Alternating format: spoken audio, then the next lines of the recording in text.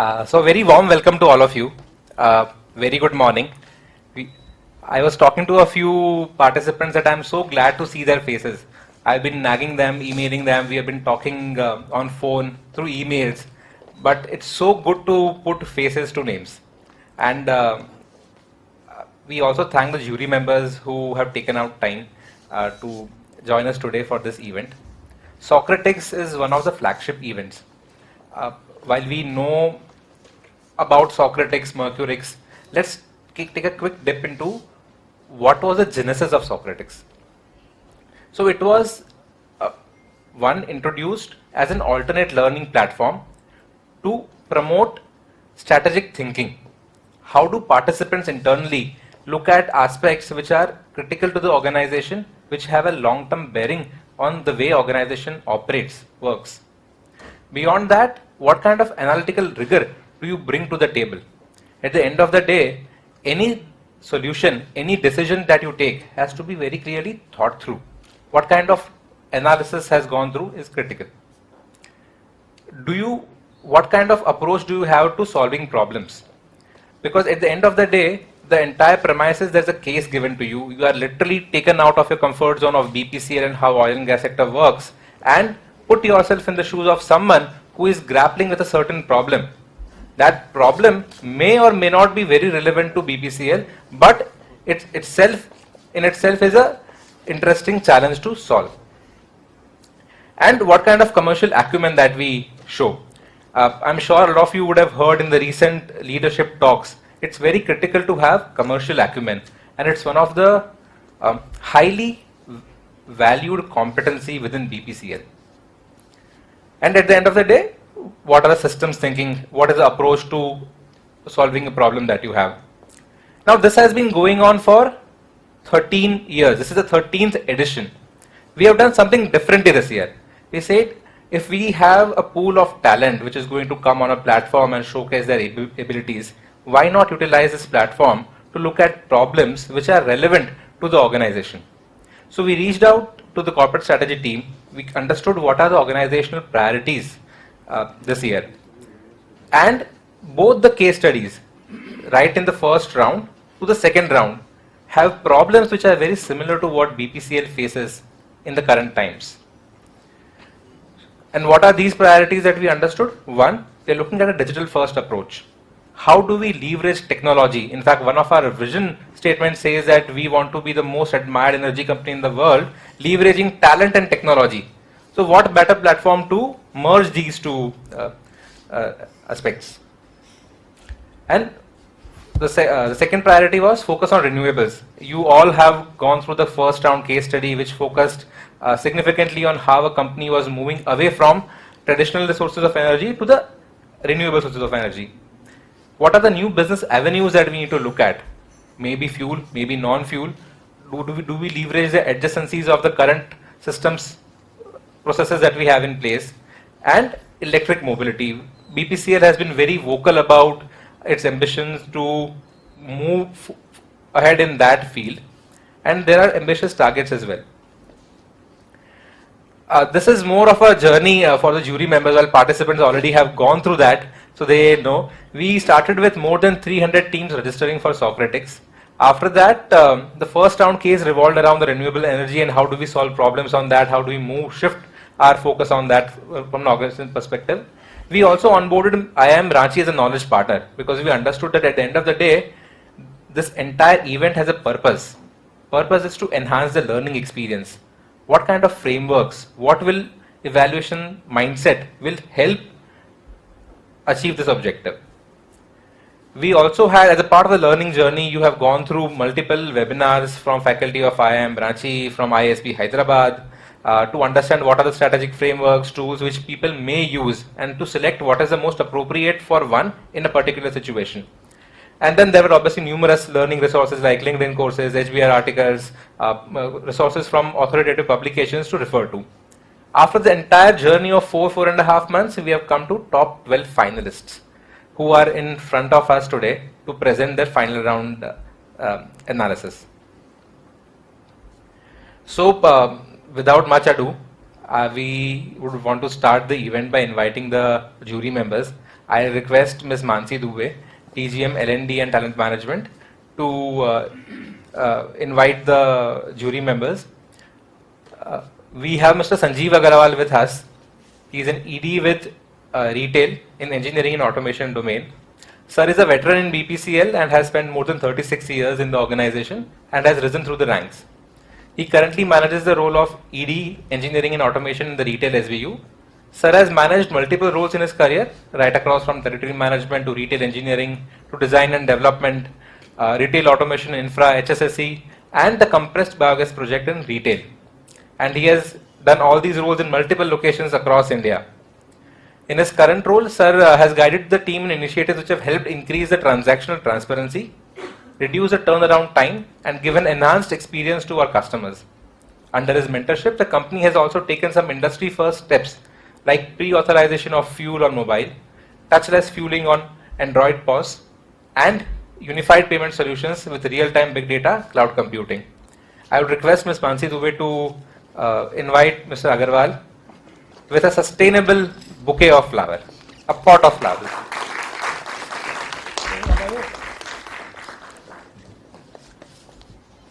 Thank you for joining us, sir.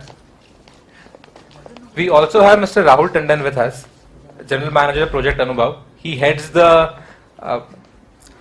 highly ambitious digital transformation team in BPCL, which is on the journey to provide the nation with a unique digital experience in a greatly commoditized petroleum industry. His areas of expertise include driving highly successful business transformation initiatives at BPCL. He is responsible for designing and building cutting-edge technology to confect fragmented technology stacks of various business units into a unified architecture. This core unified architecture utilizes scalable and agile methodologies to offer a single view of the customer, thereby translating into exceptional and consistent customer experience strategies as one BPCL. Having headed the retail business in states of Karnataka and Kerala, Mr. Tandon has a vast experience in sales and marketing and managing P&L responsibility. He has actively managed the executive office of 2 serving chairmen of BPCL, managing the leadership office over a period of 6 years. I would request Ms. Mansi Dubey to invite him with a bouquet. Thank you. Thank you, sir, for joining us. We also have with us Mr. Samit Pai. He heads the corporate strategy team of BPCL and works extensively through his team on devising the long-term directional path for the organization. He has managed various roles in BPCL right across from working in the corporate finance team to treasury team to handling the pricing and commercial segment for aviation BU to being part of the CMD setup to playing a brief role in the project win. He has played an instrumental role in the launch of BPCL SBI co-branded credit card and has handled complex assignments in the areas of mergers and acquisition, joint venture formation, due diligence, business valuation, and investment appraisal. He is a chartered accountant along with an MBA from ICFA University. I must acknowledge, sir, your team has played a pivotal role in the entire formation of Socratix 13th edition, and I'm sure it's a great learning experience. We are glad to have you, sir. I'll request Ms. Mansi Dubey to invite you with a pot of flowers. Thank you, sir.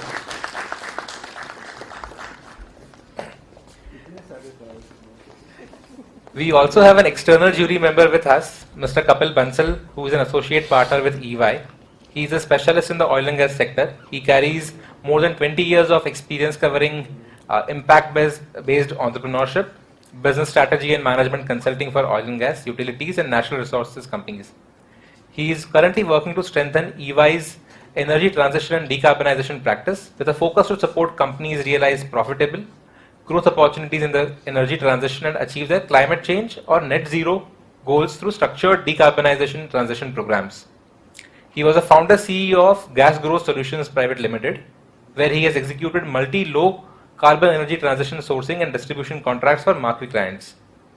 Prior to Gas Growth Solutions, he has worked with Accenture for 12 years, where he has led the clean energy transition, net zero emission-based transformation, sustainability solutions, policy advocacy and large-scale capital projects execution areas. He has also worked with Godrej Agrovet, Aadhar Nature's Basket and in IOCL prior to the aforementioned stints. He has completed his BTech in Chemical Engineering from IIT Roorkee and is a MBA from ISB. So we are glad to have you here. to request Ms. Mansi Dubey to invite you with a bouquet of flowers.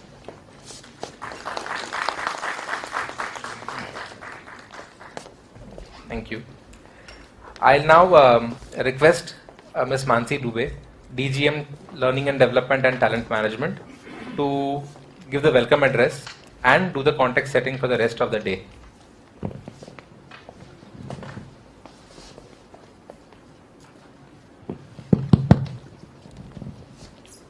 Thank you, Shivang.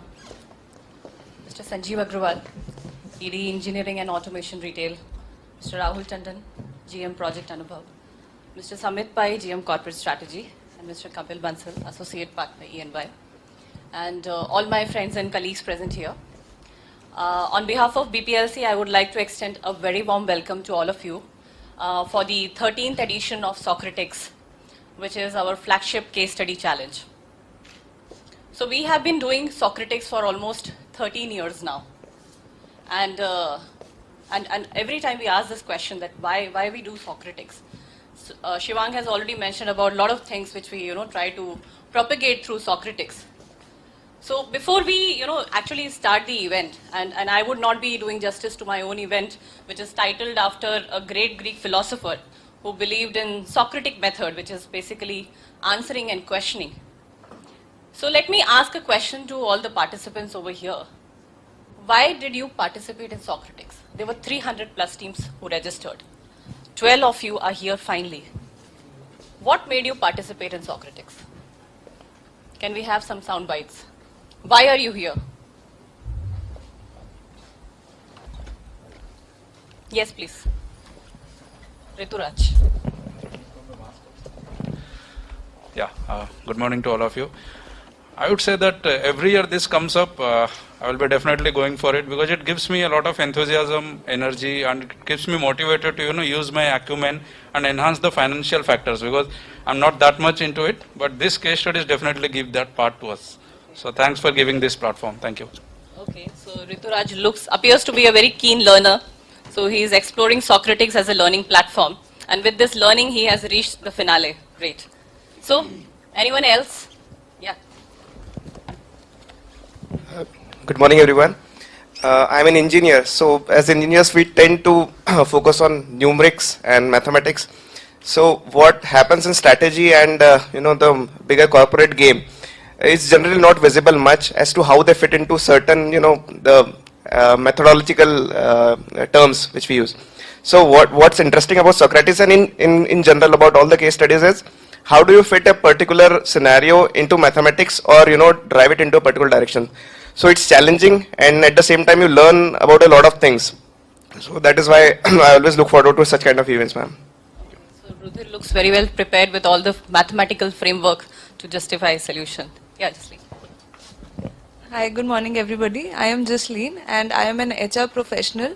Socratix basically gives me an opportunity to think beyond my domain and my corporation. So for me it's a very, very big learning opportunity because with every year, with every case study, it sort of gives me lot of scope to think beyond HR and think about other dimensions which are affecting business and industry and the organization as a whole.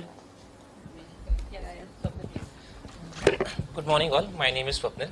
So as a person I am always associated with academics. So academics gives me energy to work better in my other compartment, that is my work life. So this part of BPCL is like the academic part of it. So I always like to participate, it broadens my perspective, gives me more ideas and helps me work better in the other compartment of my life. Thank you.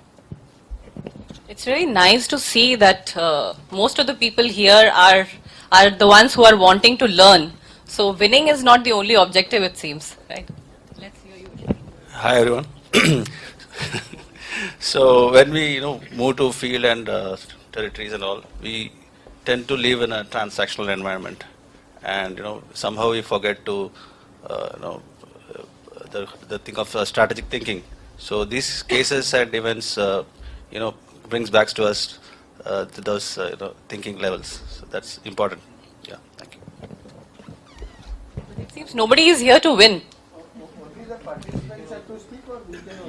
No, sir, you will get your opportunity at the right time. So you need to Show some patience till then. Great.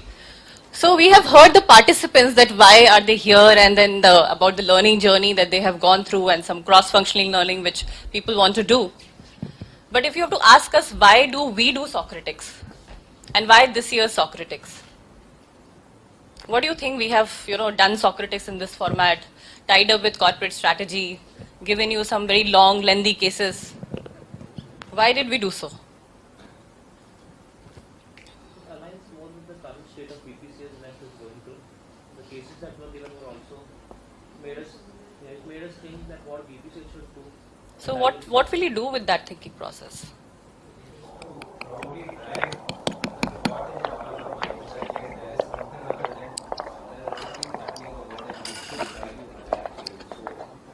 Right. This case has been really a very different perspective in our mind. Yes, there are things we should really think we can do. Okay. So again at thinking level, nobody seems to be wanting to do something beyond and taking that thought forward.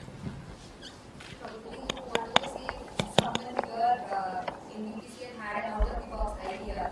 Maybe this will encourage them.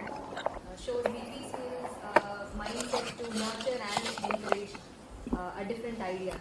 Probably the strategy team is looking for certain different perspectives which might come from people from varied backgrounds, varied job sections.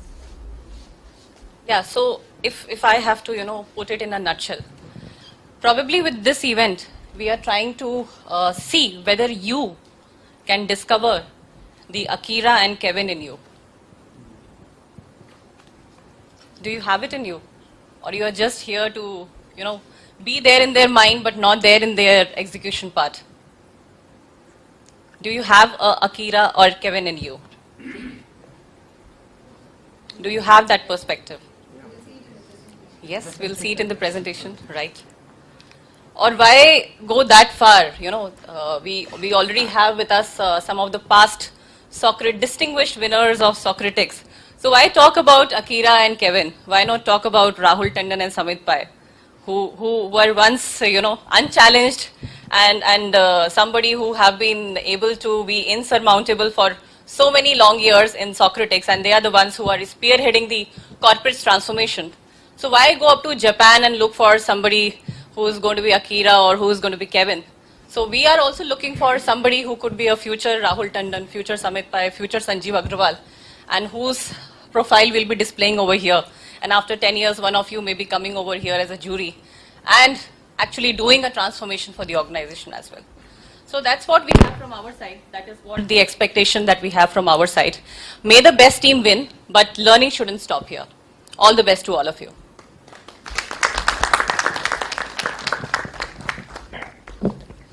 I'll take the center stage for another couple of minutes before we start moving with the activities. A few ground rules.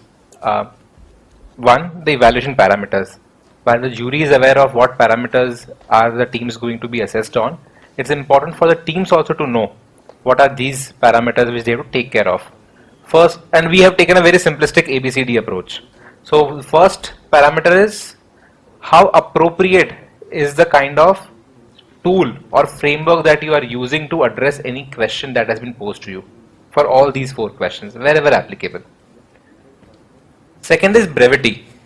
We are all operating in time constraints. How quickly and concisely can you deliver the message that you want to convey? It's going to be critical. Third is comprehensiveness. There are multiple modules to each question. Have you covered all these? Have you answered all these? Have you touched upon these? Is going to be critical. And the fourth is depth. So in a couple of questions we have given you hints what you should be looking at. While the idea was not to restrict you to within those hints only, but to understand how deep have you gone into a solutioning. It's very easy to say 10 years down the line I'll be in the next Apple or a Meta. But then what kind of rigor have you brought in to say that that is possible actually? What kind of assumptions have you built in? How realistic, practical are those assumptions are going to be critical. One, you all have been allotted a sequence number. We will be projecting that as well. So the idea is that the presentations will happen in that sequence only. teams are free to attend other teams' presentations, but only once you are through with your own presentation. So the team going first has the opportunity to sit in the room and go through the other team's presentations. However, the team going last will have to wait it out and will not be able to attend other teams' submissions. We request you to be very crisp in your responses to the jury members, because at the end of the day they will also be assessing on how clearly are you able to articulate your response. And 15 minutes is the time limit that we have. We have a very transparent way of dealing in BPLC. There's a timer which is visible to all of us. So you have real-time visibility of how much time you have remaining with you. It is set at 15 minutes for each team. At 14 minutes, a buzzer will beep, give you an indication that you have 1 more minute. At 15 minutes, it will keep beeping till the time you stop. And very clearly, when we say it's a hard stop, just stop it. Even if your sentence is incomplete, we expect you to stop there and then. So this is the sequence of events that the presentations that we have. I hope we are aligned to that. If any one of you has not noted the sequence number, please do so right away. We'll be starting with Rohit, the one-man army that we have, and then proceeding with Swapnil, Jaslin, then Anjana, then Sachin, Rituraj, Karthik, Anjali then, and we'll be ending with Varun Sharma and Rudhir Deshkar. So this is a sequence that we'll be following. We will be taking breaks in between as and when the time permits. We'll look at the time taken by each team. There will be breaks for tea, snacks, there will be a lunch break, there will again be a break for high tea. We'll notify you as and when it is due. We interestingly have a WhatsApp group for all participants. So till the time one team is making presentation, feel free to explore the campus. We have breakout rooms here, but ideally we would suggest you go to the BPLC campus in Takshashila, Vikramshila, station yourself there. We'll call out one team in advance on the WhatsApp group so that you are ready when your turn comes. And now, just to begin the event, we will proceed for a group photograph, post which the first team to present will come to Nalanda Training Hall. The rest can be stationed at BPLC premises. Rohit with us. The presentation is loaded. You have the clicker with you? Yeah. Then you have 15 minutes. You know the rules. The stage is all yours. It will start the moment you start. Okay. You Well, a very good morning to all of you. I am Rohit Singhania from the city of Joy. Along with me, we had Saurav Kotecha as well, but he could not be there. So here we start. So welcome to the world of ANA. ANA Holdings is the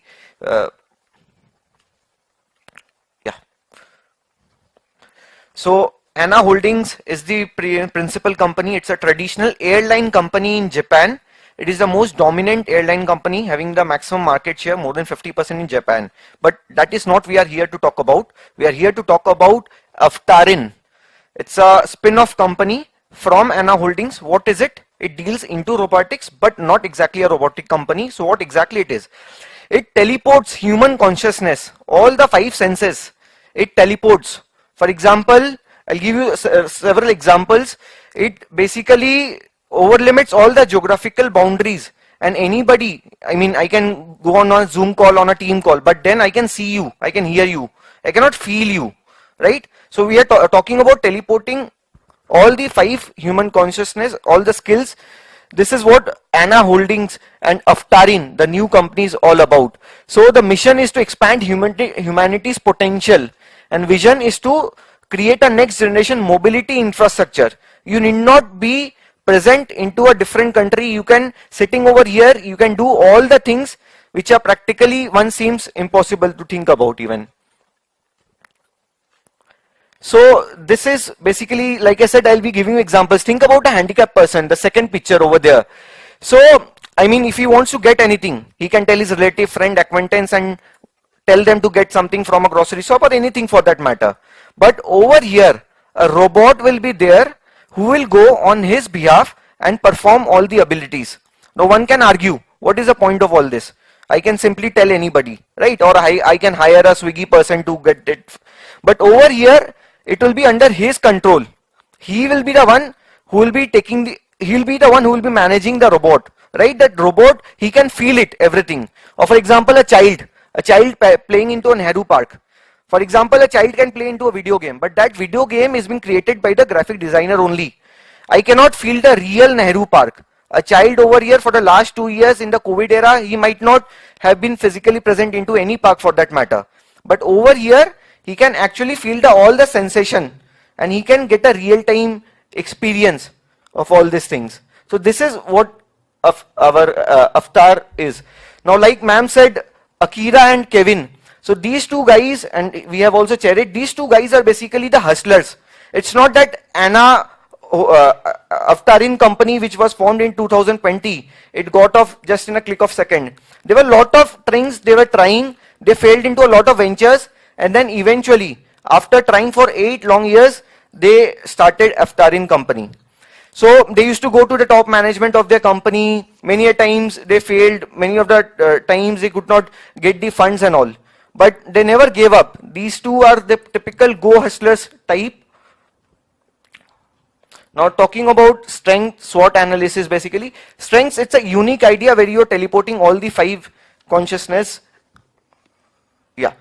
And weaknesses, it's highly capital intensive. You need funds. We are a new company, Anna Holding, Avtarin company, and we require a lot of funds.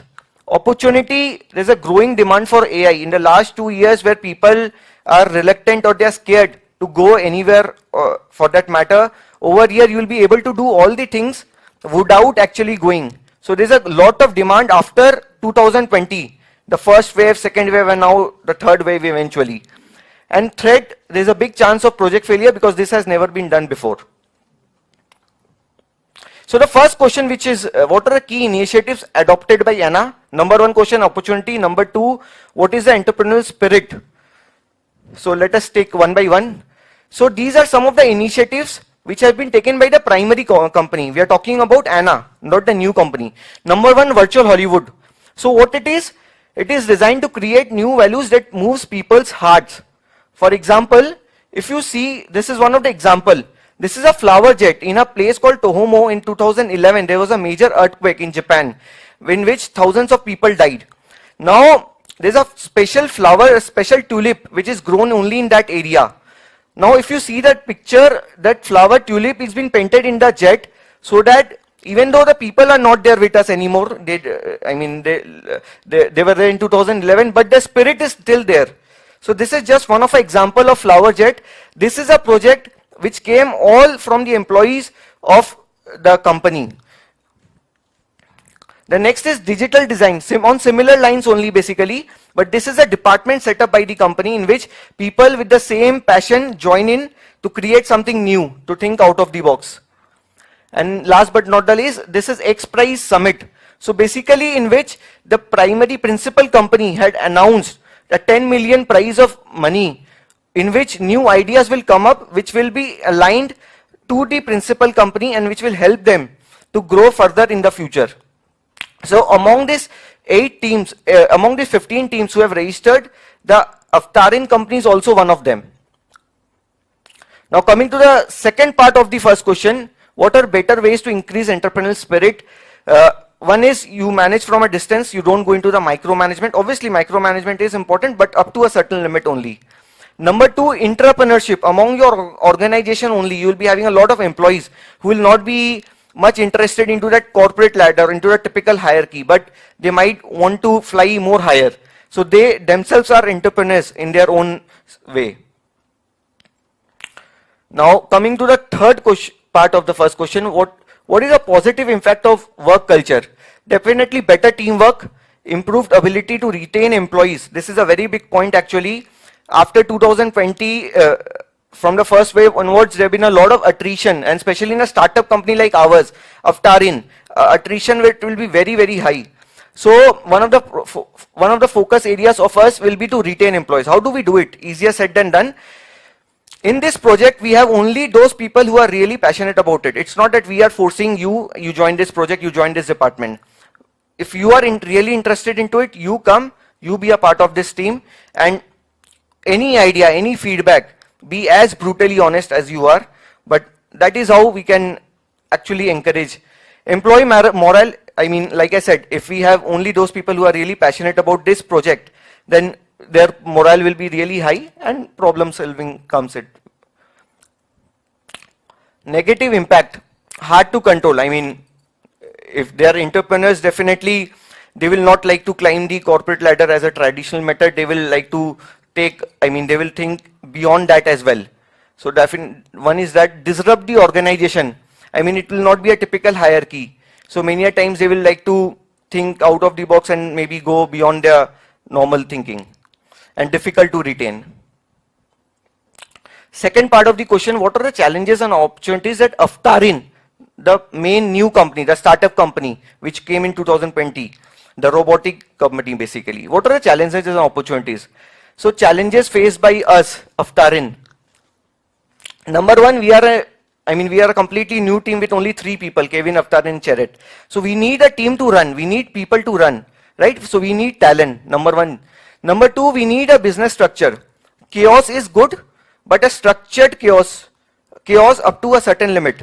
It's not, if we don't have a business structure, then, I mean, it will be disrupted in a very few time. And then budget, like we discussed, that it is highly capital intensive. So budget has a big role to play. Measures to be taken by Aftarin. So how do we overcome these challenges basically? Number one, like we said, we need a team to run. So how do we hire talent? We go to colleges, we hire raw talent. This is how we are going to, this is one of the tactics we are going to build our team. So that, because in a startup we'll be not, I mean, practically we'll not be able to pay also that much. It's better we have raw talent.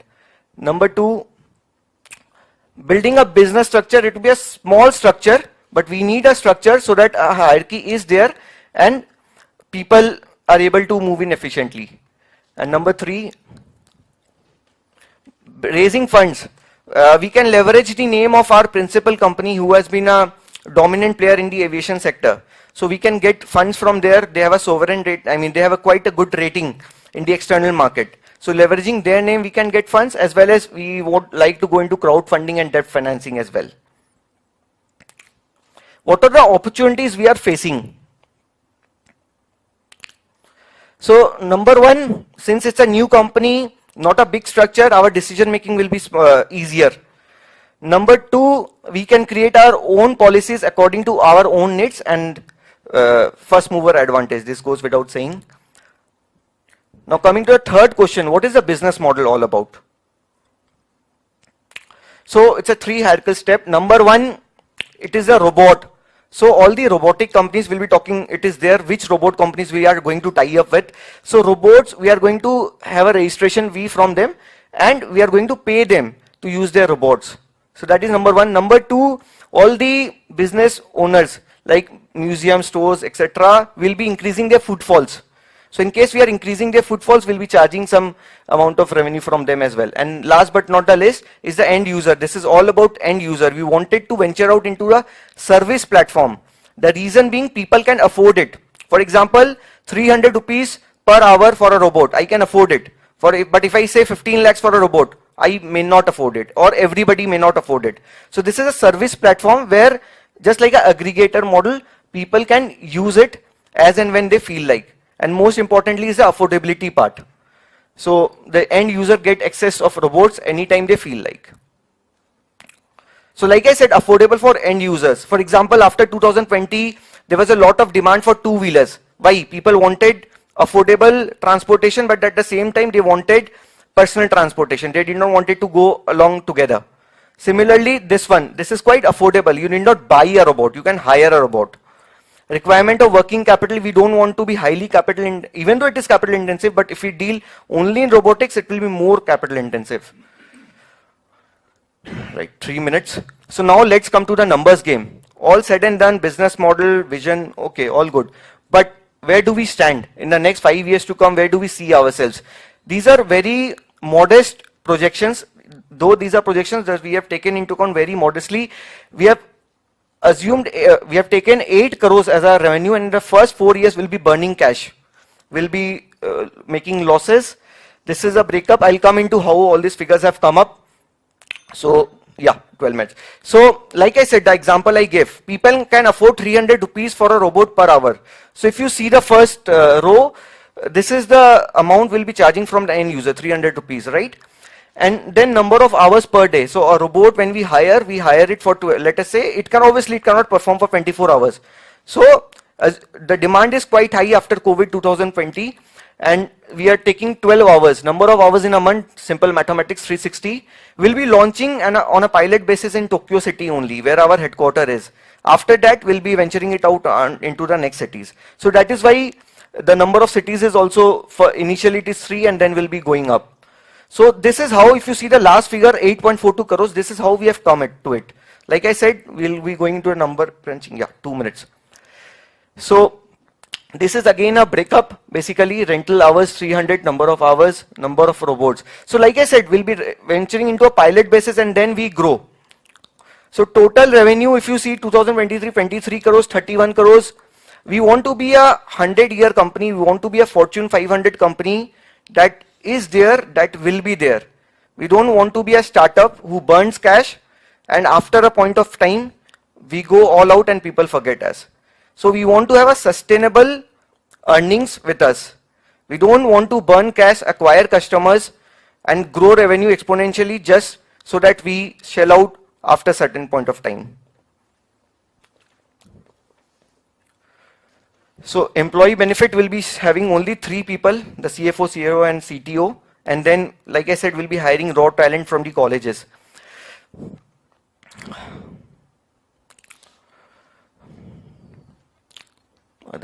Yeah.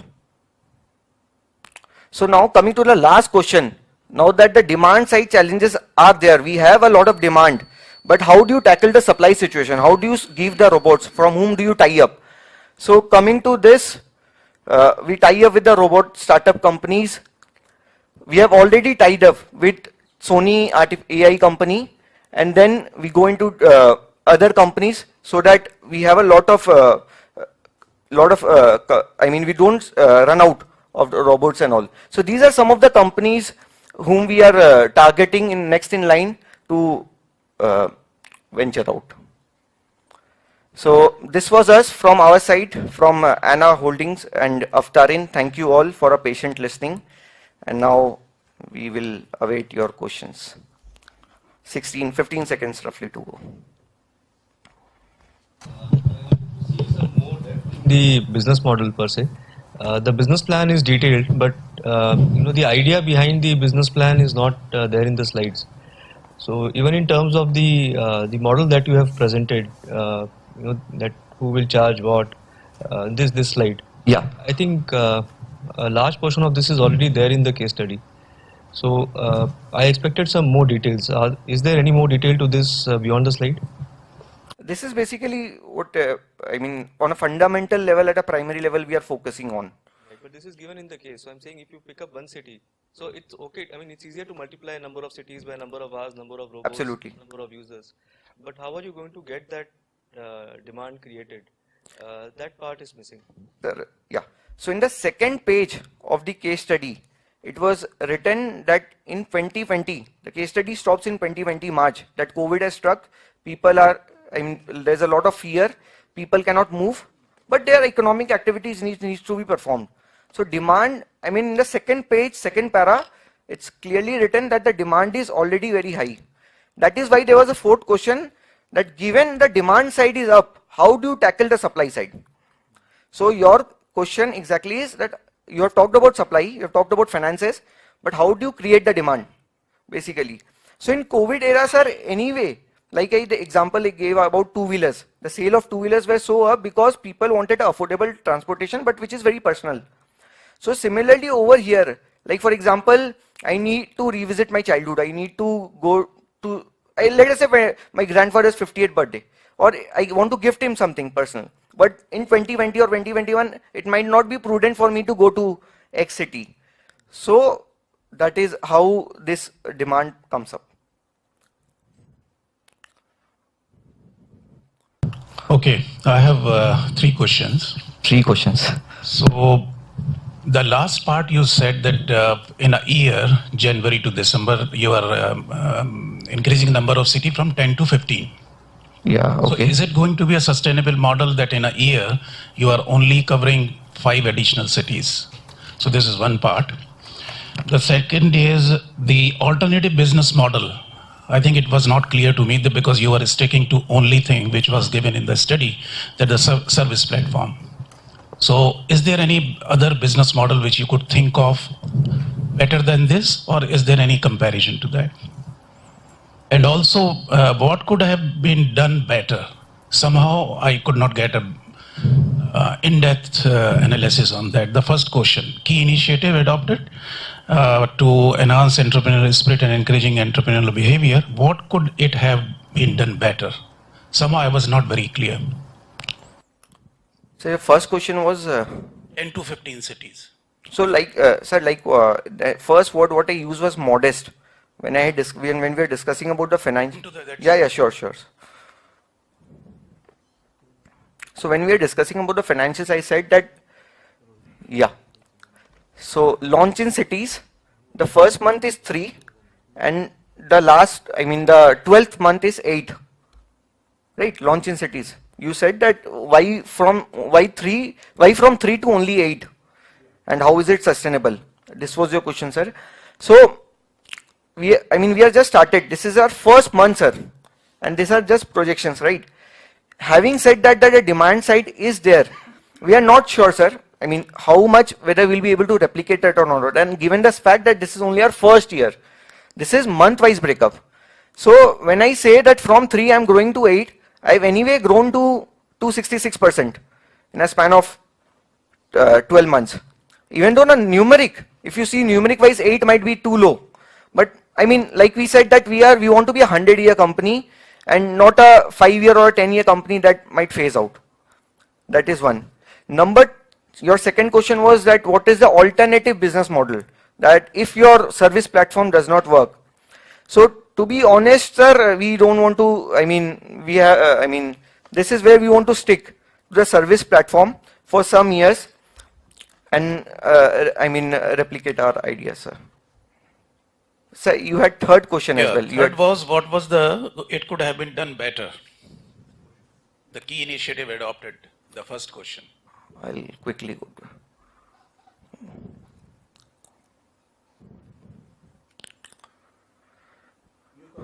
Tell about the key initiatives. So what it could have done better? The first question only. First question only. Yeah, negative impact.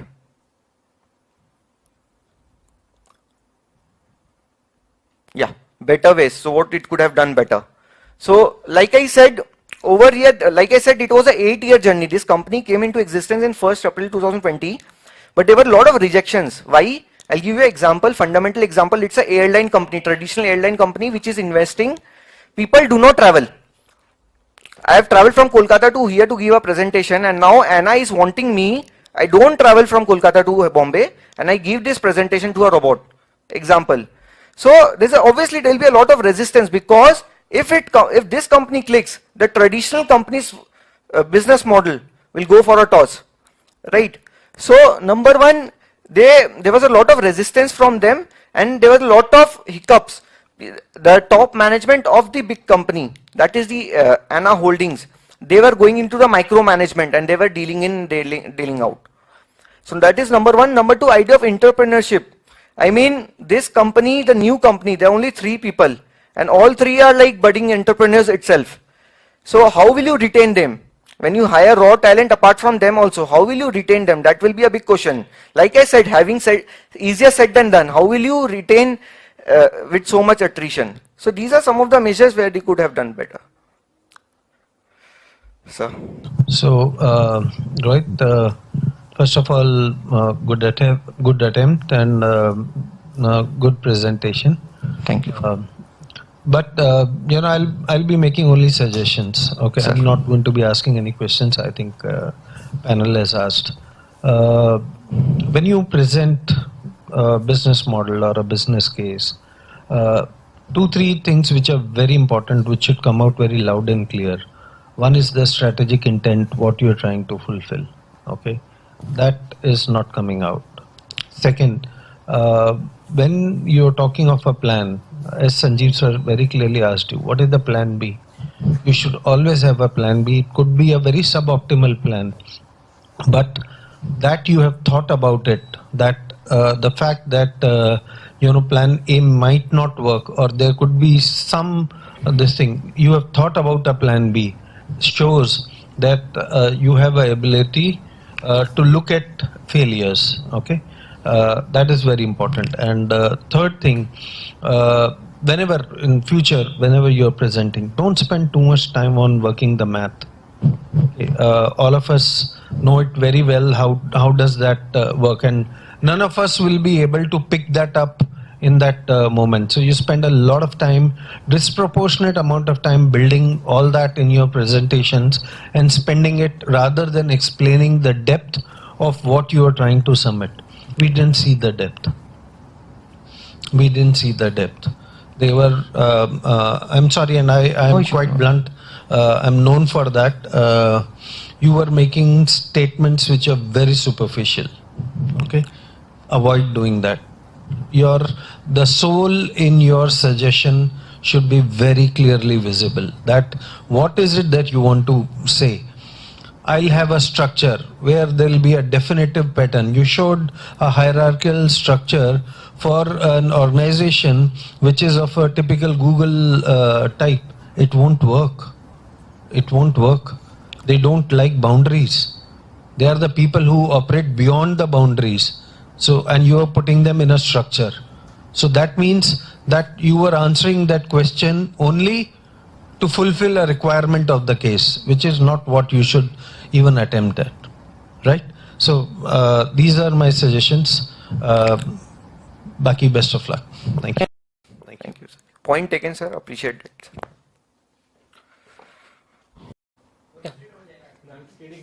No. Sir, I'm from Mumbai Refinery. Mumbai Refinery. Yes. And you're working as? So I'm working in the operations department as manager CDU4. Okay. Operations. So may I begin? Okay. Let's start.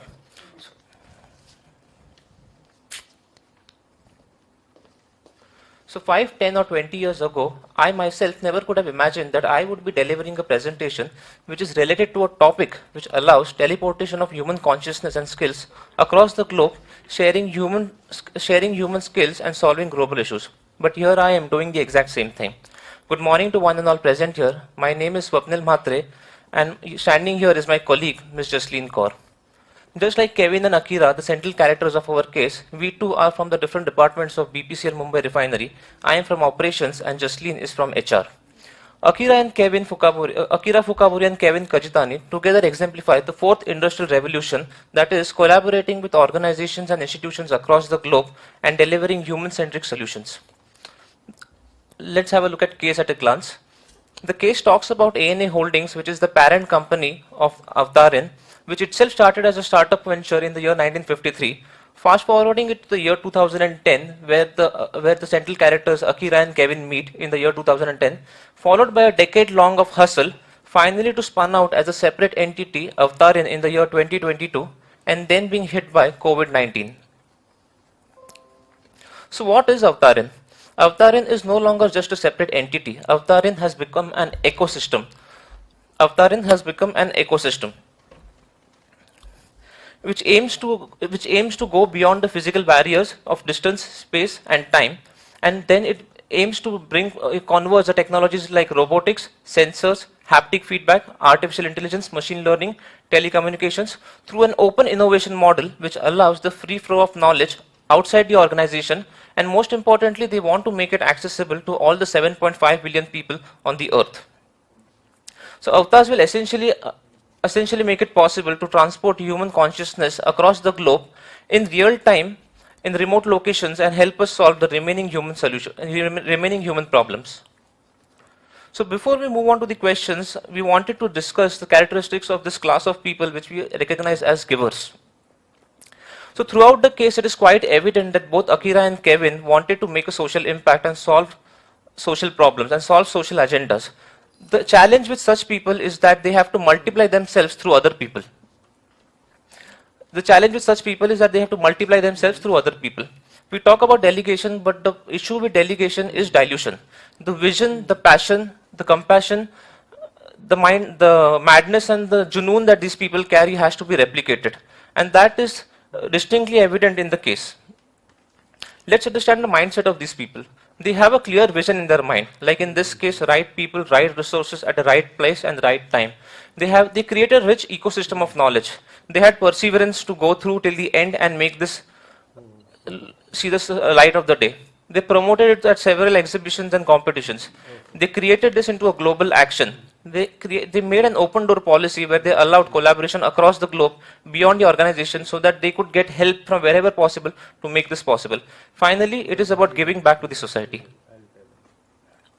Coming to the questions, so what are the key initiatives adopted by ANA in harnessing the entrepreneurial behavior of Kevin and Akira? Also, what they could have done better and what are the implications of the current culture of ANA? So ANA itself was founded as a startup venture in the year 1953. It had in its DNA to try and challenge new things and support entrepreneurial behavior. In fact, Akira joined ANA in a belief that he could make a social impact. One such interesting initiative was Virtual Hollywood. So basically it was an initiative which allowed employees to pursue employee-led initiatives outside work, promoting self-development, promoting personal development, employee satisfaction, and entrepreneurship. In fact, Akira's Blue Wing project was born out of Virtual Hollywood only. ANA senior management was deeply committed to cultivating talent that could break down walls with new ideas. That is why they allotted a modest budget for Project Blue Wing and even gave it a second opportunity when it had to reiterate and make some changes in the project. They also allowed unconventional transfers for Akira and Kevin across departments to run their projects. They had faith in their employees and they even sponsored Akira and Kevin's Visionary Summit team under the training head. ANA also went overboard beyond its airline business. They thought beyond air travel and they supported Avtarin, which had the potential to disrupt the entire airline industry, which was actually a threat to the organization, but they went ahead and supported because the idea was good. Now, ANA allowed Avtarin to pursue open innovation model. What that means is they allowed these two people to go outside organization to collaborate with people so that outsiders could get a chance to visit inside the organization. They wanted free flow of ideas and they even made partnerships with several government and private companies. ANA allowed Avtarin to carry its brand name along even when it was at nation stage, and they even provided deep pockets for it to grow. There was no rigid hierarchy in Avtarin, in ANA Holdings, and that is the reason that employees would feel able to bring up any problem with the senior management. In the end, the ANA even spun out Avtarin as a separate entity because they realized that when top management sets a vision, employees create business. What could ANA have done better? Now, this is something that we get a gist throughout the case, that they faced several problems for a decade long, and they could have done it at a much faster pace. Now, Akira and Kevin were the blue-eyed boys of ANA Holdings after their successful projects of Blue Wing and startup project and crowdfunding Wonderfly. So it was expected that their true potential was harnessed, and they were given a free hand at work so that they could move at a faster pace. Both Akira and Kevin had to work part-time until Avtarin became really big. They were not relieved of their official responsibilities, and in fact they had to also work with volunteers, and they were not given a separate team. Some of the interdepartmental transfers were not made possible, and that created a roadblock for taking Avtarin ahead at a faster pace.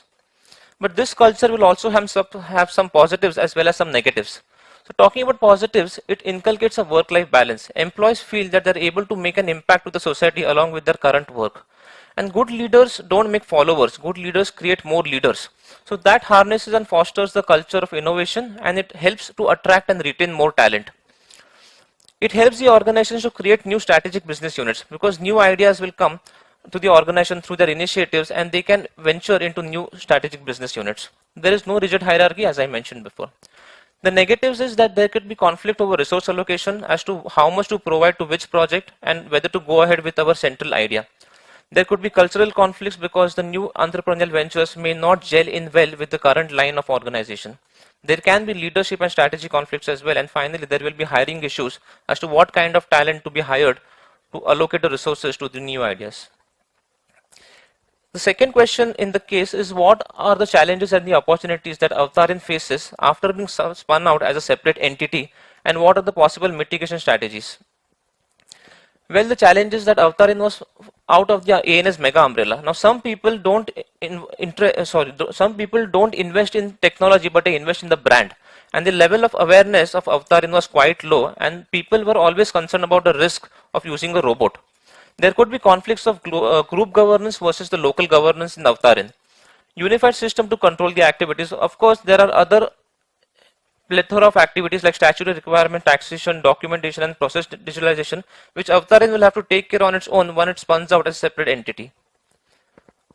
Opportunities. Now that Avtarin was out of ANS code of conduct, it could take more of open innovation approach, and it could worry less about the legal nuances and go for collaboration across boundaries. Investors would now see Avtarin as a startup and not as a subsidiary division, so that opens more doors for investments. Avtarin could now grow independently under the leadership of its brain, Akira and Kevin, and not take regular approvals from ANA. It allows each of ANA and Avtarin to maintain its established goodwill as separate entities. At the end of the case, there's a dilemma whether Avtarin should go for a soft launch or should prepare for the hyper growth. Now, Avtarin is all about humanity and solving global agendas, so that it only makes sense to be available to serve when it is needed the most. The utility of avatars for 7.5 billion people that it had hoped to serve someday had literally time traveled and had come practically overnight. So the suggestion to this is a part of a mathematical model that we would like to suggest, which is called as the response surface methodology. Here the idea is to rapidly and efficiently move along the steepest improvement path and land in the general vicinity place. If you're at point A with current resources and you have to move to point B, instead of collecting resources to move to point B, with whatever resources you have, just take the steepest ascent and lie in the nearest vicinity. So that is our suggestion to Avtarin, that they should go ahead with their strategic launch, because the insights obtained from the soft launch will be invaluable for debottlenecking the stages of hypergrowth. To take questions 3 and 4, I would like to invite my colleague Jasleen on the stage.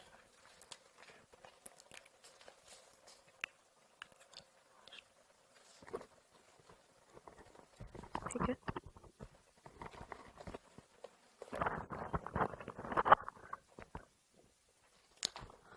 Hi, good morning. Before we get into the nitty-gritties of understanding the Avtarin business, it is very important for us to understand how COVID pandemic situation has actually affected this entire segment, this entire industry. So till now we have seen through the lens of Swapnil what Avtarin is all about, and from where it has stemmed up and what are its far-reaching goals and impacts that it intends to create in future. But this whole situation of COVID-19 basically has, while it was a very sad situation across the entire globe, but it acted as a blessing in disguise for Avtarin, and more so because the concept of teleportation, the concept of teleporting your conscience to from one place to another, it was talked about as a concept only in the at exhibitions or at business forums. But all of a sudden, people after facing all these hardships during the COVID times, they understood and they eventually accepted that this is the future and this is how it is going to be. The need of digital mobility increased and the need for physical mobility decreased all of a sudden. So moving forward, we would just like to mention that since now Avtarin is not a part of ANA anymore, it needs to work independently as a separate entity, and to do that, it needs to first of all start with creating value through proper market segmentation. So first of all, it is very much important for them to understand what are their potential target audience, starting with individual customers or different sectors, including military, government, medical services, broadcasters, telecom, where these services can be automatically applied. Second is also to understand who are ready to accept this kind of a change. And Japan and Europe, developed nations which are already, they have some kind of an uptake on robots. So they definitely will have,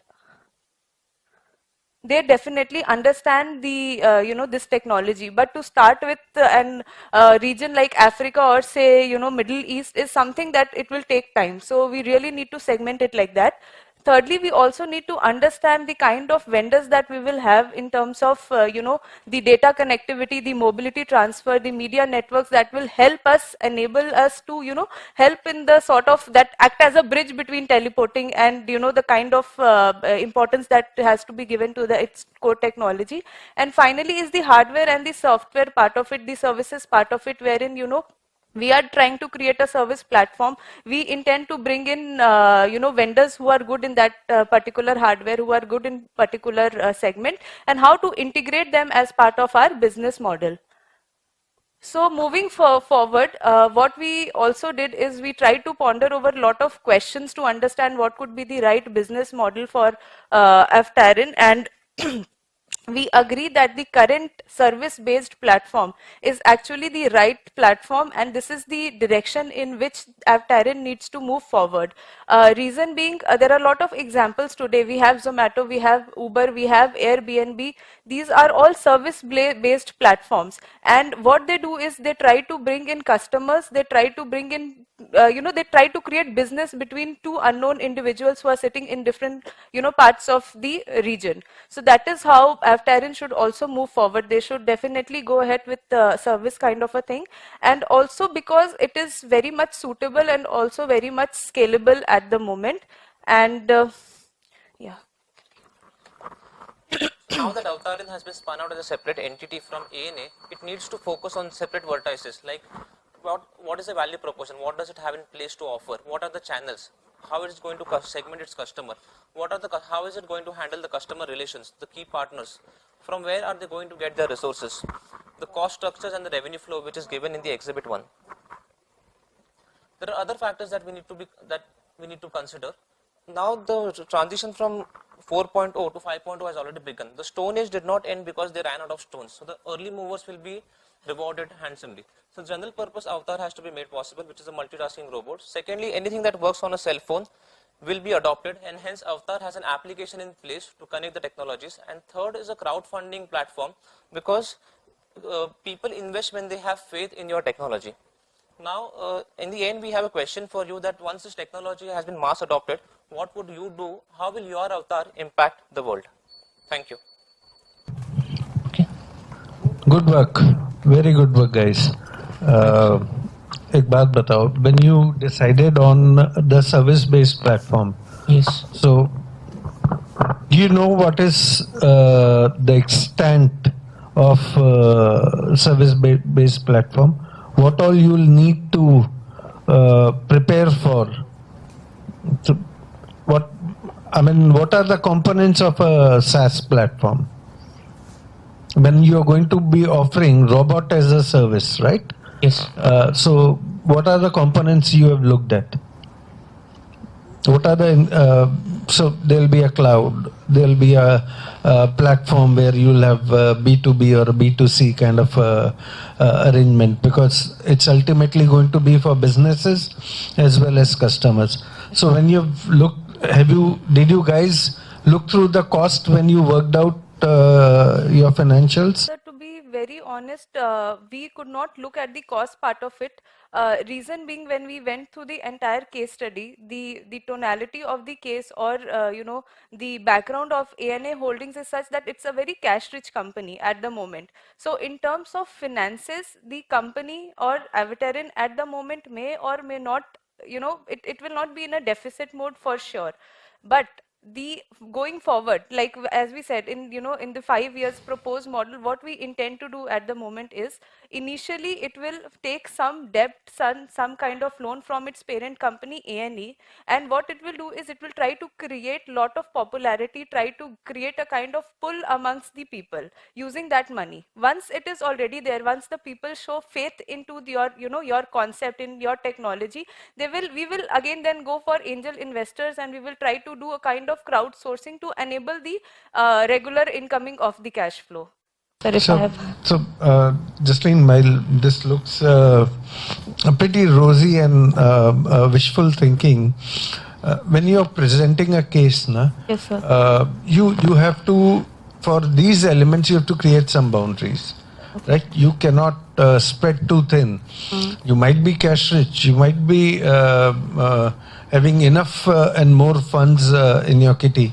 What is important for you is to understand that any desirable solution does not come free of cost. There will be a cost element attached to it, and when you are wanting to target such a huge customer profile, obviously there will be a very high need for raising funds or for arranging funds. No parent company will give you money just like that. You see within BPCL, right? Yes, sir. Yes, sir. You have you had Bharat Renewable Energies, BREL Limited. We didn't give them funds just like that. BPRL, right now we are not able to flow in any funds. So attach a value proposition for every value proposition there has to be a revenue model also created. Yeah. So to add to what Jasleen said, as in going ahead, as in for the 5-year plan, the service-based platform is the best for Avatar, because looking from the eyes of Kevin and Akira, they want that all the 7.5 billion people should have this access. They are not worried about the cost right now. Of course, that is. Who is not worried about the cost? I love Maserati, but I cannot afford it. Yeah. So if you make a platform which is unaffordable, how will you sell it? How will customer use it? Service also comes at a cost, right? Yes. You will have to recover some value, and that will be cost plus. That will have to be cost plus. Yes. You cannot sink in money, na? Hai na? Yes, sir. Understood your point, sir. Understood. Yeah, first of all, certain observations, then suggestion, and then finally question. The presentation was well laid down. The only thing was like on question 1, you spent almost 8 minutes, right, out of the 15 minutes. So one of the aspects of this was how you manage your time, right? And probably because of which you missed completely question number 4, which is the global supply constraints that, you're going to face. So somewhere, you have to balance that out. And another thing was for Swapnil, probably the slides are there. So a presentation means that you don't have to look back and see the slides. It's more about the conviction, about what passion you bring it on in terms of the message that you want to give out of that slide, not necessary to read out that slide, which is quite big screen for us to observe. So that was few observation. Purely suggestion was like a proper distribution of the business model would have given from, you've gone with the right starting point, like, you've looked into the customer segmentation, market segmentation, then target market size that you're going to target, because of all of those, you will get your basic funding, what Rahulji just mentioned. So that was a suggestion that the path was right. Somewhere you lost the pitch on that front. The question that I have was, on the question 1 that you have pretty well laid down, that you need to pivot, you have certain initiatives, but being an ANA, which is the parent company in transportation versus teleportation, there would be cannibalization of their business. Yes. So have you looked into how that can be solved so that the parent is also not impacted and you grow the startup? I think that ANA would take it positively, because right now ANA will have certain market segment in the airline industry. If this technology is adopted, Avtarin, the entire shareholding pattern will come to Avtarin. Whatever is the shift from airline industry to Avtarin, the entire shareholding pattern will be coming to Avtarin, which is also part of ANA Holdings. So as such, ANA will be positively impacted by that shift. Whereas other airline industries will take a shift because they don't have other technology available. ANA is already has a better technology that can upgrade its own business. Okay, good presentation. And the first 2 questions you covered very well, and the third and fourth I was just going through, and then quickly you moved to the next one. So that was the only small point. 2 things beyond your case. I mean, I just wanted to know your thought process. You said delegation means dilution. So I'm not very clear on that. just deliberate on. And you also said the good leaders don't make followers, they make good leaders. They make more leaders. More leaders. So what is that all about? If there are no followers, then what is the use of a leader? So being a follower is also very important. Gandhi was there. अगर follower नहीं होते तो कैसे मिलती आज़ादी? सारे leader हो जाते जो आज के date में politicians हैं, MLA, MP and all those cabinet ministers. So followers is also a very important aspect of team. And these followers can be migrated to future leaders. So creating followers is also very important to my mind. So what is your thought process? So firstly about delegation. If the job is delegated without the exact vision and the passion, it leads to dilution that what exactly needs to be done. So here, even when Akira and Kevin were trying to propagate their agenda, they faced a lot of issues because people did not understand what exactly is the technology and they took it as something else. So they took a lot of time to propagate their agenda. So that is why delegation was an issue, particularly in this case. Being a new technology, people took time to adapt to it, had their own hesitations, had their own restrictions, and that is why in this particular case, the delegation meant dilution because the vision, the passion was not able, they were not able to propagate that thing, and hence they had to do almost everything about this case. Secondly, sir, what I said is that good leaders, not only followers, but have to, because once the leader is gone, then what will these followers do if they don't take up the leadership roles?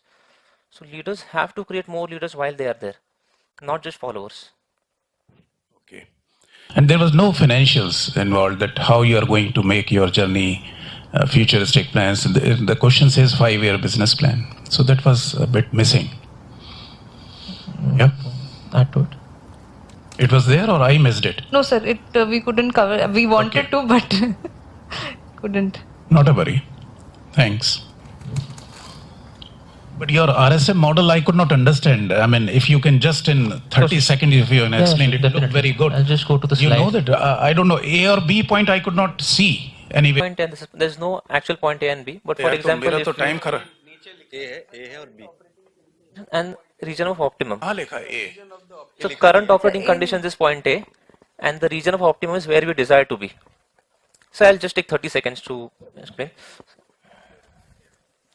So what happens is if we are at current point A and we have certain resources, we aim to be at point B and we will need certain resources along this journey. But we should not wait at point A to collect all the resources and then jump there. With all the available resources, we should make the steepest ascent in the vicinity of that point of desired optimum and then try to make it to perfection. It is. It is when you play golf, right? You try and get closer to the. Samit, this is always a conflict in. I mean, after spending 30 plus years in the company, Rahul may be averse to this. Whether you should have, and our chairman also says that we don't need specialists, we need only journalists. So, whether you should have 90% or 100% strategy and then go implementation and mid-course correction agility, or चालू करने का है, देखेंगे क्या होता है. So I think if you begin well, it is almost half done. So somewhere we have to begin. How much of, because they were also because your not brand aware. is also at stake. Your brand is also at stake if you are आधा कच्चा पक्का 70%. So being आधा कच्चा पक्का, it's about believing in yourself and believing in what you have right now in your hand to be able to deliver what you set yourself out for. So I mean, it's brand क्या है? We are the people who build the brand of the this thing. We represent the brand BPCL. because it is your baby, you are so much involved and attached to it, so you will feel that it is going to be a great Sense thing. of ownership has to be Yeah, that is already there because this is my baby. But unless you test in waters and go out with full preparation, I am saying. So it is just like a strategy or execution, which is more important. The strategy is more important or the structure is more important. These are two very difficult things. Passion and risk-taking ability is more important. I think at one point mindfulness. बच्चा पैदा होता है, मतलब बच्चा होता है, उसको पहली बार स्विमिंग करने के लिए आप उसको टब के अंदर नहीं डालते कि बेटा तू पहले टब में पाँव चलाना सीख, उसको पूल में ही छोड़ते हो सीधे. जब आप अपने बच्चे के साथ वो काम कर सकते हो तो ये तो ऑर्गेनाइजेशन है sir. So here in this case, the final idea is ready that where they have to reach, but the path is not ready. And how we will be able to reach there, when we will be able to reach there, with whom we should collaborate, who will help us to achieve that aim. And Perfectly fine. Yeah. One thing you missed in this entire thing, this is a wonderful piece which you brought in. जो इसके contours तुमको पूरे बताने चाहिए थे, वो बताते तो और impact. हाँ, ये इतना अच्छा है कि एक तो मैं ए और बी देखता रहा कि ए टू बी कहाँ है, किधर से जाना है, बट दे से कि it has to be very simple question, I could not understand, so my problem, but you could have explained more. Similarly, there's a concept about givers which we took from our CNMD speech, which he gave on 3rd of January to BPCL Mumbai Refinery about givers. That people, even in the society, if we see that unicorns who are thriving to solve a social problem, so eventually these are the people who are handsomely rewarded. But the idea has to be about giving back to the society. And that is what we exactly found in this case while going through the case, that everywhere they wanted to make a social impact. They wanted this to be accessible to all the 7.5 billion people. And that is the concept that we wanted to share with everyone about the givers.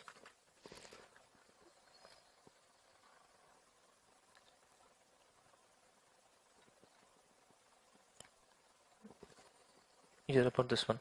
And hence the shared vision, hence the collaboration, because larger success stories are not found out of rivalry, they're found out of collaboration. Good. What is one aspect a CEO should think, or he thinks, or she thinks, that now the new entity is to be carved out and spin off? कौन सी situation ऐसी होती है जिसमें ये होता है कि now it should get spun off? It should get spun off. ANA से निकला ना ये? हाँ. क्या चीज है को, तो क्या चीज सोचनी चाहिए दिमाग में कि बॉस अब बहुत हो गया, अब इसको अलग करना है? तो जब आपका विजन क्लैश होने लगता है somewhere or the other, when your ideologies are not matching with the parent company, yes, and I'm not saying one is right, one is wrong, both may be correct, but they are not matching, they are not converging at one point in time. So that is one place where both should take different paths and excel and do good in their own paths itself. Thank you. And secondly, when the organization feels that अभी इसका हाथ पकड़ने का जरूरत नहीं है, it can sustain on its own in the market.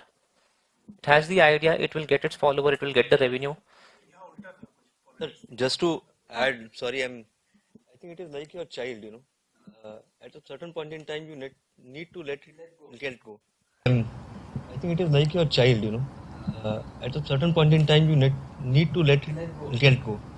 Yes, it's a very tough call. There is no definite point in time, but then, if you don't let go, the child will We both are have, at that yeah. stage of our life when he is letting go of his second child and letting go of my own. So, guys, I think we had, I think some very good discussions have happened, so I don't want to get into very detailed talk. Two things that I liked is the RSM model. For me, it was refreshing. Usually we get into 2x2 matrices. Something new for me. The other is you have read the case study. And therefore, when you are answering questions like opportunities, challenges, positives, negatives, impacts, you are bringing out some of the minute details which are mentioned in the case study. But I was expecting one notch higher. So yes, you brought out your observations and the events or the incidents which have been clearly brought out.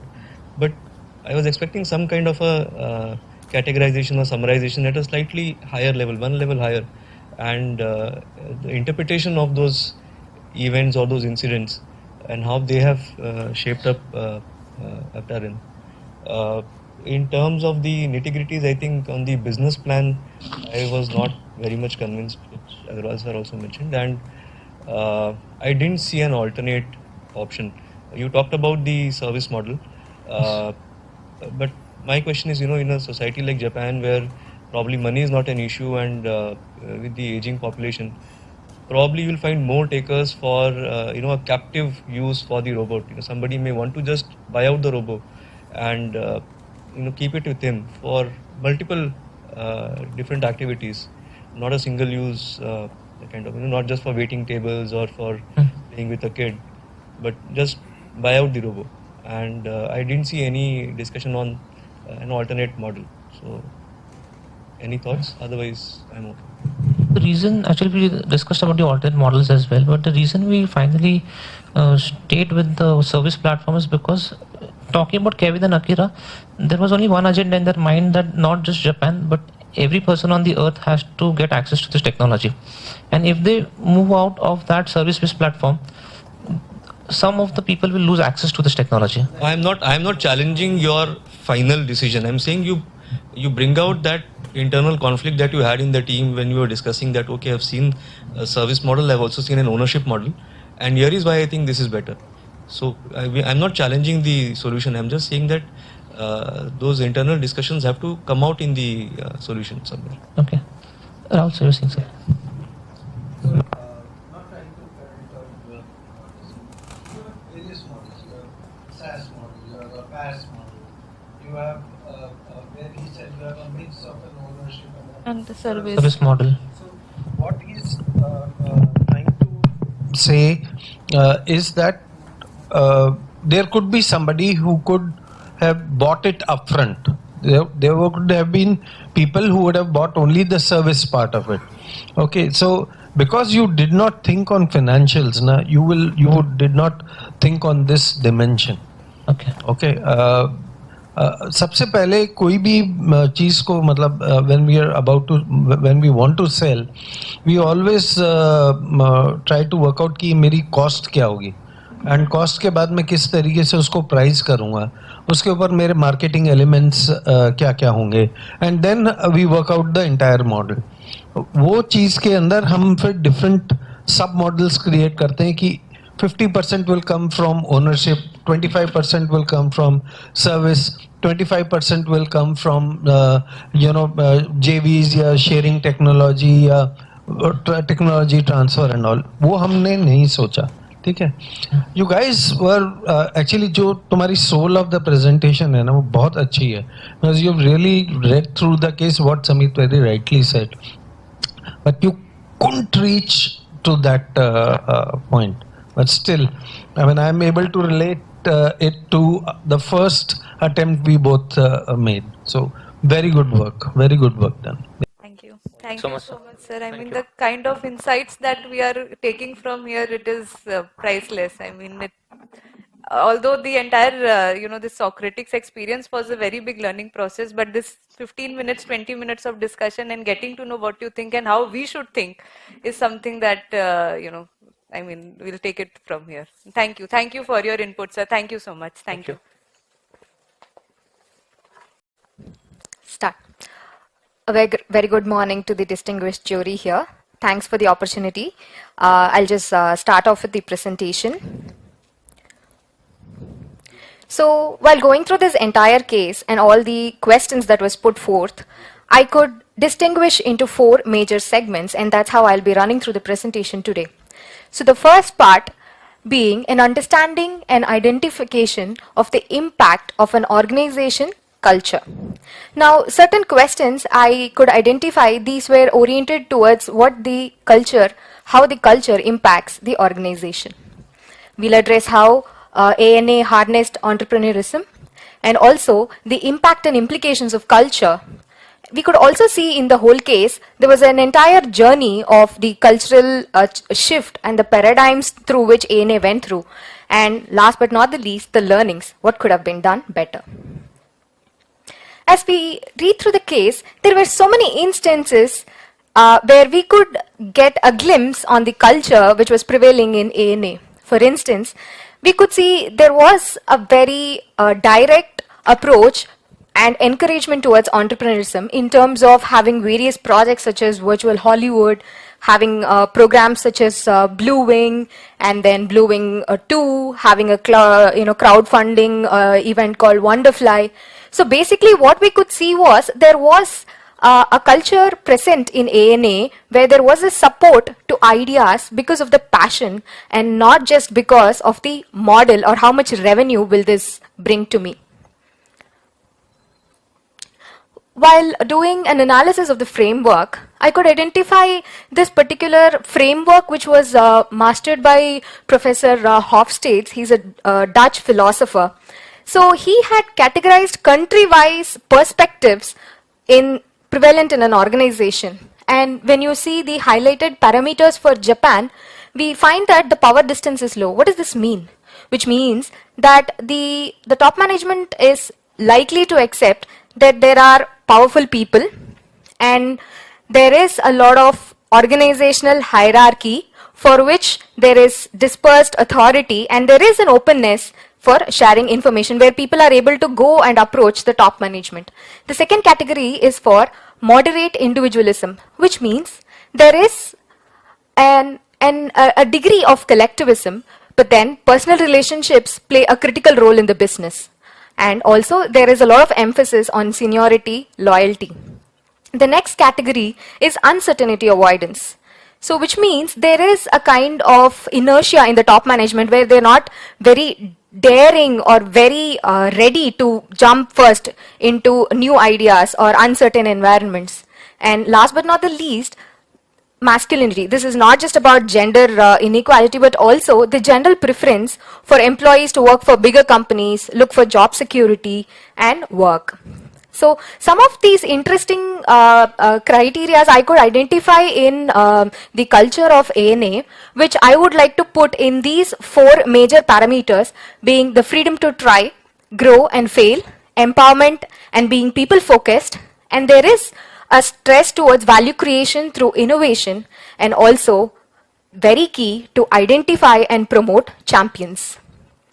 There's this famous saying by Peter Drucker which goes, culture eats strategy for breakfast. So what do we mean by this?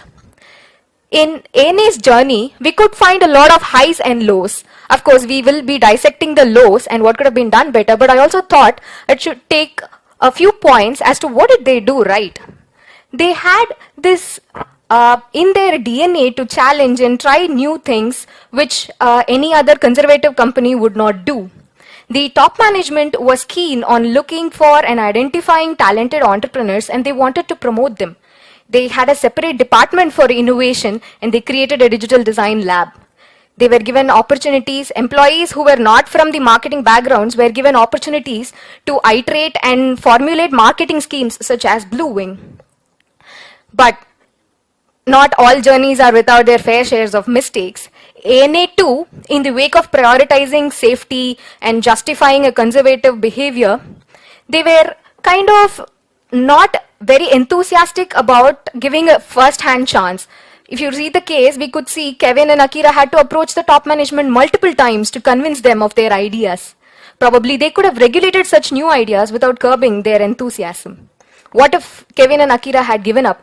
Of course, they were perseverant enough to pursue, but this could be a deterrent.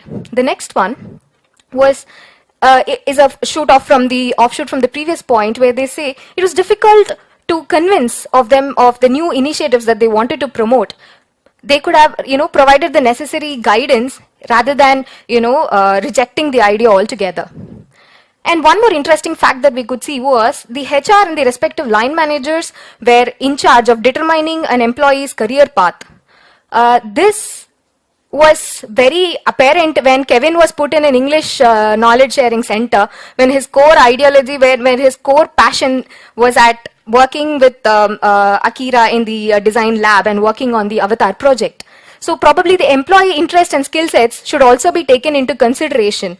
And the next one, we could see there was a rift between the top management and the middle management's perspective. When we read the case, we see that the middle management, the respective line managers were apprehensive to leave them and go and join the innovation department, whereas it was the top management who encouraged them, pulled them out of their regular jobs and put them there. So what this shows is a lack of clarity, and basically the vision and the strategy of the top management is not come down, it has not seeped through the middle management and their goals are not aligned. So as we move on to the second section, this is where we will analyze the impact of the organization structure on how this case unfolded. The first, we will see what are the challenges and opportunities that comes from being spin-off. And we'll also delve a little detail into the opportunities and how do we achieve a win-win spin-off, which is basically what we are looking for. And last, we will analyze, do we go for the soft launch? Is it dividends or apprehension on the part of Kevin and Akira? New beginnings. So every transition, every change brings about a lot of challenges, a lot of opportunities. The only thing that's consistent is change. So when we see, when under the umbrella of ANA, the Avatar program and the whole team was protected under the big corporate banner. But then when they are spin-off and they are formed into a separate legal entity, now they are going to face certain hurdles in form of requiring long-term support from the parent company because they are very new. They do not have their own funding or their own strong balance sheet to support their ventures. They have reduced accessibility to their parent company's resources. ANA was a global company with 3,900 employees and global partners, whereas when they move out and brand themselves as a separate company, there's going to be challenge for resource, which is the next point on scarcity, and it's a new market, a new business. They don't know what are the challenges, who are going to be their competitors. So they're delving into an unknown, uncharted territory. And what could be the threats? Because of these challenges, there might be increased costs, risk of failure, increased debts and overheads, which can affect the profitability, which in turn can cause insecurity among the team. And it can also cause any regulatory restrictions because this is a new business. They do not know the geographical implications, the government rules that might come in this regard. And the most critical one, what if they don't become profitable? These are certain question marks which the company has to navigate through. But then going separately is not all dark and dire. So we can have some strengths and opportunities from this part where there is a competitive advantage that they can build because they are a new company and they need to be agile and have a degree of independence and accountability so that they can work on their specific goals. Working for a large conglomerate like ANA, they work in an airline industry predominantly, which means they are subject to the regulations and the restrictions to which that particular company has to work. But whereas when they go separate, they are free from the clutches of corporate culture, and also they are also free from regulatory requirement. It also helps in establishing a separate organization culture for Avatarin as an entity, and also to manage the investor expectations a little better, because the entire holding is not with ANA. There are outside partners who are also investing in this venture. So this quote caught my attention. It says, "A ship is safe in the harbor," but that's not what ships are built for. It is very difficult to go on your own, venture out in uncharted territory and make it successful, but it is a step that they have to take. And how do we do this? We have certain aspects which they have to look for, which is one, transitioning towards growth by creating significant value and defining the structure and approach. Focus on the operational excellence, have a financial model with regulatory compliances, and also it is crucial to consider the timing of the macro, geographical and the economic factors before you go and do a venture. And last but not the least, it's very important that there is a strong leadership and management which will promote the talent and culture in the new entity. So the soft launch. So FMA theory is a very popular theory in military where you want to do the first mover advantage.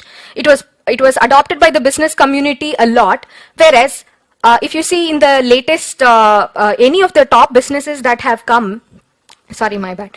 If any of the recent businesses that have come in the 21st century, be it your Facebook, be it your Uber, be it your Airbnb, they are all geared towards first mover advantage. But that is just not enough because you have competitors emerging every day, especially in the technology industry. First mover advantage will give you an awareness, a placement, but continuous innovation and work towards the goal is also very important.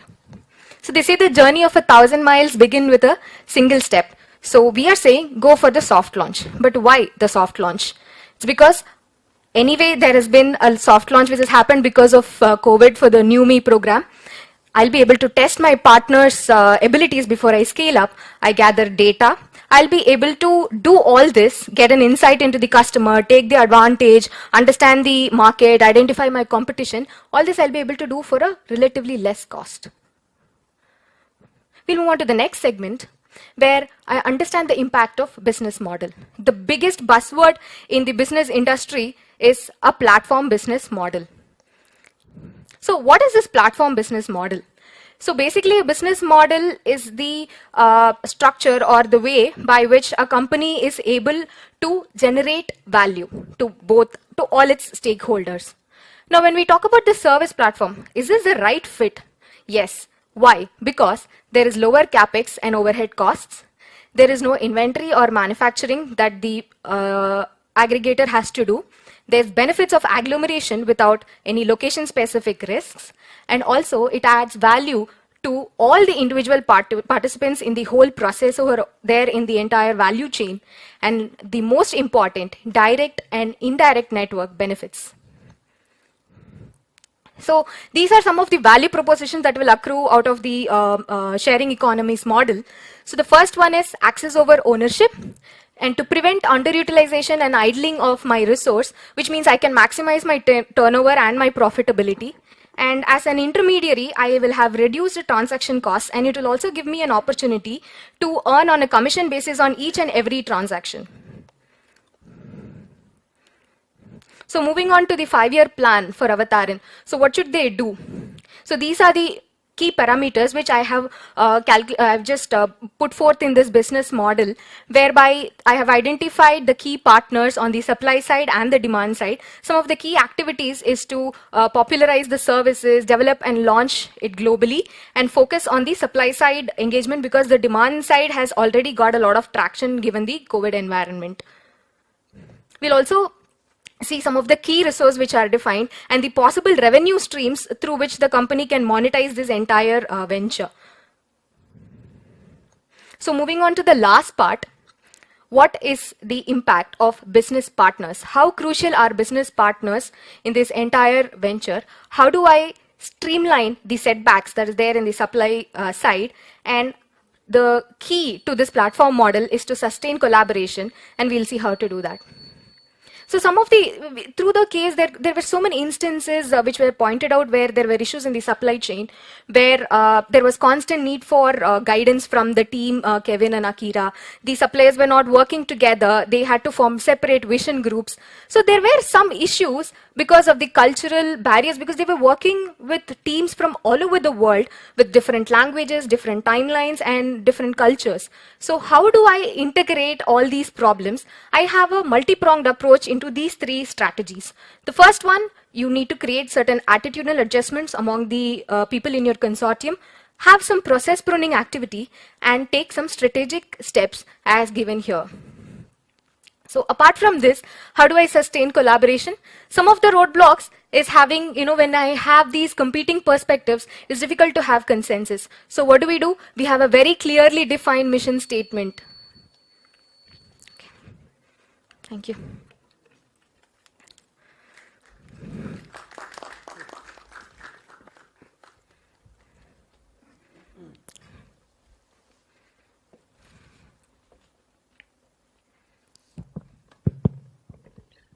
Sorry, I lost your name. What's Anjana, sir. Anjana. Yeah. Yeah, briefly about your background so that. Yes, sir. Hi, my name is Anjana. I joined the corporation about 5 years ago. I'm a chartered accountant by profession. I've also done a certified risk management course as well. So I was earlier in the retail business of the corporation, and right now I have moved to the audit department in the company. Right. Thanks, Anjana. Yeah. So I just wanted to understand, the question that I have is, you brought the theory of FMA, yeah. But how are you having the application of it in your business, like Avatarin? Like you want to go with an FMA, or yes. you want to be the followers, build upon the FNA? That I couldn't get. So yes, so that's why we were promoting for going ahead with the soft launch. That was one of the primary questions. So I am saying, going by the principles of FMA, go for the soft launch. There are certain issues for going ahead because they have certain apprehensions because their technology is not ready. They are not confident about deploying it globally. They have not developed a global supply chain system. Their partnerships are all within just Japan. So I can understand the apprehension, but the timing is absolutely of essence. So that is why I'm saying take the first mover advantage, because now we are all aware about your FaceTime, Zoom, all your video conferencing methodologies, popular ones. But then I don't think any of us would have heard about avatar technology, at least in the Asian countries yet. So which means there's a lot of market penetration that they need to do. So that they need to first get traction before they go on make large investments. So that is why we had suggested that go by the FMA theory, go for a soft launch, create a lot of product awareness, and simultaneously work on developing your technology as well. Yeah. So you weaved it like a story, and as you very rightly said, we were with you throughout. So Anjana, one thing, when you were talking about the tech element, and understandable. See, when you talked about the soft launch does not necessarily mean that you have to put in lower resources or you have to incur lesser costs in the beginning. Platform has to be built. It cannot be half built and rolled out. Okay, so you have to make those investments, and those are like for any such technology solution, the front end could be one cost, but the back end cost has to be incurred even at the beginning. Okay, so this is just for an insight for you. When you prepared your business plan, did you evaluate any other options of coming out in the market? You did not mention anything as service or upfront selling or whatever. What was your key offering? What was your offering going to be in the market? That part I did not see. And yeah, tum to chartered accountant. Where is the finance model? The finance model I had developed in an Excel, but then yes, that's not an excuse. But what I felt was, since the whole case is in a very nascent stage, and in terms of costing, there is still a lot of costs to be incurred in developing the product. I am not looking at this particular stage, in my opinion, I am not looking for profitability, gross margins. I am still in the stage of developing the product, developing a market, creating a presence. So these are, so basically in the life cycle, if you see, the first is the investment, as you said, the investment into whatever the hardware or the software, developing, building the platform, which is what they should get into. By soft launch, what I mean to say is create an awareness, make people aware that there is going to be an offering like this.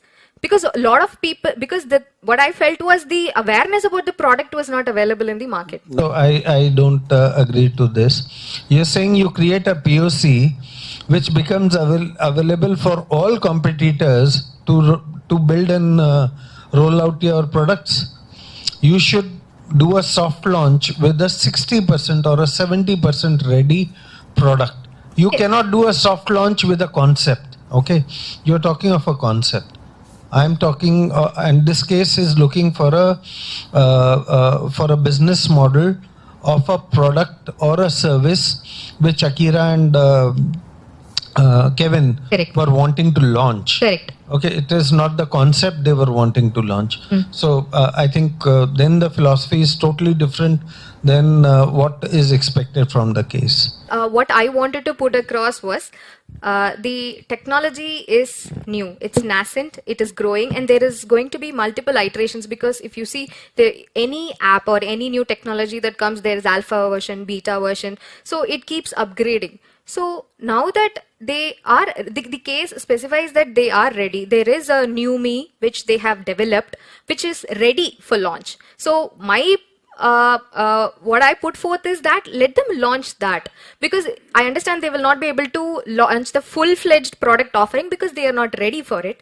But whatever the extent that they are ready, for example, they now have New Me, which is a robot with a display, a 10-inch display, which has interactive capabilities. Let them launch that. That was what I wanted to put forth. Because right now it is only in, it is kept in certain universities, or it is used by one-off cases by some doctors, or it is now in a very, very nascent stage. So I wanted the soft launch to create an awareness about this whole concept.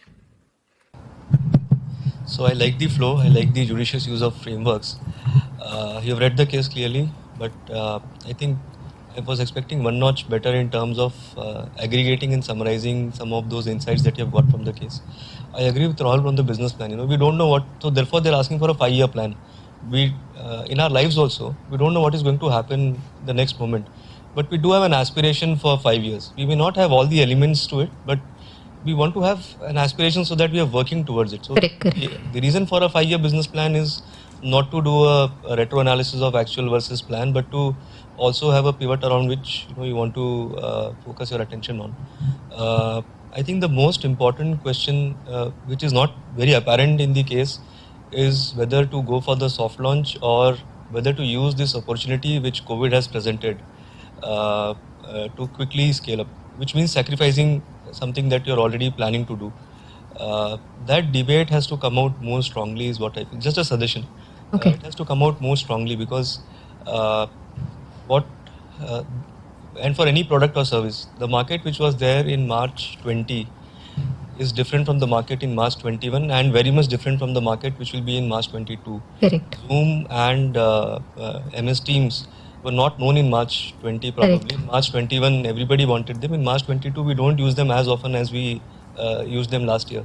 So a product like this probably would not be required after 5 years or 10, or maybe not as hot as you feel it is today. So which is why timing is of essence. That debate needs to come out, that More whether strongly. you should, that struggle which Kevin and this guy had in terms of whether to do it now or to tread along the known path of doing an R&D, detailing, soft launch. So choices could be anything. I mean, you could choose to ultimately do a soft launch, but the debate has to come out strongly. That's all. Okay. Okay. What Samit is saying, suggestions for your consumption, okay? Absolutely. They are not critiquing anything, okay? When we look at tech solutions and when we are looking at the way transformations are happening, these are not long-term ones, okay? These are not something which are going to stay for 10 years or 15 years. They are an outcome of a very fragile mindset, okay, and they are not going to stay for 3, 4 or 5 years because the pace at which tech is changing, you cannot build such long-term plans. And that is what, going forward around your environment also you will see. So when you are planning a solution which is tech and digital driven, you cannot have you don't have the opportunity to पहले test कर लें, फिर उसके बाद उसको improvise कर लें, फिर उसके बाद उसके ऊपर build up कर लें and all. So that is not there. That part is not come out in your presentation. One more suggestion. You had wonderful content in your slides, but you had too much content in your slides. Okay. Yeah. You need to segregate that bit and make it a little more condensed and make few statements only in the slides. It's just a suggestion because you're just beginning in this area. So you are able to articulate well, you are able to present the soul of the case very well without looking at your slides. So you don't need anything. And we were looking at you, we were listening to you, not looking at the slides. Okay, so just a suggestion on that. Sure. Thank you. Yeah, I also have the same point what Samit Rahul said, that the 5-year business plan is a bit missing from there. And the rush through it. financials and from CA it is expected. A small suggestion that the fonts and it was cluttered. Okay. Because the watermark you have used is a small suggestion, not to get demoralized. Sure. But otherwise I was at loss to grasp it, understand it, internalize it. Because the font and if you see some of the slides, that appears cluttered. Okay. Engagement nahi ho raha tha. I mean, this is for me. Okay. I mean, others guys may be finding it okay. So otherwise it was good, no issue in that. Okay. Okay. So 5-year plan I was looking for. Yeah. Okay. Thanks.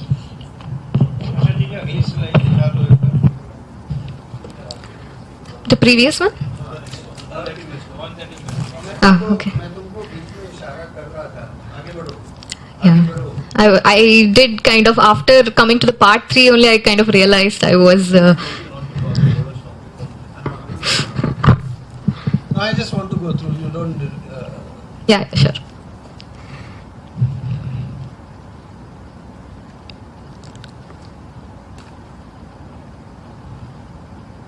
ये case है ना long term के लिए time है. Absolutely.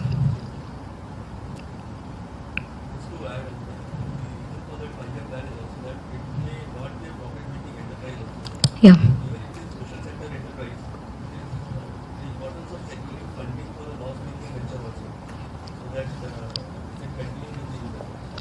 Correct. Definitely. That is how even I saw the case as, because going by the trends and the amount of money it would take to visualize their dream, I thought this may not be a very profitable venture as well. And it was not a very cutting edge tech. It was a very innovative idea to gain the first mover. So your model of FMA was perfectly. In fact, I felt had they launched this in 2018 or 19, this would have blown up, especially given the COVID. But I think they already missed that opportunity in 2019. You could never predict COVID. Na? Correct. If you were able to predict what is going to happen tomorrow, We'll all be clairvoyant. So The point, like COVID is just like your black swan event, we Correct. call it. Correct. So suppose it is not there, right now it is not there. So do you also feel a fallout of this whole proposition that the people will find it very odd, that, or they will be having some impact on the, as far as the letharginess is concerned also? Because there will be no movement. People will be sitting in their houses and then artificially or mechanically or technologically they are getting connected. So the movement will not take place.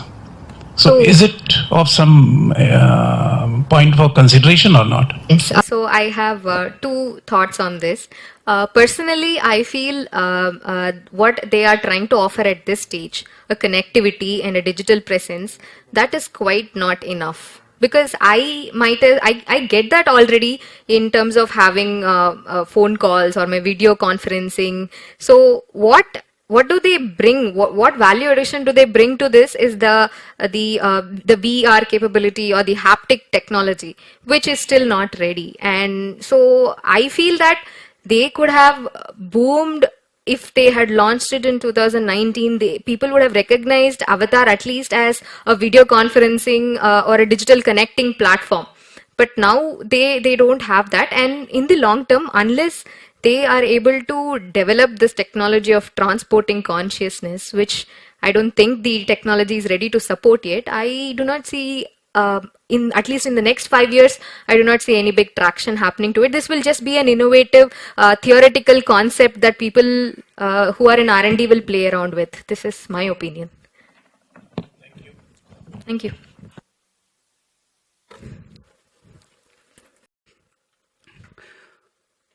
Testifying the quote, thanks to the problems we'll always be here. We are very energized to present to this house of intellect the plan and perspective of Avtarian. I would like to welcome you all. I am Rituraj. Hi, Sachin Boria. We welcome to the journey of the movements of Avtar, wherein we enjoyed, we get motivated, excited, with a strong belief that we learn that we can transit from anything is possible to anywhere is possible. With this in mind, we have used the Pakati framework to analyze the case. We find that the entrepreneurial drive is deep within Anna, and in that perspective, we found the virtual Hollywood program Blue Wing getting reinfused with funds with the 2.0, the digital innovation lab where Akira and Kevin got opportunity to work together. Anna sponsors the team to attend the event and finally end up sponsoring 10 million USD prize for the X Prize event, and finally approves the spin-off. With this, I can just cross these slides, and some other initiatives of entrepreneurial drives are the New Me, Wonder Chefs, JAXA, Anna Neo, SkyMail and Skyblaze. We did found some lacuna. We see that improvement is required in talent management, team creation in HR, synchrony between departments, swift decision in new normal scenario, and endorsement to the new initiatives. With this, we did found some positives in the work culture of time-bound execution, reinfusing funds in the Blue Wing, investor-friendly approach while spin-off, and finally the employees are really boarded upon for innovation. The negatives are in line with the same that we discussed in the HR perspective and same. But yes, they focus on big business more rather than big solutions. We did pestle analysis to arrive at the challenges and opportunities. World over, the regimes are moving to carbon neutrality and green ESG goals.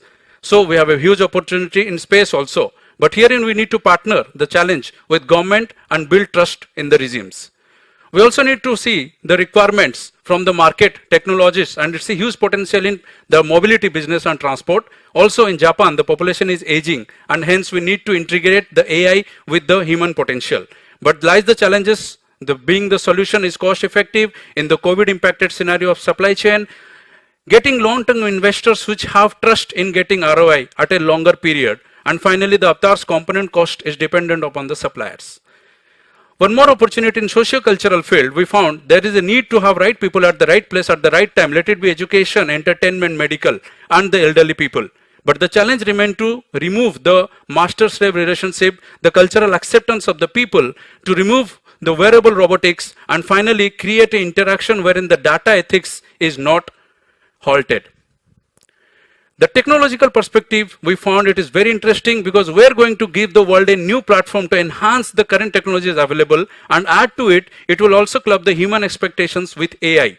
But the challenge is to transmit the 5 senses. The challenge is to sync, to give a immersive human experience. The challenge is to have a big data analytics, to have so much of data, develop information to take decisions, and finally demand low latency networks to deliver.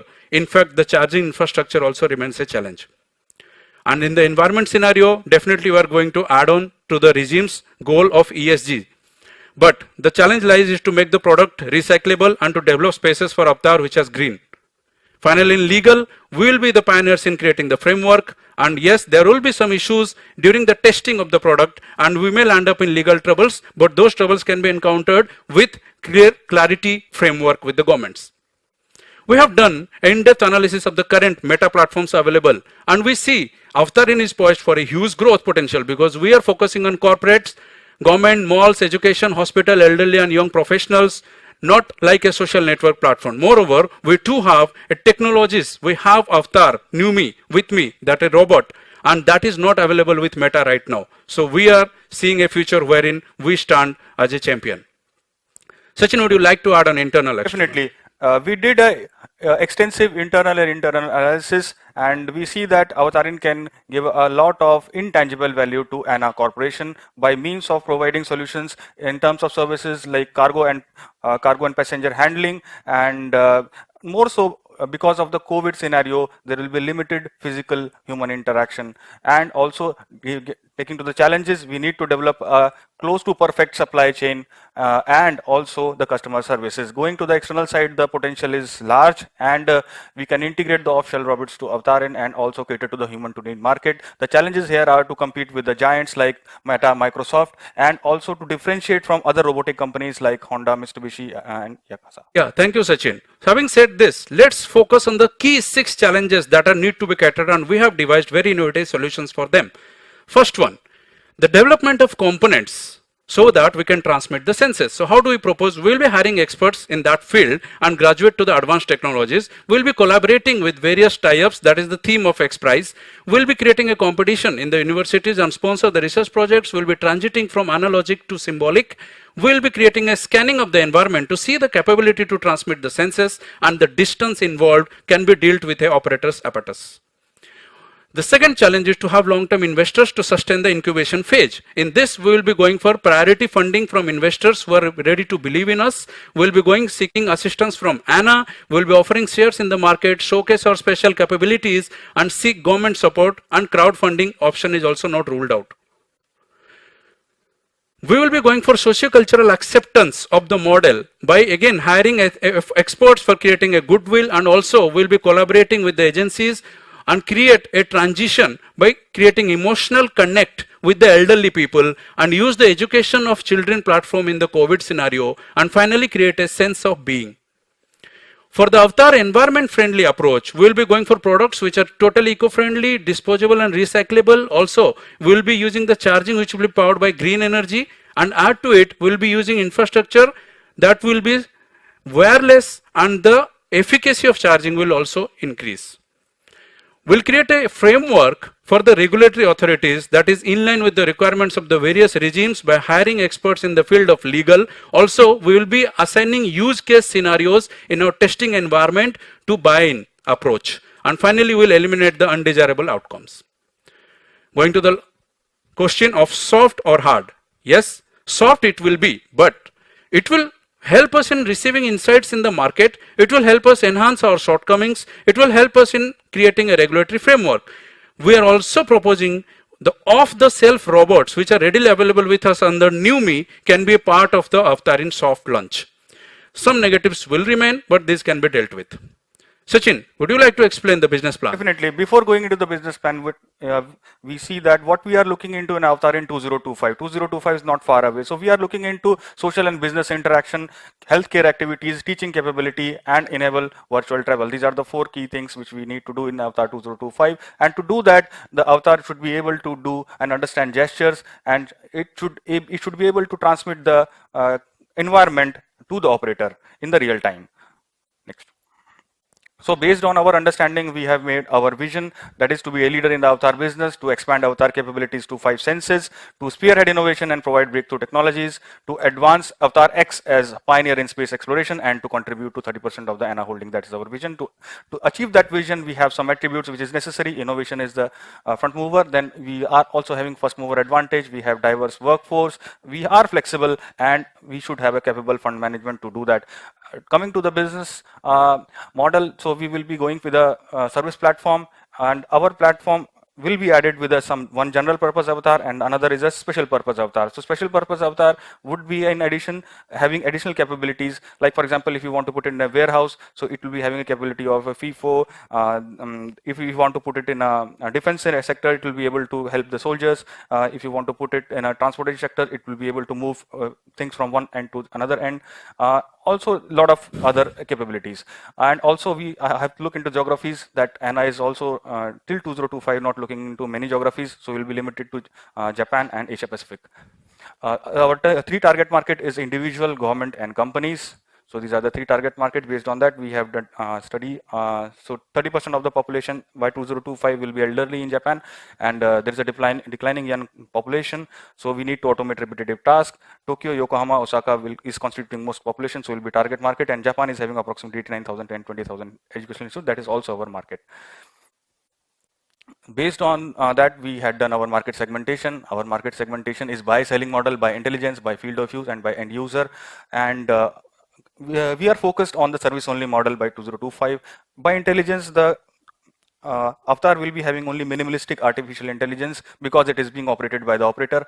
By field of use, all are important, but we will be focusing mostly on the communication and the commerce part. By end user, B2C, B2B, B2G, B2D, but we will mostly focus on B2B business, which is of the immediate need till 2025. The sectors are medical, IT, biotech, home delivery, virtual travel, anything with contactless travel. B2D also is one of the markets that is developers for getting edge in the technology sector. Yeah, Sachin, since you have already targeted the market, I need to present the scenario of demand forecasting, wherein we have considered wise owl, rising phoenix, and floating rabbit. These are basically optimistic, pessimistic, and realistic scenario. Even if you go through the most pessimistic scenario, floating rabbit, still the numbers are still in double digit. You can see our margins are still, with the growth, we are going still double digit. So that's a really good observation. The details are already there. You may kindly proceed with the financials. Absolutely. The model here is that there is one platform fees which will be given by the individual, and there is a monthly fees for hardware which will be paid by the companies who are keeping the avatar as in the hard place, and avatar service charges also will be paid by the individual. That is for a general purpose avatar. For a special purpose avatar, all the 3 charges, special purpose hardware fees and the per minute charges will be paid by the business owners itself. And there are some assumptions that we can discuss later. We can see that our revenues are going from 276 million yen to 13,000 million yen till 2025. And going to the next slide, what we see is that we are getting positive in 2024. The PAT is 433, and in 2025 it will be going to 2747. Here it is.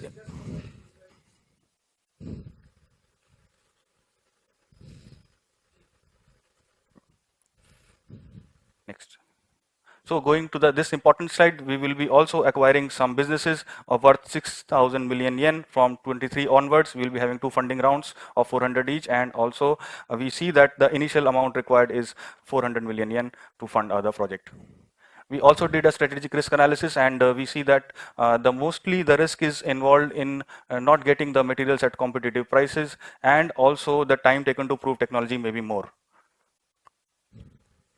Now, the demand side things I have already done, though we have done a value innovation to see that what is the supply side priorities. So to get to the supply side priorities, we see that the value there lies in the expertise made available easily and the easy connectivity, and avatar services. We see that what we have to scale up challenges and regulatory framework we have to build. So these are the main things which we have to do it in the supply side. Next. So we have bifurcated the priorities in 3 parts, that is technology, infrastructure, and socio-cultural. Technology, we will be requiring a simple brain to device interface so that it is easy for the operator to operate the avatar. Then sustainable technology partnership model with our suppliers. Then strategic placement of avatar is important in case of infrastructure. Data and storage servers and big analytics should be there. Charging and maintenance station and customer support system should be strong. On the social cultural, the main important thing is that to mean regulatory framework with the government. Next. So coming to the last slide of the our presentation. So to have a self-sustaining ecosystem, on the supply side, we should be having a legal and contractual binding partnerships with our suppliers. Then mostly is that we should also involve ourselves with our team in testing and prototyping, creative collectivity, and also the quick concept proofing that is required for the special purpose avatars. In the terms of end users, we have to overcome the language and cultural barriers so that to go global. The operators should be simple in case of special purpose avatars. And one feature that we felt is very, very important is avatar live streaming. That is a basically marketing feature. Once we are using an avatar, the user should be able to live stream that, so that the other users also get interested. We get likes, we get follows, so that we can tap our prospective customers at that time. Platform purchasers, definitely they will be eyeing on a win-win proposition that can be done with the help of a dynamic pricing. If the demand is more, we can use a dynamic pricing scenario. Also in regulatory and government things, what we can do is that involve in simulation. The government should be involved in the simulations, like in the Oita prefecture, and we should be made aware about the potential ramification, what can go wrong, and human factor consideration. So by that, we will make a big smart avatar city. Yeah, Sachin rightly said. Considering the avatar city, so I would like to appeal you all. We are willing to join a city, we are living in a city, or we are going to be destined to live in a city, the city where opportunities are huge, and we strongly believe anywhere is possible because we can enhance the human's potential by using avatars. With this, we thank you. Thank you.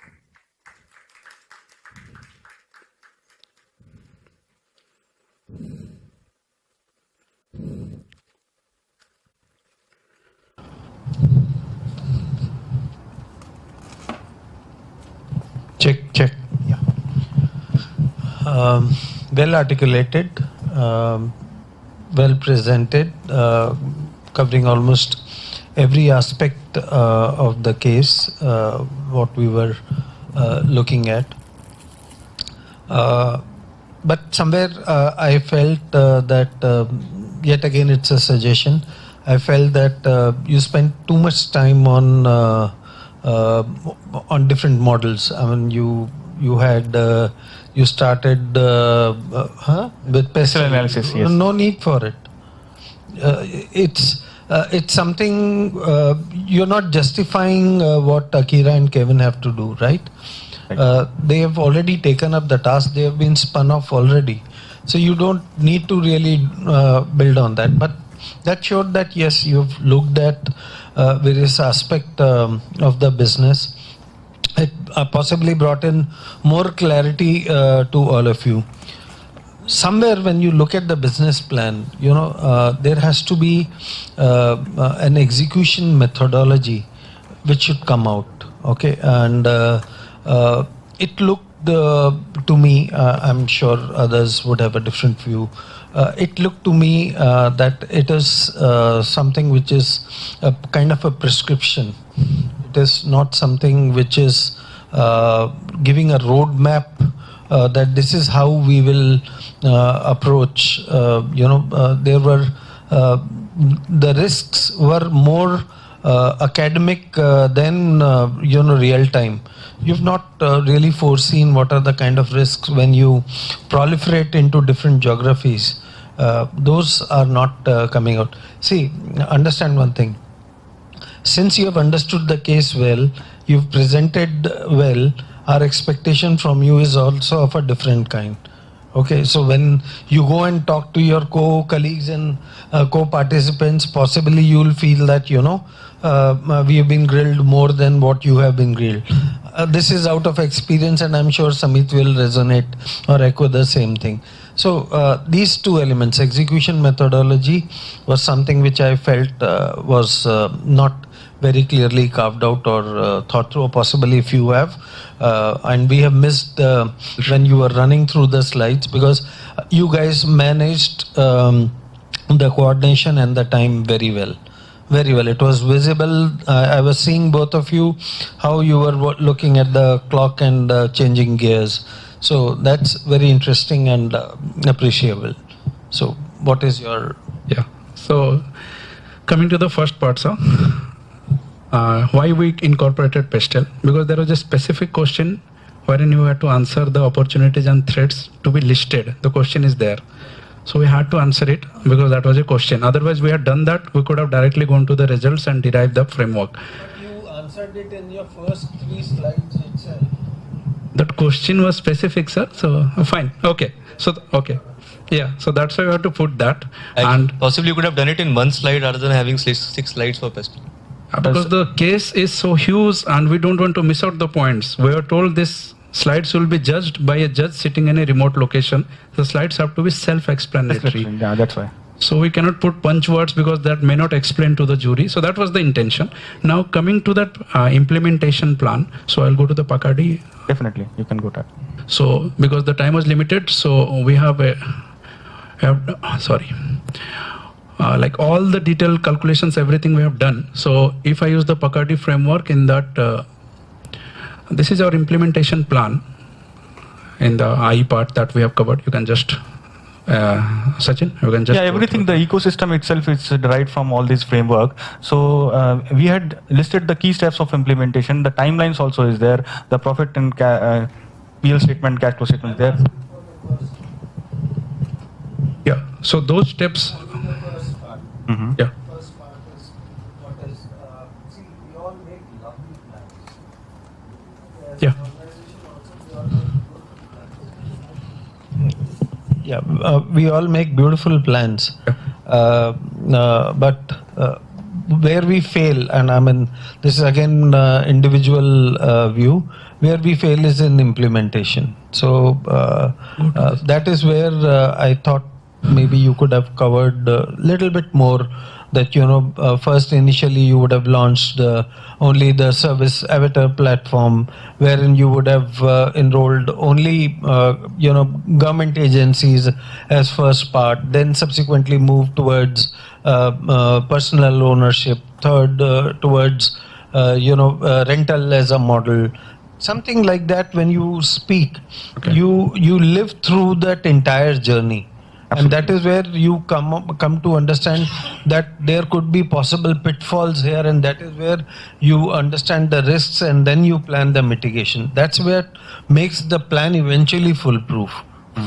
Okay, right. So that is the journey what we were at least I was looking at. Okay. Absolutely, you have covered it fairly, but I'm saying the finer steps of execution are not there. Definitely the final step not be there. Maybe we can go into the market segmentation slide. Yeah, sure. So actually the market segmentation which we have done may explain the things which we are suggesting here, because we are considering a different selling models, like only avatar, sell, avatar, service, and service only. We will be going with all three, but our focus will be on the service only model. Similarly, by intelligence level wise also, the all models are possible, and we will be working on all three models, but the focus will be till 2025. That is also the time frame in the middle.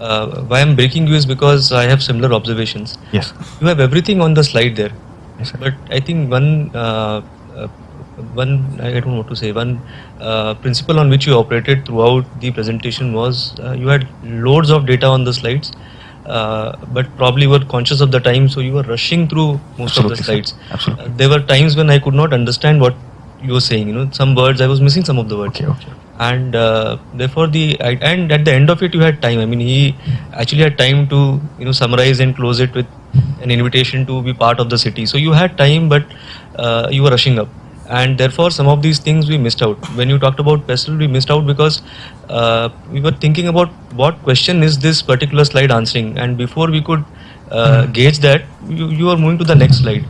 So therefore I broke in between because like this slide. These slides, if you see, it's so difficult to read what you have written. You could have kept the steps like this, and you could have kept the text, horizontal instead of vertical. So you could have read. You said you started well, pestle was also acceptable. What was the need for you to solve for this? not to of respond, transmitting just 5 absorb what they are senses. saying. I have to say something on this. So just absorb what they are saying.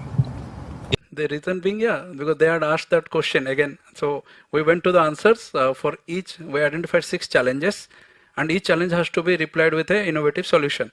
First, we thought of making steps because this is how we will move stepwise. Then I created vertical writer because we are avatars, right? We are thinking about something transmitting motions. So why not have a vertical text? So this is I tried first time in a presentation. So.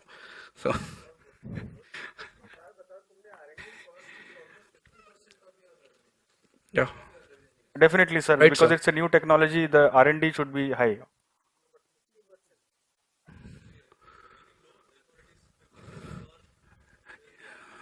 No, absolute number is like that only because this is a novel technology, and also we are eyeing into creating special purpose avatar with having special capabilities, and then again implementing in a large scale to the general purpose avatar so that it can be reached to the masses. That's why the R&D Yeah, so what we're doing is we're investing aggressively in special purpose avatars. That's why our PATs are really low in the first 3 years. We want to develop the capabilities of special purpose avatars, transmit them to the general purpose avatars, and co-link with the platform. So that's why we invested aggressively. You can see we are only earning PAT in 4th year.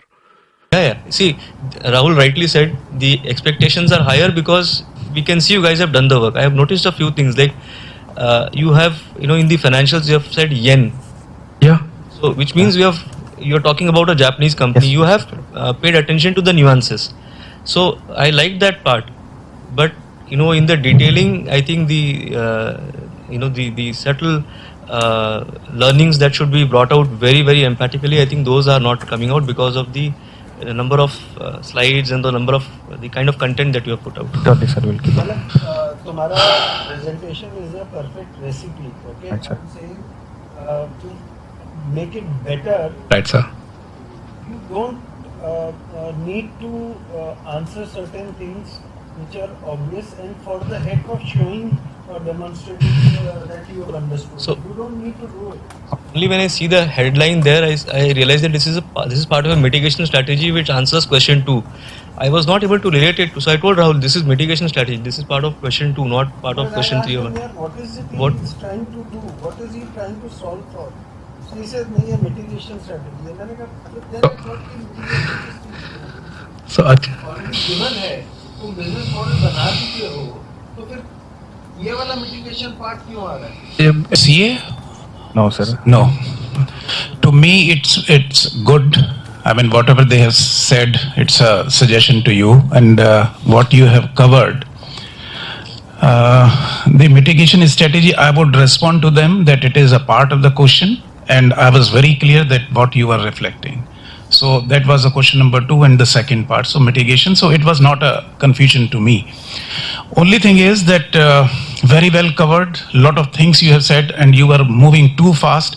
That synchronization should have been there because 11 seconds आपके पास बचे हुए हैं. Too much of data. The good part is you understood. It appears that you understood the total case and you know the nuances. And CA अगर आप company में होगा तो वो सब देख लेगा whether it is right or wrong. Okay. So I'm not competent on it, but it appears that you have done your homework very, very well. You have also said that the business plan was also very good. The market segmentation I liked very much. Thank you. But it was too much of things. I mean, it was not coming out in a funneling effect. जो होता है ना, करना क्या है? It appeared that you are showing your intelligence or the knowledge. आपने वो भी कहा कि normal purpose है क्या? Special purpose and all. Everything you have said. Yes. So it was a bit too heavy to absorb. But the good part is that at least you understood the case, and when you are presenting to your board or the company, so people will dissect and they can, the good outcome will come forward. Right. So that is the best part of it. Yeah, in fact, to add on, sir, for this special purpose and general purpose, we have done the 3 scenario analysis, wise all on this, and then we arrived which one is the best to go for which. I checked that. Yeah. Floating rabbit is a new terminology, or it's a sure. Because why is all rising for next in pessimistic scenario, sir. So it appears very good. Floating rabbit was not there. Floating rabbit was. There were 3, no? Wise all is a little realistic scenario, sir.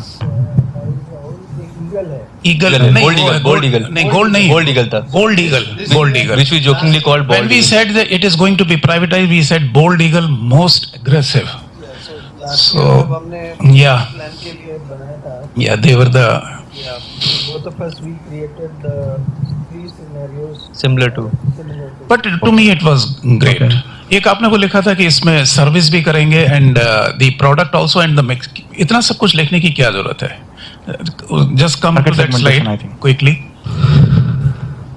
ये जो है only it shows that you. ये ना, this is the TG जो उन्होंने establish करी है.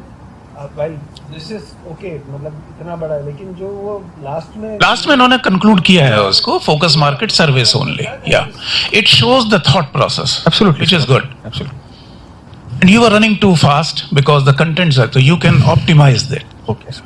Thanks. Just one random question. How many times did you practice this? I wanted that question to come up. Yesterday evening we tried thrice. It was going to 17 minutes. Then I called up there. Shivang, he said, no, 15 minutes, 15. Okay, we'll do the justice to that. So we did it. Yeah. जैसे ये बंद करता है वैसे वो शुरू करता है ना वो asking a deliberate question and he's answering. It was.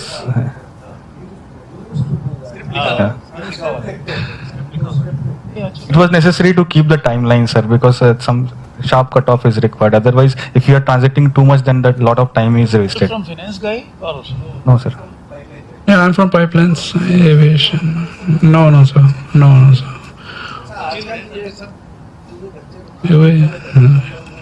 That's okay. Okay, but I'm saying it is good that they have done the analysis. Yes. Thank you. Was I think most of the things are covered. My perspective is, as a consultant, I can speak, because what I looked is you have 900 seconds, and somewhere I saw I was to ask you the question, how many number of slides are there? Then I saw there was 50. So you had almost like 18 seconds per slide. That's why you were going pretty fast given the time frame that you had. Absolutely. Normally, that's a suggestion that I'm providing because everything has been talked about. As a consultant, what we do, we normally have 200, 300 slides. But what are the critical ones that you have to present?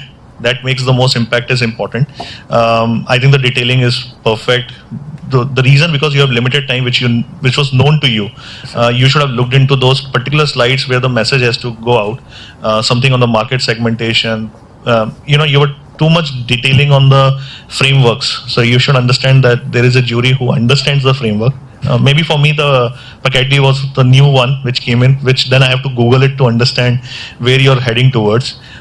Second point, as a consultant, again, is for the audience or the jury who's there, you have certain marks defined. So if you can put it in your slide, there's a lot of space that this refers to question 1, question 2, something kind of number 1, number 2 in your slide. Sure. Normally that helps to relate for the person, because you have all the content. I don't want to get into which you have fully covered. So yeah. Before starting any answer, we have put the question. No, I understand. But what happens is then I am not putting, or the jury is not putting the effort to say relate किससे करें? So they just put number 3. Understood, sir. Totally in the slide flow, yeah, it comes like this is what we do. So that's what I'm telling for as a consultant what you can do. A lot of the things can go in the back end, or you can hide it because you don't have to present everything because you're trying to cover everything which is not needed. Right.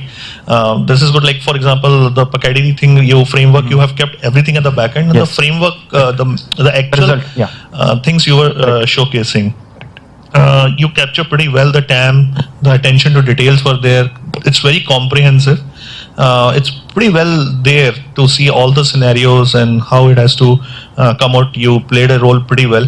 It would be really interesting to see if you would have gone into the character like one Akira, one Kevin, right? Because then you were coming, say we, our, your statements were there. Yes. But it would be like Sachin as Kevin or Rituraj as Akira. It would have given more character to the flow. Just suggestions. Nothing like everything was there. Very well done. Lot of effort gone. You understood the case and you understood the problem and the solution. Thank you. Thank you, sir. Thank you, sir. Thank you to the audience. Have a nice day.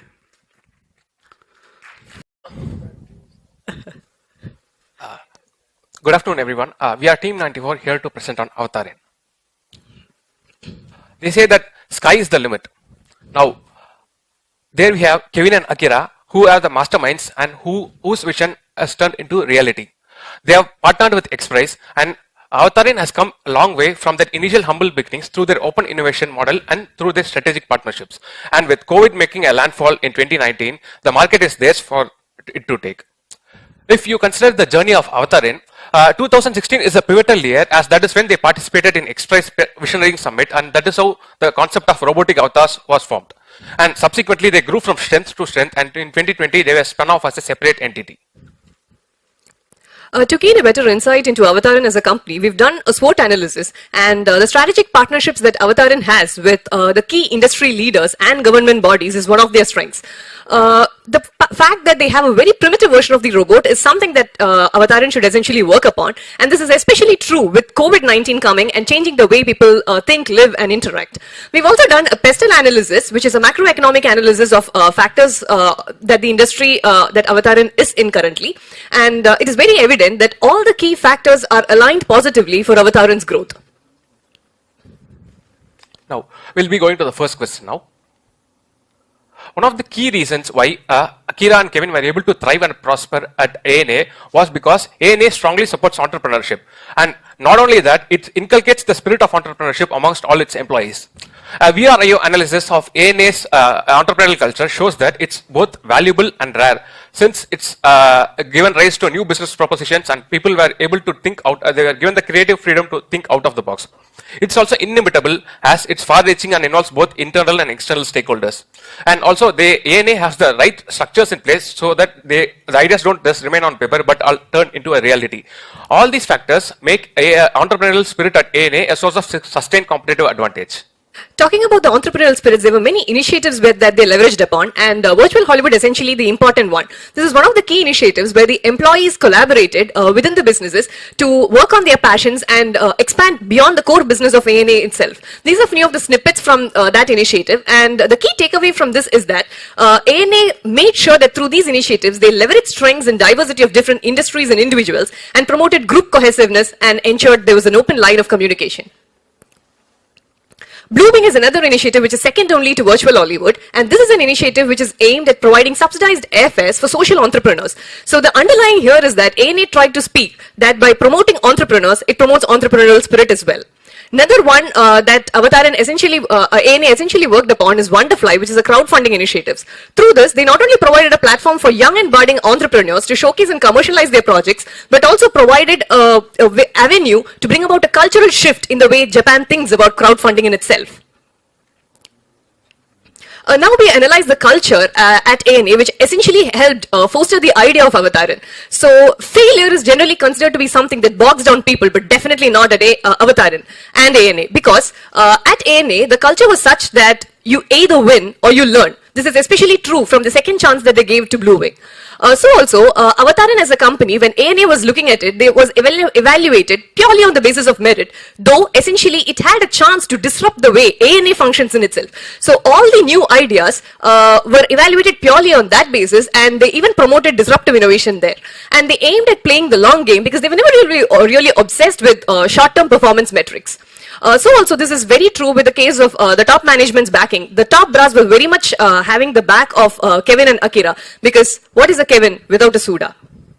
Now, talking about the flip side of ANA's culture, there have been instances where there is a lack of communication between the corporate and operational levels, and the operational levels ideas were not implemented properly and were not valued as much. So this causes dissatisfaction among them.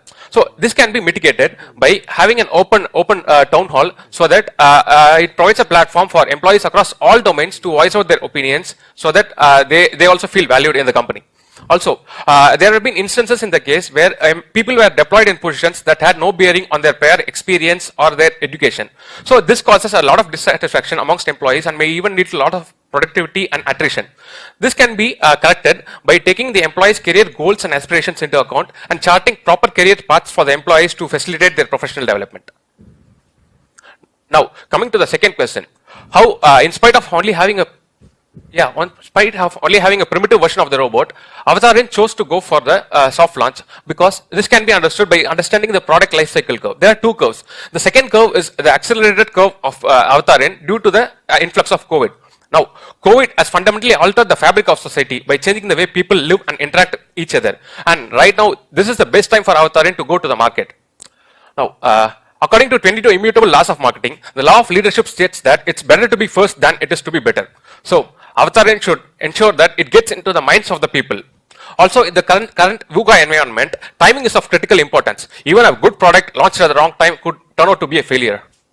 To reinforce further on why Avataran should go for a soft launch, it provides them a better control over the value chain, in the sense that they will have enough time to form long-term strategic partnerships with assemblers and manufacturers, and also have a collaboration with the government and form a cloud there. Further, the market, especially with COVID-19, has got an overfull demand already, and so through the soft launch, they will be able to essentially capitalize on the same, not only get the feedback from market for better product iterations, which will definitely help them create a technological moat, but also help them to evaluate the product market fit, thereby coming up with superior product versions. We all know that 2020 was a seminal year for Avataran because it was essentially spun-offs. Now let's look at what kind of opportunities that offers. By having a separate company in itself, it has a dedicated pool of people who will be working committedly towards the vision and mission of Avataran. So also, being free from corporate bureaucracy means that they are free to make decisions, in fact, come up with decisions in a very efficient manner. So also, with a separate entity in itself, there will be separate segment reporting as well as separate financial statements which come up, and that will help them in mobilizing funds, because their performance metrics will be better highlighted in that way. Now, considering the challenges that might arise out of the spin-off, there is an acute lack of dedicated personnel with proper technical knowledge in Avataran. So this has to be plugged by immediately hiring people with proper technical knowledge. Not only that, they should also have a big vision, and also they should have the mind to bring about a change to the society. Also, another lacuna is the lack of dedicated KRAs for the employees, because Avataran is just in its nascent stages and it might not have proper structures in place. So this can be addressed by clearly communicating the roles and responsibilities of each employee to them and taking periodic performance reviews of them. Also, since Avataran has entered into a plethora of agreements with various strategic partners, all the agreements and paperwork has to be redrafted, for which the services of a professional services and legal firm can be adopted. Now, in order to evaluate the business model of Avataran, we choose the business model canvas. So, we need to find out how first Avataran creates value. The key value proposition of Avataran is to create an ecosystem of human control avatar robots that enables humans to seamlessly interact in a remote environment and helps it overcome the barriers of time and physical limitations. Now, these are the key partners: JAXA, Express, and ranging from Japanese governments and robot manufacturers. So the key customer segments of Avatar are the businesses which provide experiences to the customers. Second, the businesses which use Avatar robots for their internal purposes, like the hospitals, and the customers like us who seek for experiences through Avataran platform. Now, with the current scheme of things, it makes sense for Avataran to go for the service model completely, considering the following factors. Because of the low entry cost, more people will adopt Avataran with the service model. Also, the service-based models ensures optimum resource utilization by reducing the idle time. And with the pace of technological innovation and only a primitive version of robot being available right now, servicing model frees people from the possibility of them getting locked up with the primitive version of the robots. Also, servicing model enables businesses to scale up or scale down based on their seasonality without having involved sunk costs. Finally, servicing model enables people to free them from the hassles of maintenance like insurance, servicing, etc. The business landscape in the coming years will definitely undergo a sea change, and with the increased technological capabilities, it will simply mean that there will be a better product of Avatarin. So the current monthly lease rentals, which is pegged at yen 69,800, is expected to see a surge. This is all the more true, especially with the increased adoption rate and the idle time of Avatar robots coming down because of the rise in the adoption. Taking these factors into account, it makes sense for Avatarin to explore the ownership model, because essentially we will be looking at a scenario where there is a fixed demand for robots in the years to come. And for that, we choose 2026 as a seminal year because that will allow enough time for Avatarin to come up with better product versions and wrap up their manufacturing capabilities. And it will also allow enough time for the market to experience Avatar robots and leading to a rise in the adoption rates. We've also done an evaluation of ownership threshold here by taking certain key factors like monthly lease and discount rates into account. And this figure, though is very indicative in nature, this is just to illustrate the fact that they should arrive at this threshold to understand how the consumer will think. Because at any sale price, fixed at a value higher than this will see the customers better off paying off the lease, and a value lesser than this will see the customers wanting to go for an ownership model. To further illustrate this, we've taken a classic example of, say, a simple zoo in Japan, which will have a fixed demand all through the year, but for 2 periods, that is during the vacation seasons, where there will be a spurt in demand. So, in order to meet the fixed demand, they can go for a ownership model, and to meet the seasonal peaks alone, they can go for a lease model. These 3 models that are available has been evaluated in detail, and from a cash flow perspective, it is very evident, which is also highlighted by an indicative color coding here, that the hybrid model works best for all those businesses which has seasonality in business. Now, we have developed the 5-year business plan of Avatarin by dividing it into 3 significant phases so as to have a more detail-oriented and focused approach. And now, technology and product development is a key component which has to be done right from the word go. Avatarin has to heavily invest in R&D so as to ensure that they become a technology leader and continue entering into partnerships with all technology players. In the Genesis phase, Avatarin has to go for talent acquisition by hiring people with the right mindset and also ensure that they have a defined organogram in place so that the goals are set. Also, as Avatarins go into the market, a lot of new use cases might come up. Avatarin should ensure the validity of the use cases and ensure that service offerings are built around them. All the manufacturing R&D is not possible without financial backbone, for which Avatarin has to use the networks of A&A to source funding. In the propulsion phase, it is important for them to ramp up their manufacturing capabilities because they should ensure that the demand that is existing is met. For this, they will have to enter into partnership with these third parties and also achieve economies of scale. Further, the concentration here should be on business development, which is to be done through collaborating with multiple business owners and ensuring that enough number of experiences are enlisted on their part. Further, with the customer base increasing, there should be a proper distribution network in place because this will help in ensuring that there are proper service levels that are in place, and also it will help in reducing the lead time associated with the distribution. In the transcendence phase, there will be a paradigm shift in the way Avatarin operates because this will be the time when they go into a global expansion. So there will be an expansion of the footprint, and they should be targeting developed countries because their infrastructure will already be in place over there. They should also introduce the ownership model here during this phase, like we already discussed, and they should aim at creating an ecosystem by collaborating with government for all-inclusive societies through smart cities. Based on the business plan, we have arrived at a revenue projection wherein we have taken certain key factors based on the fundamentals like listed experiences and business establishments, which is expected to undergo a spurt in 2025, which is in line with our business plan like we discussed because there will be an international expansion during the year. There is also the utilization factors, which is expected to see a positive growth over the period of time because of the rate of adoption, of course. And there will be a new revenue stream in the year 2026 because they will be exploring ownership model in that year, and there will be an extra inflow as well. Yeah. this revenue basically will stream from three main sources. The first being business owners who will be using it for their experiences or shopping experiences. So there will be an annual lease fee and a sale realization value based on the hybrid model that they adopt. There will also be transaction fee and service fee based on the number of transactions that they enter into. The next one will be institutions who will be using avatarins for their internal purposes, and definitely individuals who want to leverage on this technology for their personal purposes. So basically, with all the key pillars in place like funding and technological mode, definitely the revenue of Avatarin is expected to see an upswing in the next 5 years to come. To understand the supply side priorities of Avatarin, we first need to understand how Avatarin functions as a value chain. There are 4 key components of Avatarin's value chain. The hardware components consist of sensors, gears, semiconductors and processors. So the primary raw material here is semiconductors, and which are made up of silicon. Now the software aspect consists of machine learning algorithms, cloud storage and the Avatarin platform. Then there's manufacturing and the services part, which includes logistics, maintenance and software updates. Now the first supply side priority is making sure that the manufacturing in place, so that this can be done by ensuring that all the raw materials are available properly. In many electronic systems, silicon is a major raw material, and China is the leading producer of silicon in the world. So Avatarin should enter into long-term purchase agreements with Chinese companies so as to ensure the steady supply of silicon. Silicon can be sourced from the Shenzhen region in China through the sea so as to optimize costs as well as to ensure sustained availability. One of the key risks that will arise out of this component sourcing is the global semiconductor shortage accelerated by COVID-induced lockdowns. This can be done away with by entering into long-term purchase agreements and doing away with just-in-time delivery models, which are always riskier. To look at the supply side strategies, there should be a proper distribution network and product innovation, and importantly, there should be an ecosystem which aims at predicting the demand through predictive algorithm which will help us gain insights about usage and time patterns. So this is basically an illustrative Gantt chart of Avatarin, which shows that it is deployed through multiple sources all through the year. With all this in place, Avatarin is sure to go for glory.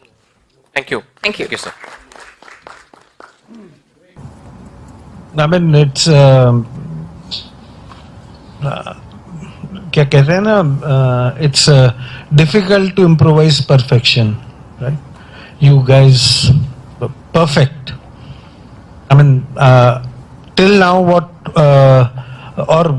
rather what you would look at solving a case, I think every component was there in this. Thank you, sir. Thanks Thank you, sir. Thank you so much. Well rehearsed, very well captured, beautifully presented, vibrant, all possible models which you could use were used, and none of them were run-of-the-mill ones, right? They were like real something which typical a hardcore consultant would use to sell to a senior management of any organization. I go through your designations, and I know that you've not spent more than 2 to 3 years in this organization. Yes, we are proud to have you as a part of BPCL. Thank you, sir. Means a lot. Thanks for giving us the opportunity. Yeah, and I mean, I'm remembering the third Socratix award which we had won, and I think almost on the similar lines when we were on the last second and we came up with the thank you slide covering almost everything. I was telling now speed up. We should speed up. They should. I said I knew that you were there because when I saw the Gantt chart, I knew that you were closing up. You were closing up. So perfect. Only 2 things I want to ask you. So in tech, I think I told this to somebody else also. In tech, the pace at which it changes, products are becoming losing their relevance in a very quick time, and this is not a solution where you would invest very heavily on a long-term basis. So when you are looking at the 4th year or 5th year of having an ownership model at 7 times the leasing cost, you should really think that whether this initiative would be able to sustain till that point in time or not. Yeah? Okay. It's not always that a business has to continue to eternity, right? Yeah. We should know how to, leave something which is not going to serve the purpose beyond 5 years. I mean, it could give me a bare minimal profit, but if it adds on to my top line in some manner, I think we should keep some of those businesses like that also. Okay. Right? So, why did you think of having an ownership model? Though we both were looking for an ownership model early on, but why did you think of it in the 5th year is something which I would want to know. Though you explained through that zoo thing that, there are certain things which are seasonal demand. Yeah, seasonality. Catering to the seasonality of demand. Yeah, okay. And second thing, possibly I didn't hear it or I didn't read it. On the supply side challenges, there were few elements you could have covered. Balance for me, impeccable. Thanks a lot, sir. Yes, sir. No, I agree with Rahulji. Completely, top class presentation, well crafted, well thought through. Even the attention to details were precise. Like I can see you marked those areas and where you have taken the sources. I have more clarification than suggestions, observation in this presentation because I liked it. If I was to put the money, I'm ready to put. So two things that wanted clarification. You have taken discount rate of something 5.72, which was NYU data. Yes, sir. Given Japan, it is people are like even in India, GIC is giving at 0% rate of interest or 0.01%. Okay. So on what basis have you taken that discount rate and why NYU? And She's taking my money from India.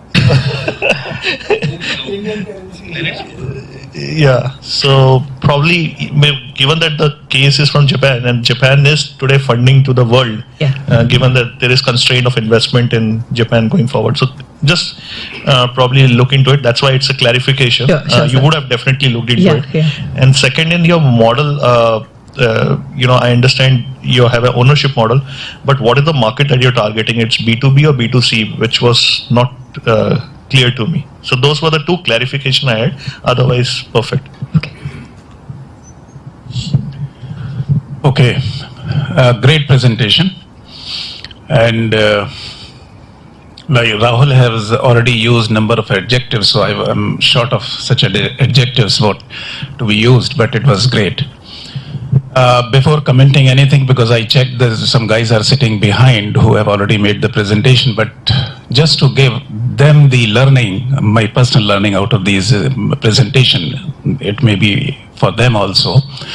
The previous group also made a great presentation, and there was financials, and it was in 3, 4, 5 slides.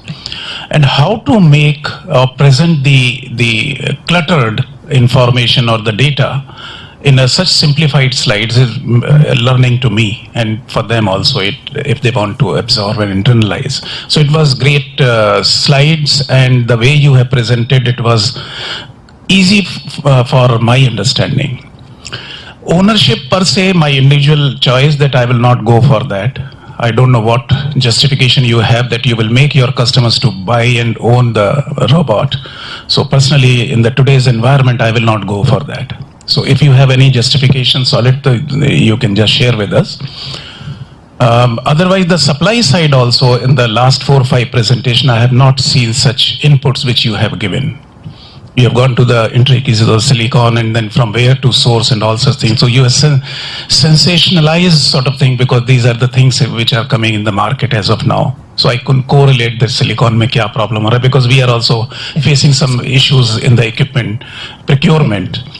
So those are the things. And China is not the only country from where these can be sourced, but from Japan it may be. It's approximately to Japan. But you can also scout for other markets where it can be sourced cheaper because they have some rivalry with the China. We looked at Australia, sir, but considering Japan Australia mein to nahi hai, as per my understanding, chips are not there. No, the raw material, sir. Raw material. They source raw materials from Australia. Silicon from Silicon bhi nahi hoga. Just check outside when we meet on the lunch table. Just tell me whether Australia has got silicon or not. Sure, definitely. Thank you. And the ownership part, if you want to just tell me something, why people will own it. Yes. Sir, regarding the ownership model, we are not going for the ownership model right now. We are doing it in 2026. So that is when, because by then people would have gained a know-how of how to use avatars, and there will be lack of better understanding of how to put them into better use.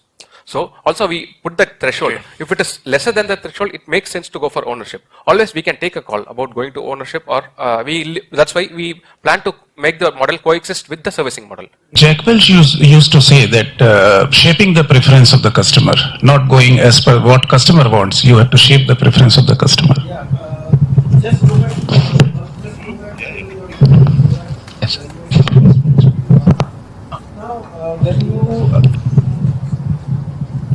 So when you're talking of the ownership model, predominantly are you looking at business owners, institutions, or individuals?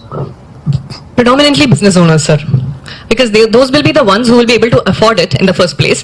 And second, those will be the kind of customers that will have a fixed, at least a decently fixed demand for robots in general. So, ek baat batao.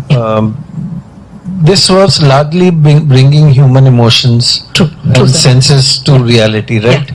Yeah. This entire case is all about that, right? How business and institutions are going to leverage that. I mean, what difference does it make if there is no emotion in the robot? It is a pure robot, a vanilla robot versus an emotional robot, if I want to term it. It was largely to address the Japanese growing population, aging population, right? Yeah. And similar demography across the world. Okay, while you have tried to create a business model out of it through the business and institutions, but you are not addressing the larger issue which is there in the case, because in your first year you're not even attempting to target individuals, which is what typically this case was wanting to solve for. Okay, right? So how do you explain this gap? Because institution and business will not need emotions. That is my take on it. Yeah. How we go about this, we try to arrive at a theme for each slide. For example, for the executive summary, we try to paint a canvas that encompasses all the aspects of Avtarin, right from Numi robots, how they started ANA, and also we try to depict a lot pictorially. Instead of writing Kevin and Akira, we try to put in their images. That is more than self-explanatory. And we try to, all the key initiatives also, instead of just typing it down, we went to their website, downloaded their logos, and put it over here. Show me the folder, working folder. Working, yeah. Sorry, I mean... No, sir, not at all. This is the working. This is what we want to see. So we tried to zero in on a theme for each slide. For example, the roadmap for Avtarin, sir. If I can show it to you. It is like the background is a bright sunny, so indicating bright sunny days for Avtarin. So, and then we try to use a lot of layers. We don't use any predefined templates, sir. We try to create each and every layer on our own. There's nothing, no predefined templates here. Each and everything was developed by us. So, show your Excel. Excel, yes. A copy? Audit wali hai na. If it's taking too much time, we can do it later. You have it. You have it. If you have it. Don't worry. You call the other guys. You can call the other guys. I'll get the pen. Can we start? Good afternoon. Good afternoon, everyone. It's a honor and privilege to be present here for the 13th edition of Socratix. We are very thankful to be given this opportunity to present here. And we also welcome all our esteemed stakeholders to this business plan presentation. And this business plan is for humanity. You heard it right. It's the business plan of Avtarin for the next 5 years, but with humanity at the forefront. So as it goes, as rightly pointed out by Mr. Peter, who is the CEO of XPRIZE Foundation, till the moment an idea becomes a success or it gets implemented in the market, it's always a very crazy idea. We have seen this over and over again in case of mobile phones. So we never know when the idea will just become the most important factor in market or in our lives. So, as the stakeholders are aware, our mission is about expanding humanity potential through avatars. So, it is basically to establish a next generation global mobility infrastructure to help solve the world's remaining challenges. So, we at Avatarin, myself Praveen Anashwara and Mr. Dilip Valecha, we believe that the technology comes from the problems of human beings or the society or the nation. And the technology has also come almost a full circle when during the world wars technology was used for destruction or for conquering other nations or people. To a point, now we talk about sustainability, we talk about the planet, the citizens. Profit generally now takes a backseat. And we see this as a very important moment in the history of humanity. And this is our time on the planet. So we would really love to take you through our presentation for the next 12 minutes. So we at Avatarin, we plan to achieve the next feat of humanity through a Numi robot, which we have already launched after our spin-off from ANA Holdings. And the Numi robot is our basic version, which will help people to, connect over distances, break the barriers of culture and time, and of course the robotic infrastructure. This slide, in fact, encapsulates different occasions where Numi robots were used. One of the most interesting thing is the graduation function, the convocation function, where the students, in fact, received the certificate from their college through Avatarin robots. They were actually sitting at their home, but they received their certificates. The feeling, in fact, once you get the certificate and all those, this was given to them through the robots. There are various other avenues where, multiple avenues where the robots can be used. So we intend to propel our mission and vision through 3 different projects. The first one is Avatarin itself, which is the infrastructure wherein customers can come and business partners can come in and use our robots or rent our robots or pay for it and use the services. The second one is an ambitious project with the Japanese space agency JAXA, wherein we intend to propel the space technology further for humanity. And finally, the XPRIZE, which is our technology platform, wherein we intend that we will get cutting-edge technologies in future, coming over the next 5 years. And this technology in this XPRIZE platform can be used for building better versions of the robot. So, yes, our organization has been very supportive. It always supports us in pursuing our passions, and even though our idea had failed in the past of Blue Wing, they gave us a second chance. Subsequently, they even sponsored for XPRIZE, which was a huge sum of 22 million, and they have also given us manpower whenever required, and this has helped the organization have an entrepreneurial spirit. But there's one flaw which we can always see is this was not made known to everyone, and had they had a reward mechanism wherein everybody could participate and come out with their entrepreneurial abilities, maybe they could have better ideas.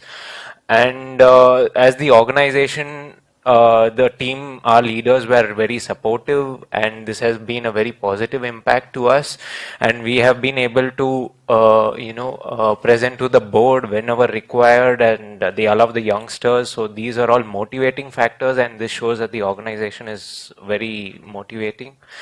Yes, one of the main flaws would be is for the first time when we came with Blue Wing, we had to really put a lot of efforts to take our idea to the management, which many people would lose hopes in the first stage itself. They may try once, twice, and no, but that might be considered as a negative part as Probably there was no structured innovation model within the organization.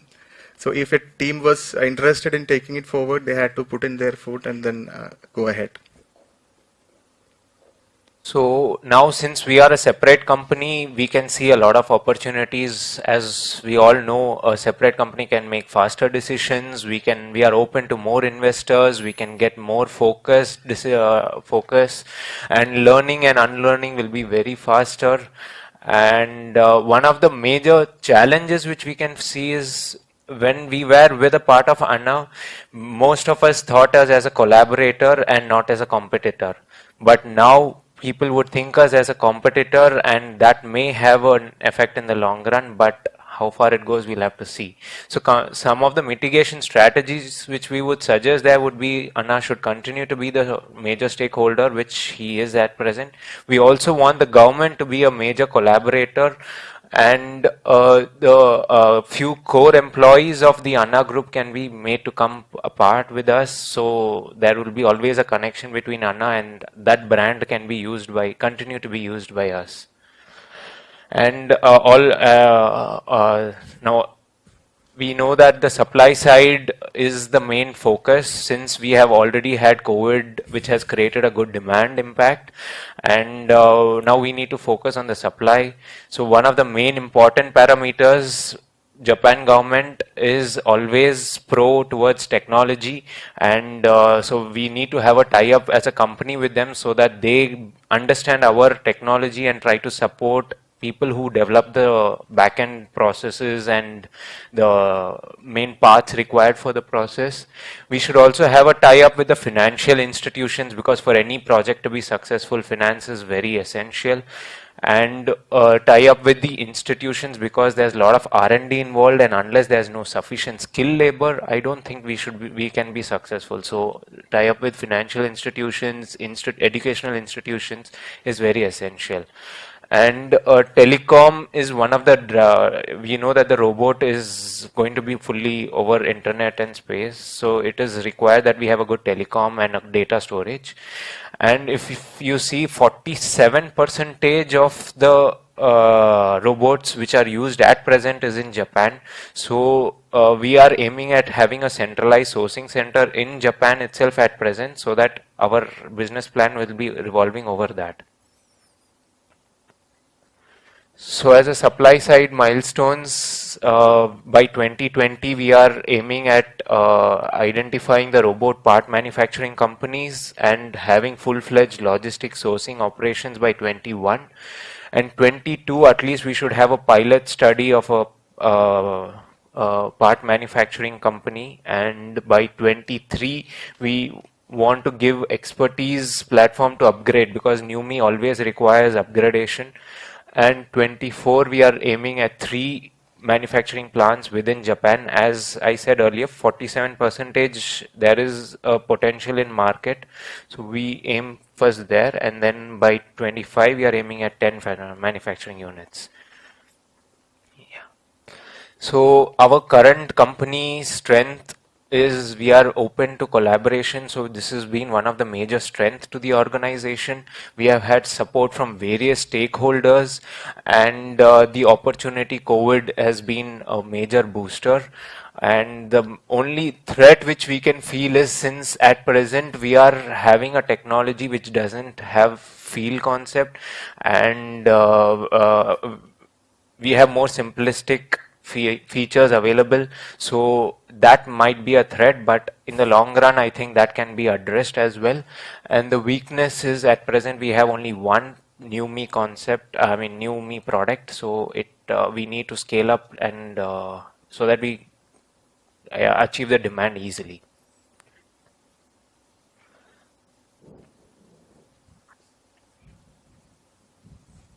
The last point. Yeah, that's right. So coming to the next part, the weaknesses in the current business model, which is already in place. One major thing which we noted was it can be improved by bringing in the government platforms into the model, which is currently not there, because we feel that going forward that would be one of the major revenue sources for Avtarin, because the kind of amount, the whopping amount which governments, especially Japanese government and governments in other countries, they are putting in robotics development is huge. So we really feel that they should be accounted in our business model and value chain. So what we are proposing is the customers should be able to apply for Avtarin services in the government portals, and the revenue will be coming from government directly to Avtarin. So that is one tweaking which we really wanted to bring to the current business model. So coming to the business plan for the next 5 years, so we had done analysis for the same and crystallized the findings of the analysis in the next slide. So we're not going deep into the analysis. And of course, we had done the Porter's analysis also, in which one thing which we found out was threat of substitution is always there, because our technology is now in its nascent stage.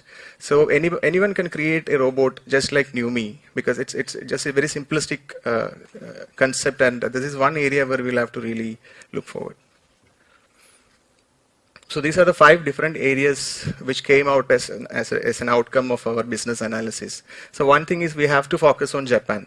At least for the 5 years, we really don't intend to go outside the country, other than for making our brand presence. So we also intend to send robots to other country, and we have also talked with the government, which will in fact improve the bilateral relationships. Focus on service robot, especially in healthcare industry, there is a huge potential you can see there.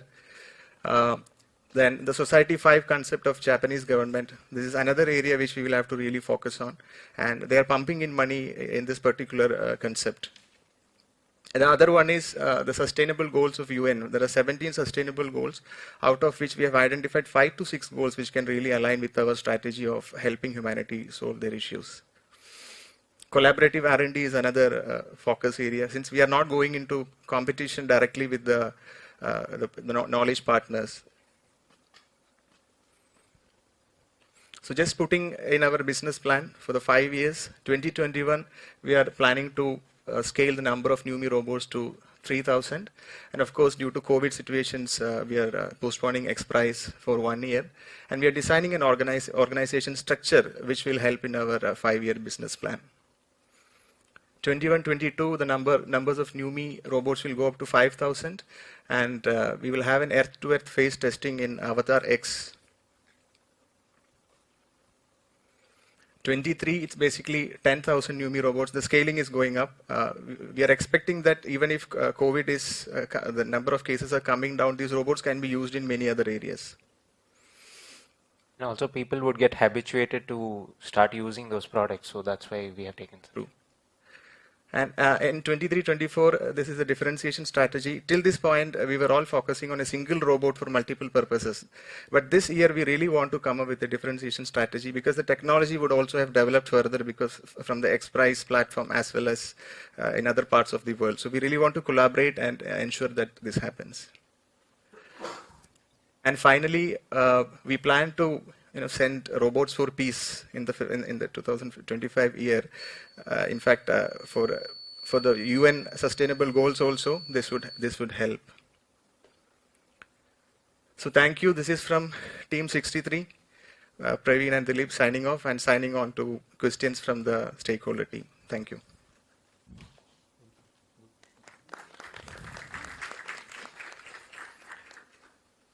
So that is Jeff Bezos, in fact. He's testing one of the controllable arms. Yeah. And we have the Society 5 concept and the UN sustainable goals, which are the 3 pillars which we are really focused on.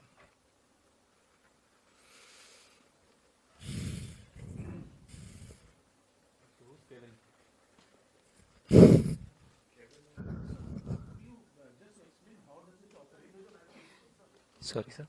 This particular arms. So, yeah, please.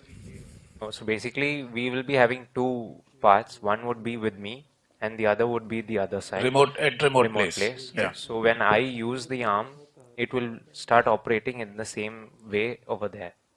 So that's how this is. So they are showing here where he is using it, and that is the remote place where the arms are moving automatically. If you see the sides, that's how it is. And it is 3-dimensional, not 2-dimensional. And whatever the feelings at the other end, so how it is going to be communicated back to the... So at present, this feelings would be, we are in the development stage for the feelings in the final end, but at least you'll have a feeling that yes, there is a hand, and that kind of, maybe the personal touch would take a little more. Adding to Dilip, it's a combination of robotic technology and sensor technology. So we have a collaboration of 3 different companies. One is Haptics. They focus on the movement part of the hand. And then we have Sync Touch. They focus on the sensation part. And so that's how it works. It's a collaboration of all technologies together. But as of now, worldwide, no surgery has been performed remotely, no? Or it can be done? There are non-invasive surgeries performed, but the real feel of probably a machine doing the surgery is not fully developed. They have got the robotic hands which does the surgery, but it's not very common. It is not remote. It is remote. It's remote. Remote is also. Yeah, it is there. Yes. But in this case, probably one step ahead, what would happen is people would get a feel of the doctor also. The touch sensations, like the doctor is touching you. So that is one area where we really want to go a notch further and improve our value chain. And that is where the business lies also. So one example was, with your permission, one example was probably if you're considering a rural area where you don't have access to good quality medicine and health or education, just one Numi robot can bring a big change. For example, the expert sitting on the remote place, probably from the city of Tokyo, they can easily reach the rural locations, and the robot can perform the activities. So the feel of a person delivering the educational stuff or probably giving you suggestions on medicine, that is what we are trying to bridge that gap.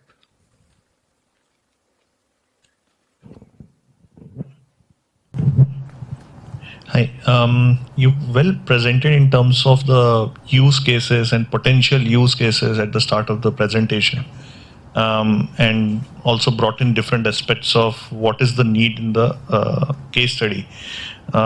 Few things that raises the question in your presentation was, like, you mentioned the journey of 2025, right? That Correct. you will sell 20,000 robots and you will have 10 manufacturing centers. Correct. But you reached to that point even before the business case was presented, right? So I would have a question that why only 20,000? Why 10 manufacturing sites? Because I have not seen your business case by that time, right? Yeah. So how did you arrive to those numbers? How did you, justify? That's one part of it. Yes. Probably, you can help me answer, because I think you have all the Excels at the background, yes. but it came later. But I was like questioning, why got it, 20,000? yes. Why all this? Then you also mentioned about 47% of robots are in Japan, right? Again, it came quite later in the presentation in the business case where you were telling the flow, but you were explaining that as a part of the use cases. Correct. Right? Yes. So, it was an effort from my side to understand as the presentation came, to have the patience till that time to understand. Had it been there in the overall flow, I would have been better. Yes. Better related. Got it. Second thing was, like, slightly what happens is, for a jury to see the presentation, the energy level also needs to be equivalently there. Yeah. Somewhat, I thought that you have limited slides and you have 15 minutes, so you are going on that pace. That was my assessment. I can understand, although it's lunchtime, so. not nothing to do with lunch. So, I thought, like, till now, everybody was quite, with passion and this thing. It's like your company, you're presenting to raise fund or raise the aspects of the jury to understand whether there is makes sense or not. So probably more energy and more vigor to something that you're passionate about will resonate with the things. Slides were pretty well, soothing, and messaging was there. Right. Thank you. Yeah, to me also, I also felt that the less amount of energy, and the way you presented business plan numbers and the description, I could not collate and comprehend in 4 slides, I think he showed. Had it been in 1 slide, and then I can compare that what you are projecting on the first year and the 5th year. So number of slides gets increased, but I was not able to understand that part. So, but the quality of slides was better, but the contents and the message which you wanted to give to us, somehow it was a bit Yes, noted, sir. Yeah. I have a slightly different opinion from the table. I actually, initially I told Samit, and I'm known to be very upfront, okay. I told yaar, energy or passion nahi dikh raha. But then when I went through the way you took through the entire first and second question, okay, I realized that there is no need to hurry also, okay. In short and crisp statements, you explained both the answers quite well. At least I had that comfort. First two, definitely. Business plan also I was quite okay because at every stage you were telling how you're shifting gears, changing your priorities, and you know what is your plan for the next stage. That was okay. What was missing was the assumptions. Okay. How did you make those assumptions? What market analysis did you do? What was competitors' analysis? I mean, and I've seen this missing in almost every presentation, that you're not selling robot. Please note. Correct. You're not selling robot. You're selling an emotion, right? And how are you going to, what is it that you're going to pitch that will bring you those numbers? That is not there. That is not there. I can make an assumption 1,000, 2,000, 20,000. Why not 5 lakhs? Nobody is going to question that, provided and that assumption could be right or wrong. It could be, you may like it, I may not like it, I may like it, you may not think about it. But there has to be some assumption. There's nothing in your entire storyline, right? So, again, I don't know, we are all becoming, I think all four of us are becoming very suggestive and, you know, giving clarity to them rather than asking questions. So I'm going to ask you a question. What is your basis for 20,000 numbers? Tell me that. And if you don't have it in your slide, you have it in some backup working, show it to us. Yeah. So how did you decide on 20,000? Please let us know. And project altogether. So there, in fact, the testing happens in 2 phases. Like the first phase is from Earth to Earth testing, and the second phase is from Earth to space testing. So that is what we had mentioned regarding space. So those three programs, mein, one of was this program. Exactly, yes. Correct. Okay, explain the other 2 programs.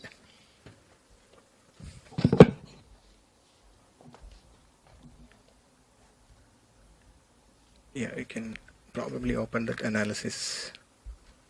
Working folder, working folder. Yes, you can go for the industry analysis of Japan. Mansi is it?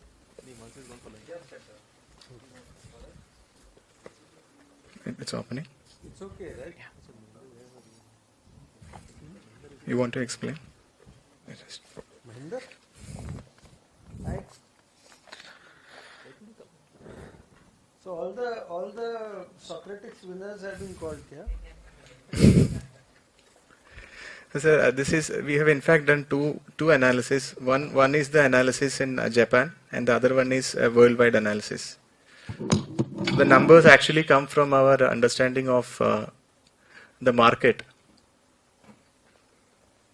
and of course the competitors analysis is also there. So this is the project. Sorry. So for service robot, this is the projected numbers or the market share. There is it's almost 23 billion by 2022. 2.3 billion. Yeah.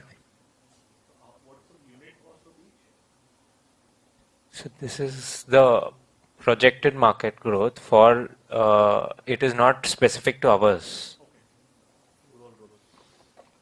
No. Again, my question is, these are service robots, right? Correct. Yes. You are talking of sensory, emotional robots. So, guys, my take on this is that I think the first 4 minutes I would have looked at the clock at least 15 times.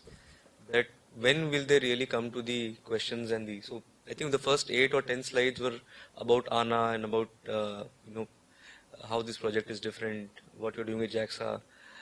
It's good. I'm not saying you should not be covering that, but when you have 15 minutes on the clock and the first 4 minutes, if you are going to get into things which the jury is supposed to know, then you are wasting those 4 minutes on things which will not give you any points or any marks.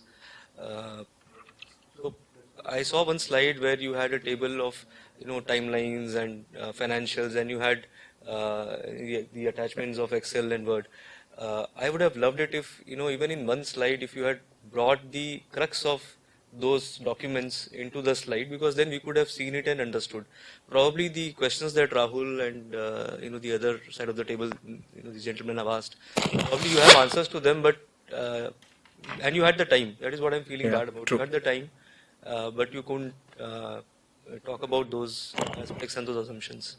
What I liked the most is, I think this is the first team which said we or our plan. Yeah.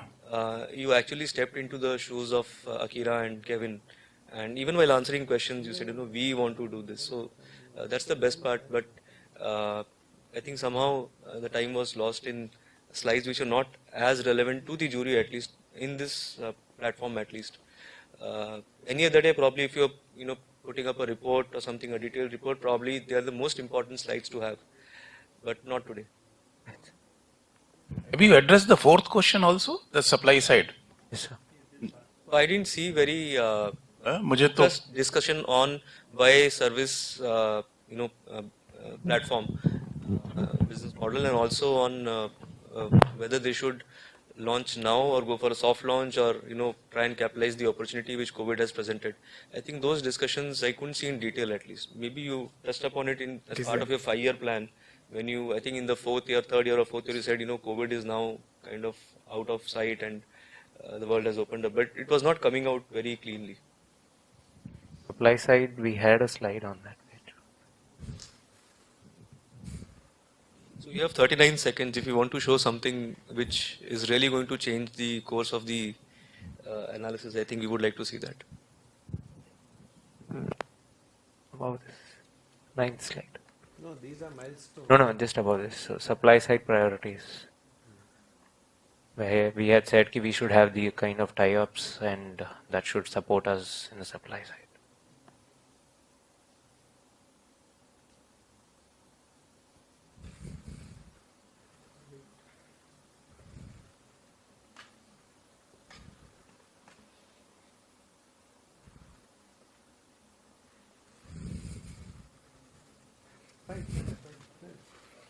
Thank you, sir. Thank you. Thanks for the suggestions. Yeah.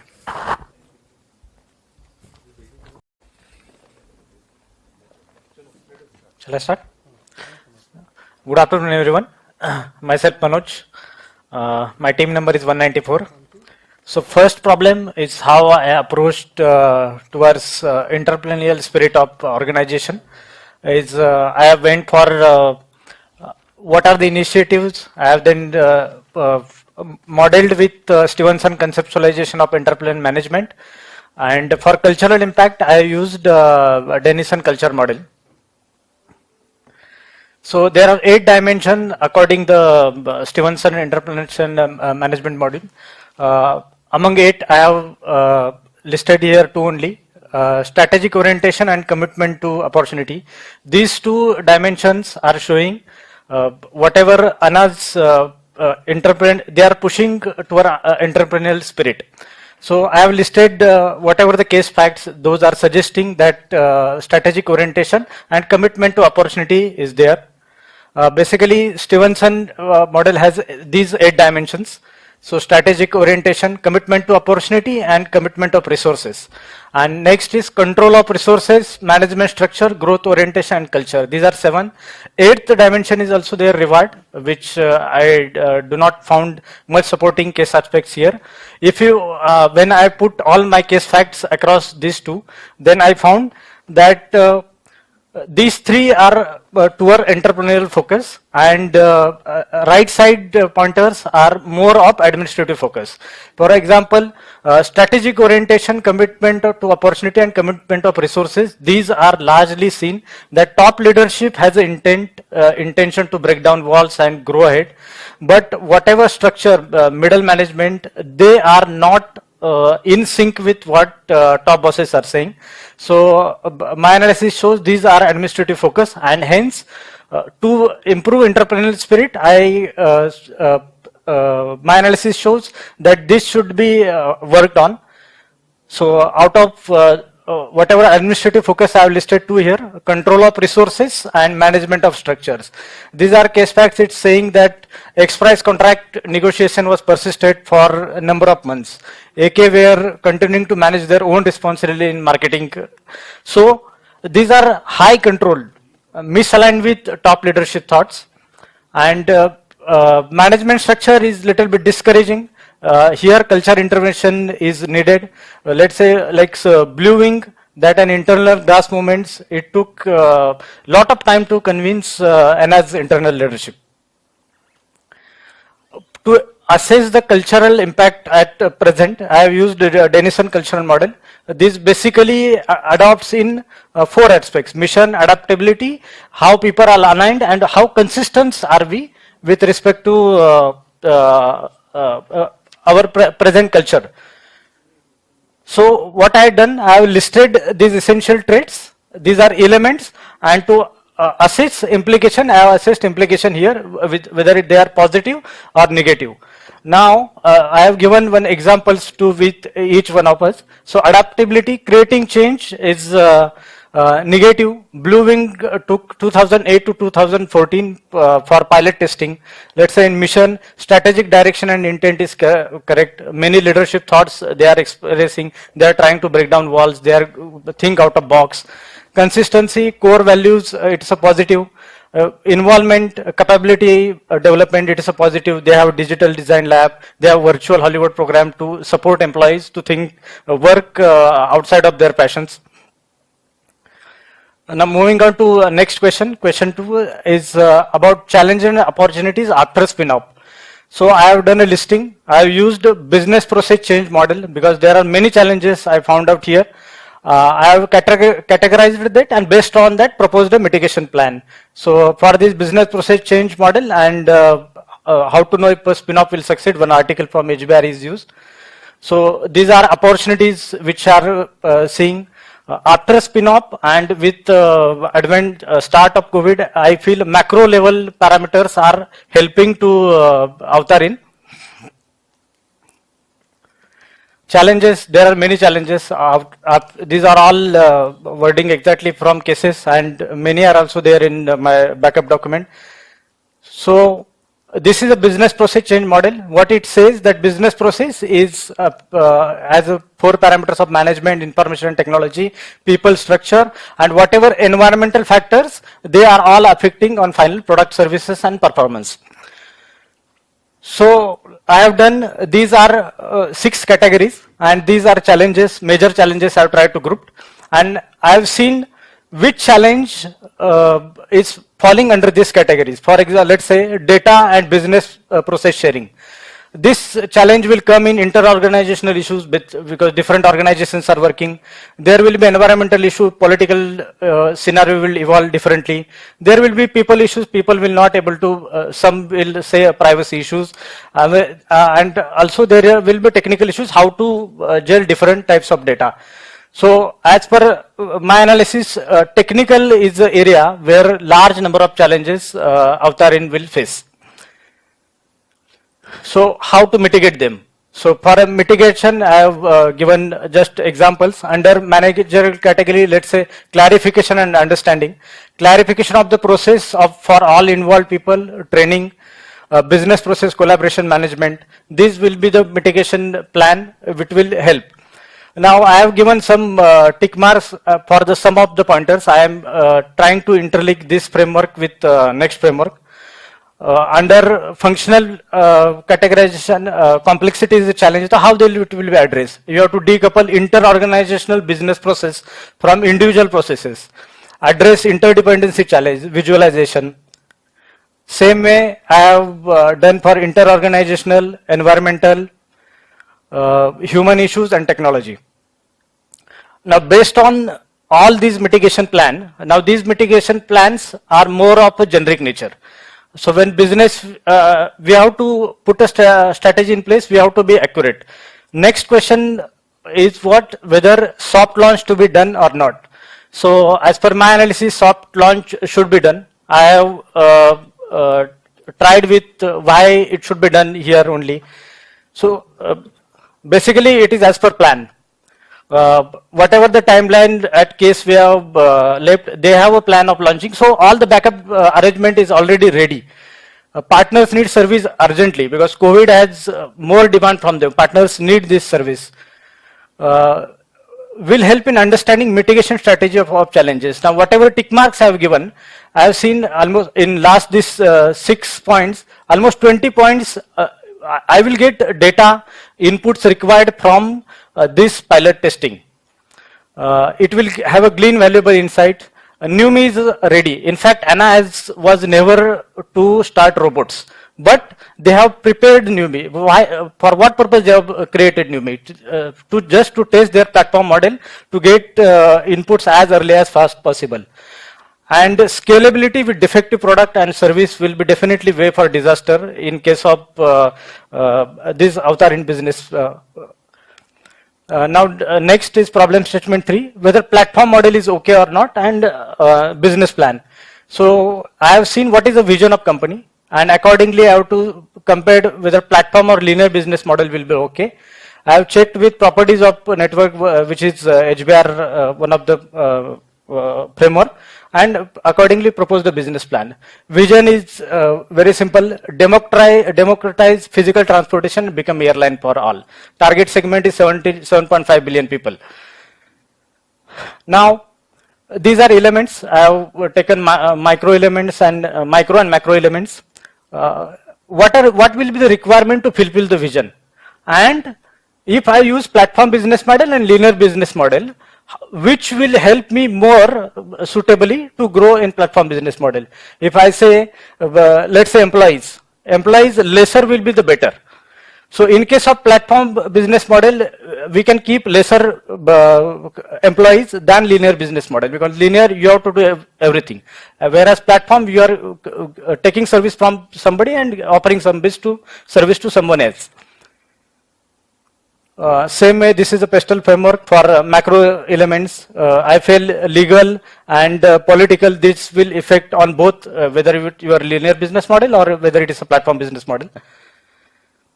Now there are 5 properties of business network model, which says strength of network effects. I feel same side effects and both cross side effects will be very strong when avatar in will kicks in. People will join because of peers are joining, like a Facebook effect.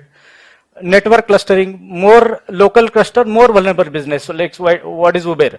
But it is a global cluster, then it will be less vulnerable. And for avatar in, we are targeting for a global base only. Risk of de-intermediation means bypassing platform and going directly to customer.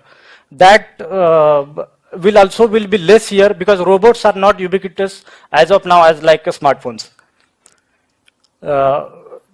Same vulnerability will be, multi-homing will be less. I feel that after 10 years multi-homing will come in picture.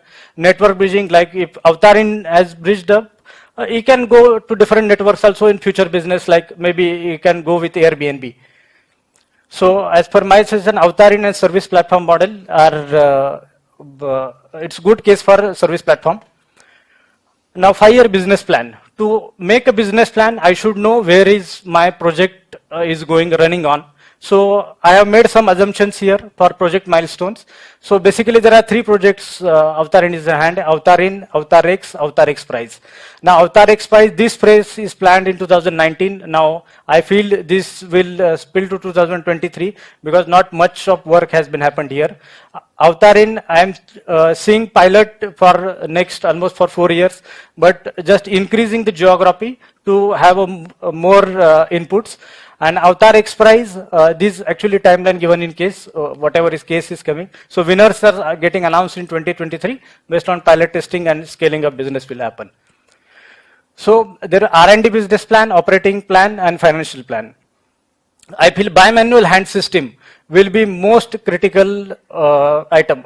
What is NUMI? NUMI is, there are in fact in case everyone is saying they could not differentiate between NUMI and Avtarin. So bimanual hand system with NUMI type structure will have a more Avtarin kind of structure. Pilot with off-the-shelf robots, because off-the-shelf robots are there, but required platform structure is not there. Operating plan, first is expanding. A team of 12 people will not be sufficient. Partner with Japan government. Presently, we are focusing only on OETA. We can go with Japan. Enter in countries, preferably Korea and Taiwan. I taken Korea and Taiwan because they are tech-savvy and smaller countries.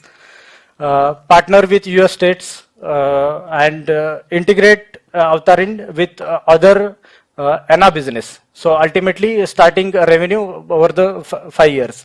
Financial plan is secure a large share from Future Technology Fund is what Case has mentioned they have got. Decide the NUMI price. NUMI price is not yet decided, is what the annexure is saying. Test Avatar service model. Review and adjust revenue model for other geographies. Review investment and secure fund and check possibility for revenue generation. Supply side and scale up. So I will move it here. So this I feel a model. Sellers, buyers. These are the risk. I have categorized risk in 2 ways, in supply side and platform. These are the points where we need to work. These are problem in hand. So what are the recommendations? So I have taken each aspect. Robot manufacturer, focus on acquiring hard side. I feel supply side, if you acquire, demand side will come up on the platform. Startups, go after small user group with highest activity, like what they have gone with bimanual hand system. Technical operation policies, ethics and regulation, this will be major part. Licensing, dynamic pricing. Accordingly, I have listed whatever the recommendations I feel. Most challenges are from technical background. And case fact shows X-Prize winners, they are misaligned when they are left alone. There is feeling of isolation. So we have to coordinate and coordinate. R&D is very much important. I want to propose a leadership also here. Akira, Takeshi and Kevin. So I feel Akira should take care of Avatar X prize, Avatar X by Takeshi and soft launch by Kevin. Most of the case facts, whatever the inlet modules are there, Kevin is expressing opinion about Avtarin. Akira being from his background handling global agendas, I feel he can lead it. And Takeshi is from JAXA. He has a neutral image and can keep on those 31 companies which have consortium. At the same time, we cannot forget A.1, K.1, Akira and Kevin, but they both are 10. So they have to see future leaders also. These are references I have taken, and thank you. Thank you, sir.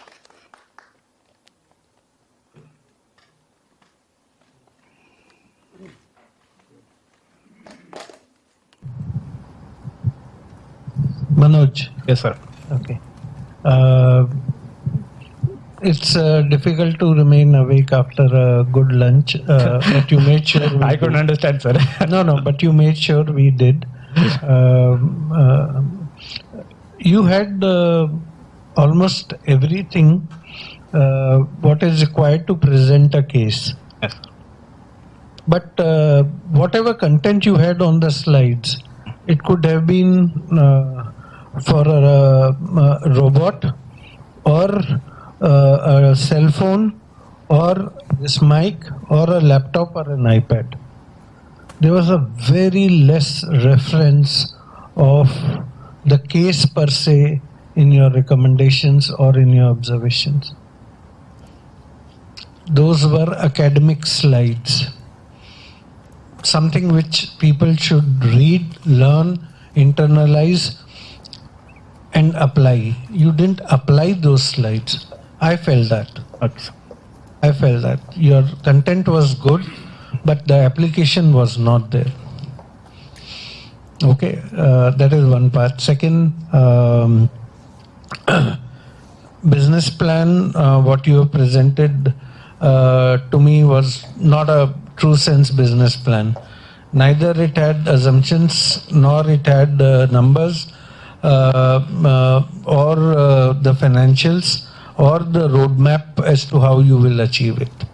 So all four elements of a business plan were missing as per me. But I did like the way you have created frameworks.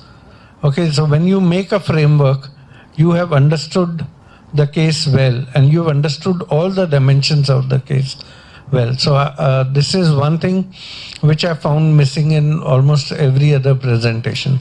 You had frameworks which no one else had presented, right? So that's my suggestion. And because there is no proper business plan in terms of numbers, I'm not in a position to even ask you anything. Thanks. Yeah.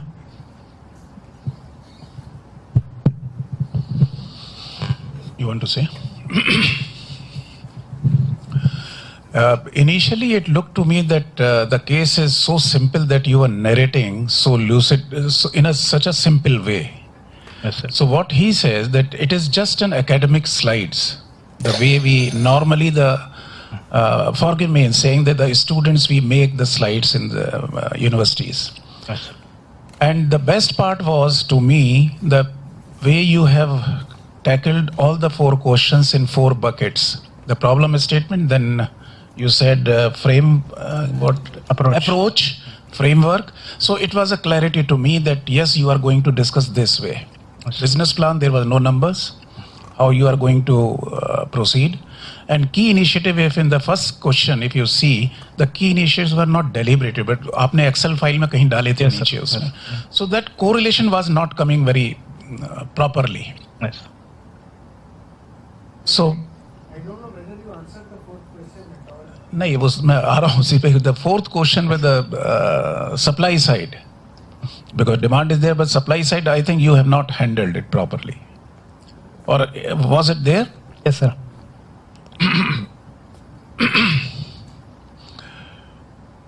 These are supply and platform side, whatever the requirements. I think you described all these, but I don't remember. No, I not described. Oh, considering time I went through. And one small suggestion, can you keep the format, font and the flow of the slides and the look and feels sort of thing more or less similar? Yes. Somewhere you are giving a typical look and somewhere you are giving a quite jazzy and consultant type slides, if you see that. Actually, wherever data I have kept it simple. Oh, so more or less, I mean, you can see the other guy's presentation just to take reference. Yes, sir. So nothing right and wrong in this, but it looks that it can be better. Yes, sir. Yes, definitely. एक Google से आपने cut paste करके कोई एक model और बताया था पहले पेस्टल से के बाद में. Yes, sir. 6-7 slide. Yes, sir. Nothing was visible. अच्छा. तो ऐसा लगता है कि just for the sake of showing you are showing. Okay. Actually, I given reference to that model. Yeah. But good that why you have used, but why you have not used Porter? Just for my reference, Pastel, why, and this model you have said, no? SWOT you have not used. So is there any reference to that why a particular model you have used? Yes, sir. SWOT I have not used because there are many challenges here. So basically, this my rate of challenge, how I can handle. Basically, I searched that how I can handle so much of challenges. So I found that business process change model. That model is quite beautiful. I could, in fact, in my background working, I have put each case facts against each model. Whatever the traits, essential traits, and accordingly, then whatever conclusion I have derived, it's based on that. Okay, and for the soft launch, you have used Y model. Yes, sir. Is it the right model? I'm not very sure whether Y used for this. Fishbone can also be used. Correct, sir. So why you chose that? I chosen Y model because before answering that question, I have used two different models and it has addressed many of the points which are required to say soft launch. I would put it this way that 5Y I used to test whatever assumption, whatever result I am getting from these two models, whether it is fulfilling or not. That's why I use that 5Y. Thanks, thanks. I think I'll just give an example where I think it's more theoretical for me. Few things, you mentioned in your business model that local is quite vulnerable. That's why you will not focus on vulnerable. Being it being vulnerable, you will not focus on the local market. You will go global. Yes. But in subsequent slides, a lot of the things you presented was you will do the pilot in Japan, and you will launch in Japan. So if you have decided from a perspective that either the business is saying vulnerable not to focus on local market, then you should not do pilot. Correct. But if you're doing pilot, then why are you then going for vulnerability? Yes, sir, so yes. I'm just giving Correct. an example Correct, that where it feels more theoretical versus practical. Yes, sir. You got to bring out the elements of understanding and take it forward from there. Like Correct. how you bring the practical situations of your understanding of the case and how it would have to be launched. Yes. But in the end, you put it well that how leaders can make the difference in the business, defining the roles of each individual and make it a useful, company. So just I want to clear that point. Actually, I said that because of properties of network, local is more vulnerable in case of platform business. So what I said there, want to say there that this Avatarin is more type of global. So this problem will not be there for platform business model in case of Avatarin. In that reference I use there. And for business plan I have put it because for testing I have to start with slowly. So that's why I'm increasing geography step by step. Yes. You are audible, sir. So I think most of the questions. Audible, sir. So I think most of the questions have been asked. I had only one observation on the business plan, especially the 5th year. I think under operations you are saying that you will explore farm to fork kind of operations, synchronizing them with ANA's existing business. Yes, sir. But if you read the case, I think some of it is already happening. They've given examples of fishing where as a use case, where people can enjoy the the experience of fishing, and the next day the fish is delivered home because of the airline network that they have. Yes, sir. So why do you push something like this to the 5th year, and why not do it immediately?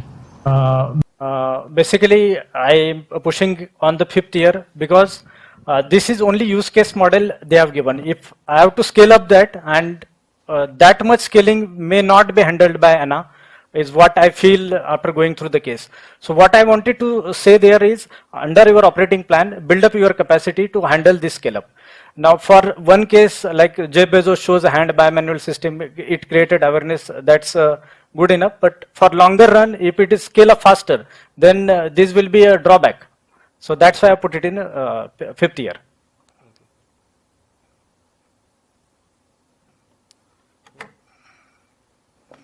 Thank you, sir. Thanks a lot, sir. Thanks a lot for the input.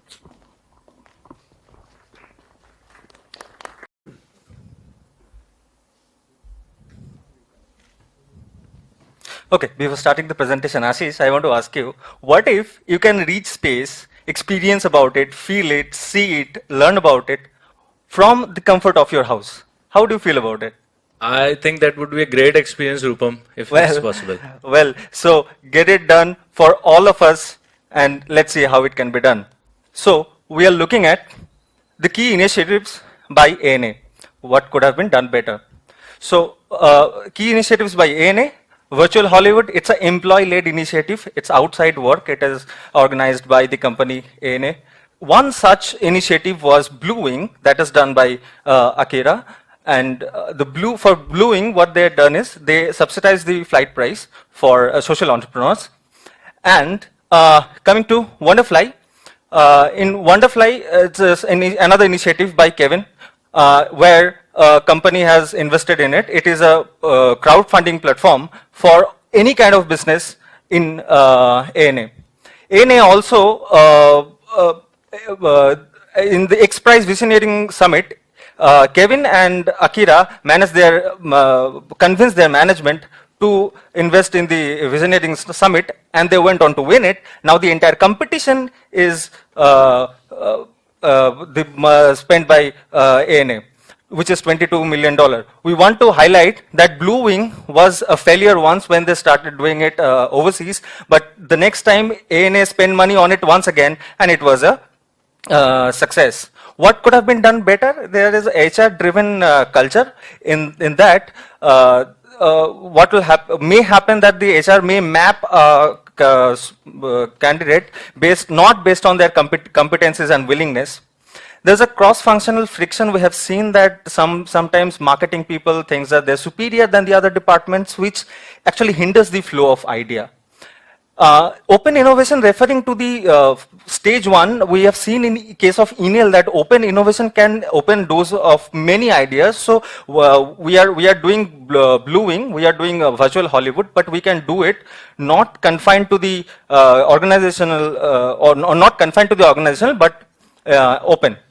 Coming to implications of the current culture, yes, Akira and Kevin found out that if they can build a consensus, then it is easy for them to get a job done. But for everybody, that may not be the case.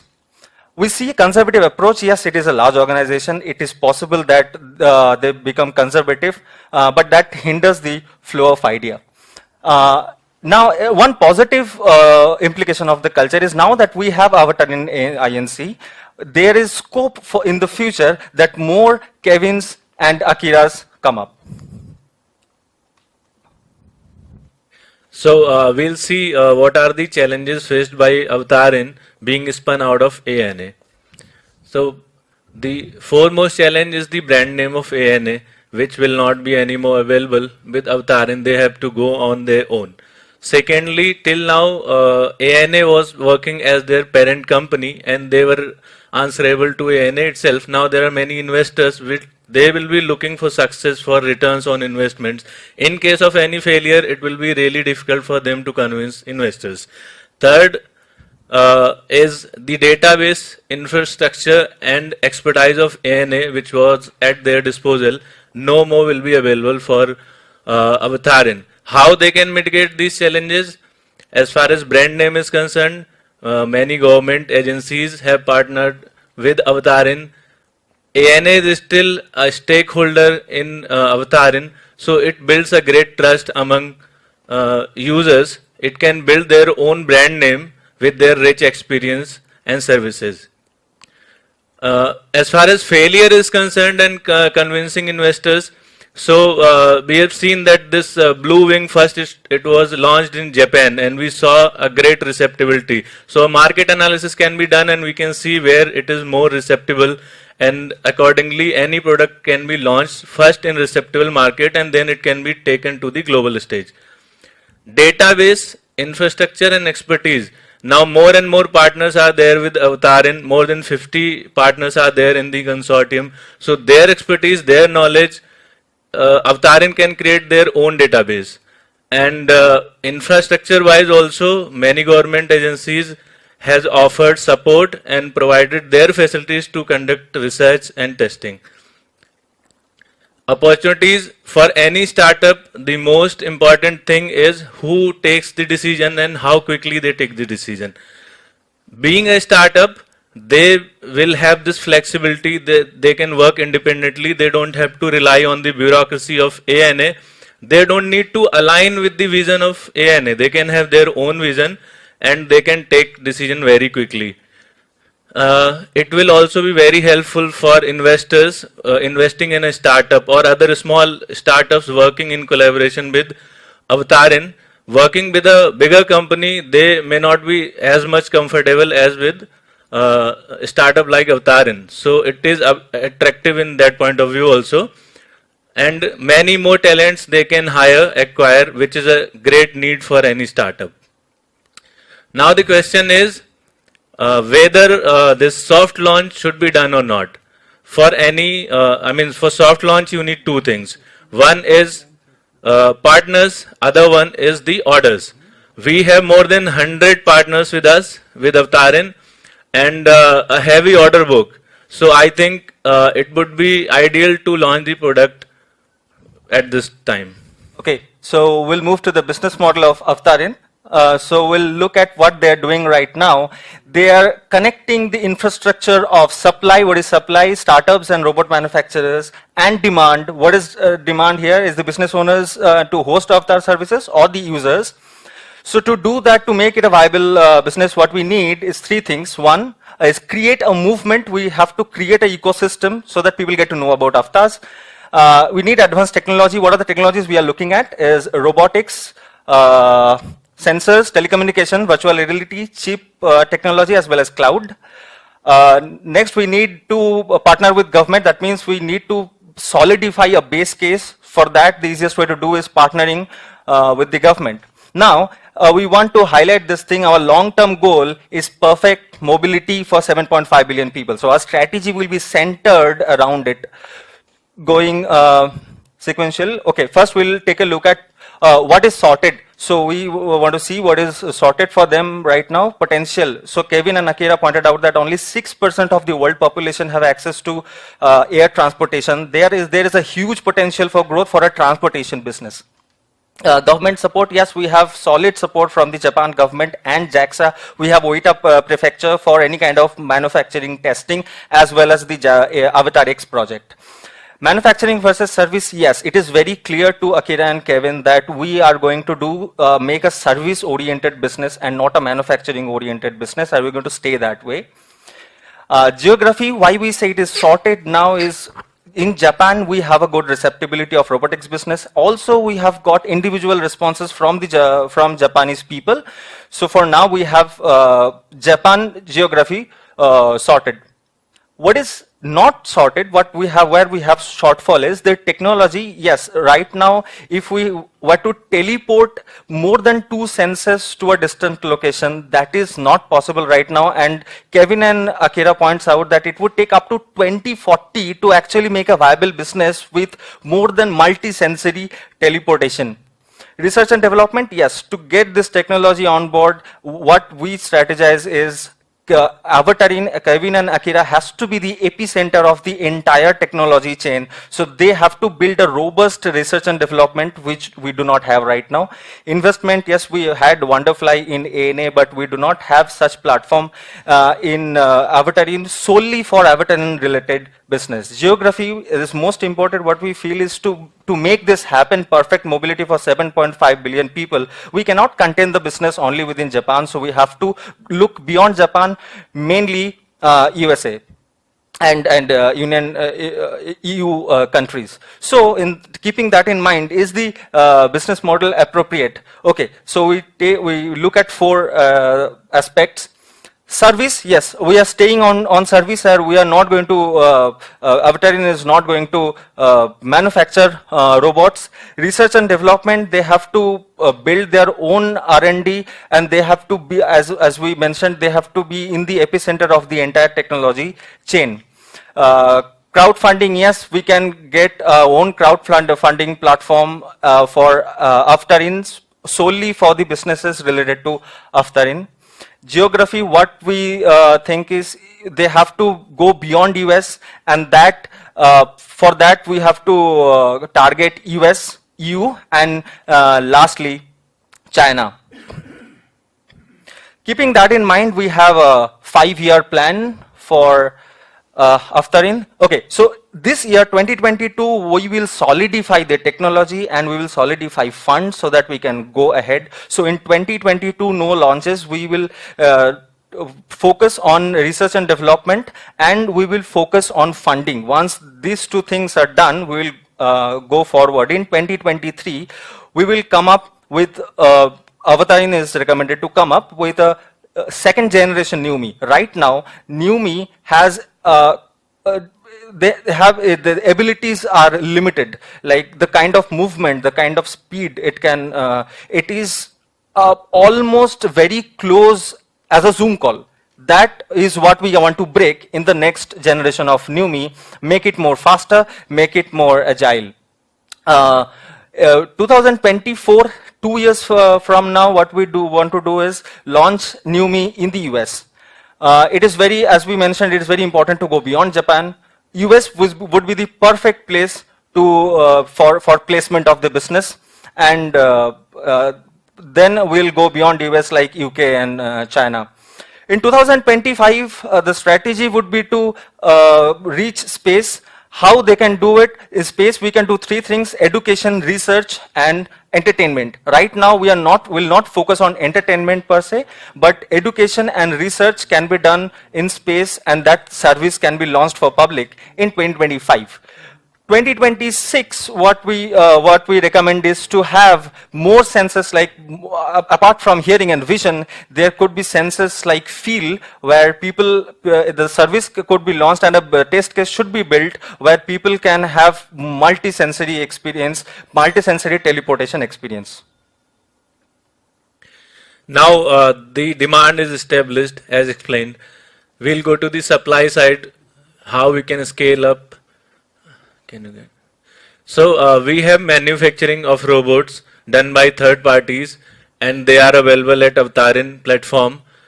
Then we have adjacent supplies like telecommunication, cloud, chip manufacturing.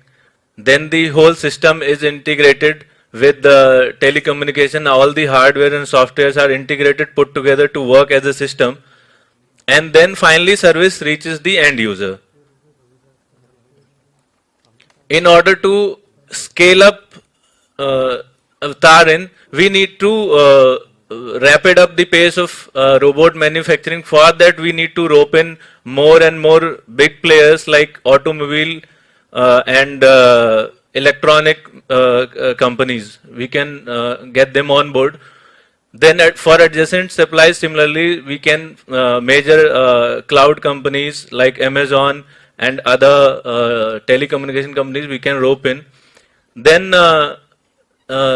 we have to build a in-house, we have to design and engineer an in-house chip that is universal in nature, which can fit into any robot and it will connect it to the Avtarin system.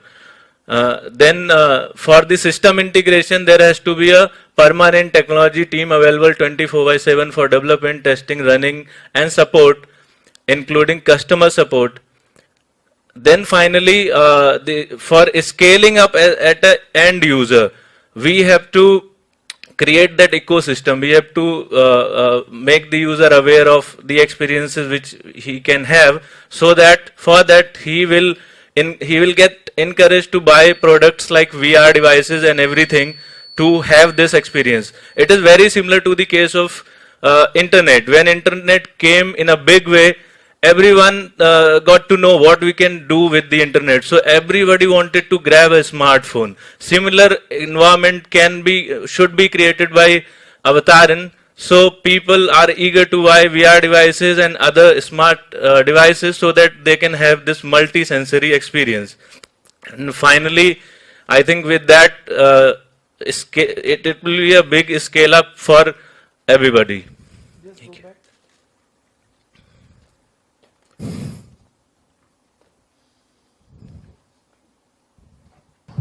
So there are few things which are very contradictory here.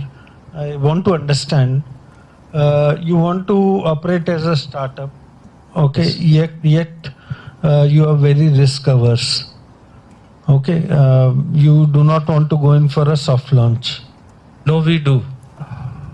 No, because I have recommended for the soft launch. Can you get, here. Yeah, so we said that because we have, for soft launch, we need two requirement. One is the book, order book and partnership. Now that we have 100 partnerships and we have a large order book backed by the government, it is recommended to go for the soft launch.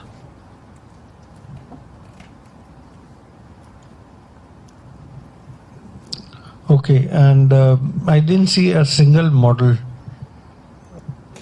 No framework, no business model, no financial model, no analysis, no competitor study. Yet you have come up with a business plan. How do you support that? Sir, for strategy, it is not mentioned exclusively in the presentation, our thought process was supported by the 5 P's of strategy. So the second question, there was opportunity and challenges. In that, what we have come up with is actually this SWOT analysis. So in 5 P's, we have plan, ploy, pattern, position, perspective. So that opportunity and challenges, that was part of the plan. For the ploy, we said that we want to have a universal device that can be connected to any robot. And so anybody can build any robot, and once that is connected to an universal device, it can be connected to the Avtarin system. So that was the ploy. A pattern as such, we do not have a recommendation from that front. Positioning, yes, we highlighted that we want to be outside Japan, because right now the company, even the website, is in Japanese language. So we want to go beyond Japan, and we want to position the company in the US first. The US, they have already done one Expo Dubai, and they have already done one this thing. But yes, global positioning is required. From the point of view of perspective,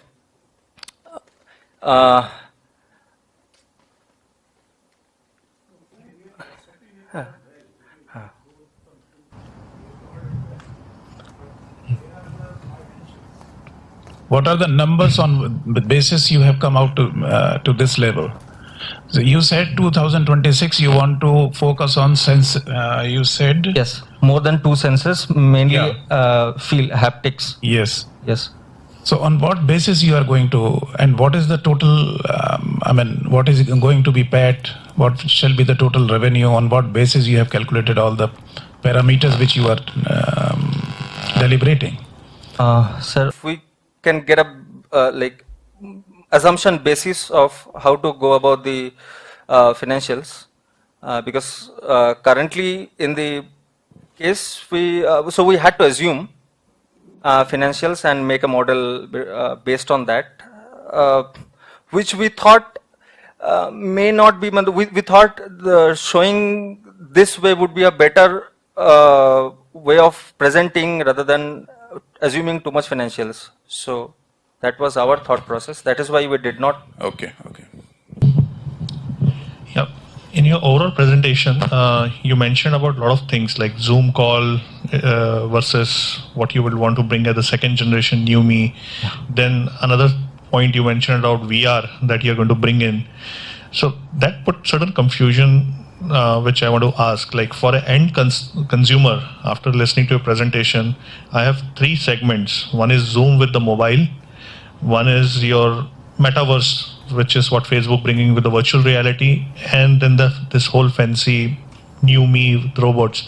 Yes. So as a need of a customer, what is that is getting fulfilled with the lowest cost for the value for money for me? Would you go? Why would I buy a fancy robot versus a Zoom versus a metaverse with VR? Yes, we'll cover metaverse first. Metaverse, it is completely virtual. So if anything is happening, so the experience is completely virtual. 2 users can interact, they can do many things. There can be financial transaction as well, but the complete thing is virtual. In case of new me, the user is maybe sitting in a space, maybe home, but what the user is experiencing is not virtual, it is real, and he is experiencing in real time. So that is a big differentiator from metaverse, and we do not think that metaverse is coming in the way of new me at all. Zoom call, yes, currently what we have with Avtarin, Zoom call can replicate to a good extent. So for that, we need more movement of the robot, and we need technology development so that the experience given by new me can surpass the experience given by Zoom currently. And sir, our vision is also to provide feel by 2026 as part of Avtarin. With Zoom call is simply we can hear, we can see, that is Zoom call. But in Avtarin, you will be having multi-sensory experiences. So understand what he's trying to ask. You are adding limbs Sorry. You are adding limbs to a Zoom call. Sir, To new me. in New Me, suppose a robot goes to space and it feels the surface, whether it is cold or hot or what. That robot will touch it and you will get the feel. So that feel factor is there in Avatarin. That sense, that multi-sensory 5 senses which we have, that will be the experience given by New Me. You are adding limbs to a Zoom call. Sir, To new me. but Zoom call is simply person to person. We can. No, because you said to 2026 you're talking of VR. No, VR means, sir, we want to. You mentioned that. No. I didn't mention 2020 VR, sir. आगे जाओ. Last आगे में जाओ. जाना. Supply side में जाओ. Sir, it was part of how we can scale up the business. For that, user has to have those devices which are necessarily required to have this multi-sensory experience. We are not providing VR devices, but we will create such a rich experience that user will want to have those devices to have our experience. I give an example also. When internet came, people got to know, okay, we can do so many things by internet. So everyone grabbed a smartphone. Now if people will get the feeling that I will sit here and I can have a feel of museum or space, they are going to buy that VR. We are not, but we will make them aware. We will make them want to buy those devices so they can have our experience. That's how it can get scaled up. We will educate and create the ecosystem for everybody involved. That's why one part, as you mentioned, about the competition. So basically, this particular avatar in their vision itself says it's a collaborative startup. It is not competing with people, it is creating an ecosystem where everybody will have a gain. I don't know if I missed it, but I didn't see any major discussion on the business model per se. Service as a platform. Are there any other options that you evaluated before coming to this conclusion? Currently, sir, what they're providing is for example, a museum or a shop or a company where somebody wants to visit. So that service is given by Avtarin. So that in that business model, what is happening? There is one robot manufacturer. The robot manufacturer gives it to Avtarin. Avtarin takes it on. They do not purchase it. Then the end user pays to the museum. Museum pays a part to the Avtarin, and that is how the business model goes. But specifically that business model we did not mention because it is a use case, and what the business they are trying to build is much beyond that. And there would be, in case of space, the revenue model, the business model has to change. In case of somebody wants to do a surgery, say for example in a distant location, then the business model will be changed. So the particular business model used for the museum that is shown, but we did not. So what we are trying to tell is we are connecting the supply and demand, but case to case basis, the flow of the supply chain will change. Thank you. Thank you, sir. Thanks.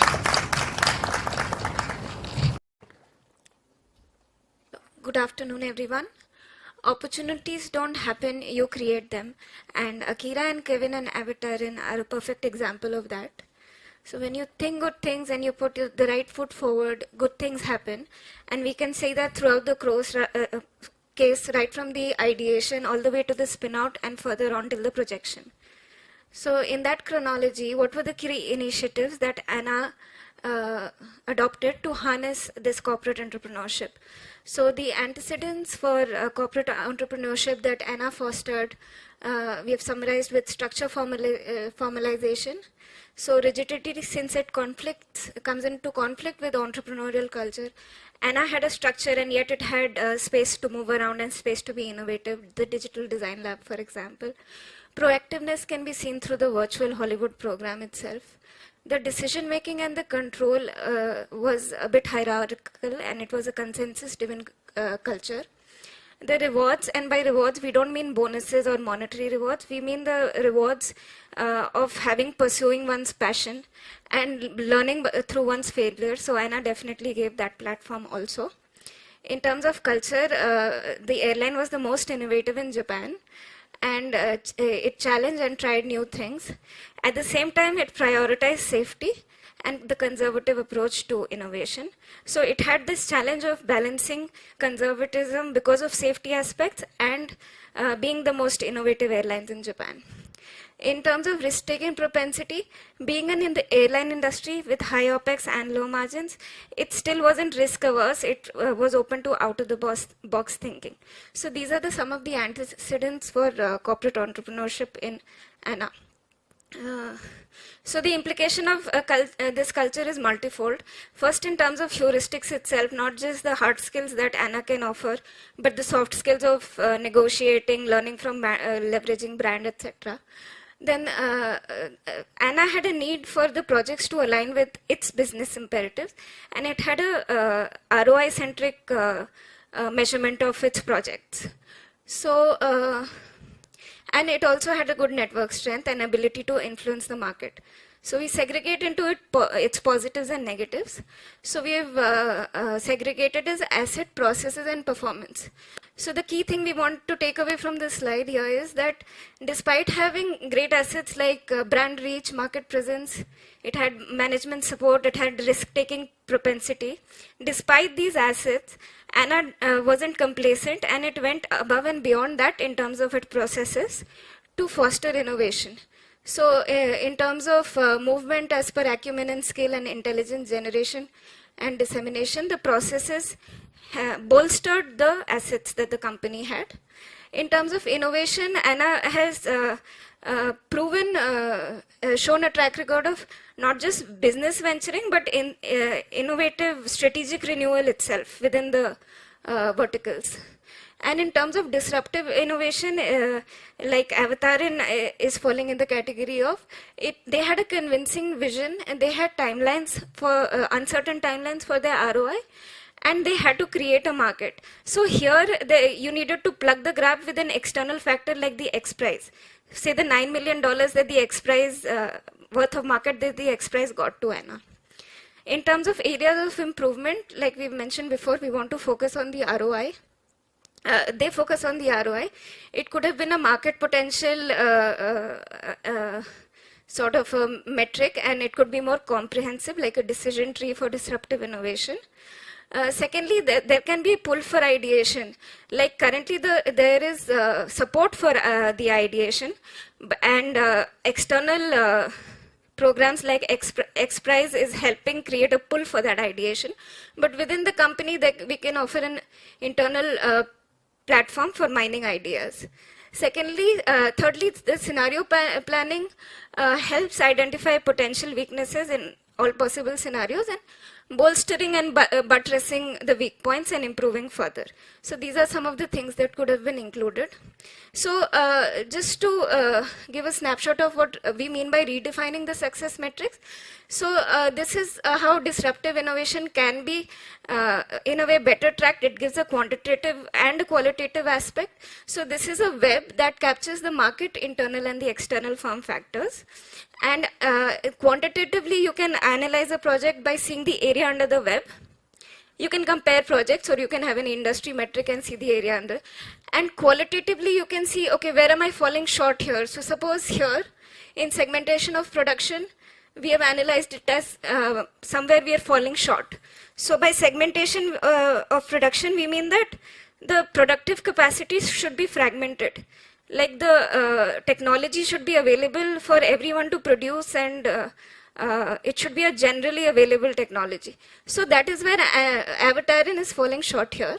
So then you can analyze how to bridge the gap. So that's what they have done. They're talking about a soft launch to iterate the technology and get in better,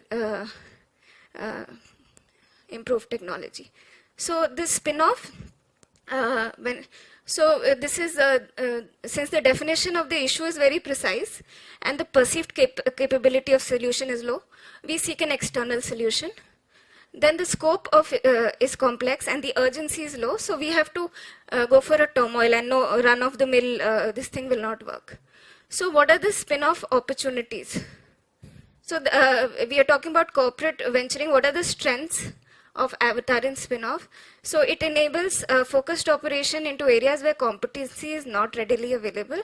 It enables both the parent and the spin-off to sharpen focus. There's an accelerated development and time allocation, and you can override corporate bureaucracy. So these are some of the strengths. In terms of weakness, the intelligence dissemination back to the parent ANA is a challenge. And there are 100 plus partners, so the legal costs, I mean, you don't want the team to be bogged down by legal disputes and costs, so that's a weakness and you have to find ways to circumvent that. And the different management styles may create rift if you're not constantly in touch. So in terms of threats also, the share price after the spin-off tends to reduce, and the ecosystem stability is also a threat. The soft launch offers an opportunity, leave room for improvement of technology, and it helps in an organically growing ecosystem. So the mitigation strategy for the challenges that we spoke about, so we are bridging the tech barrier, and we are bridging the tech barrier by early licensing pursuit. We are creating a market with ANA's base.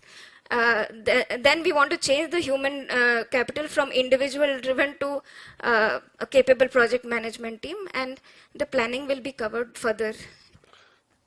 So before we get into the business plan, the business model, let's see that the social angle and the human aspects of the plan, which makes what is different with other RAS services, which is robotic as services.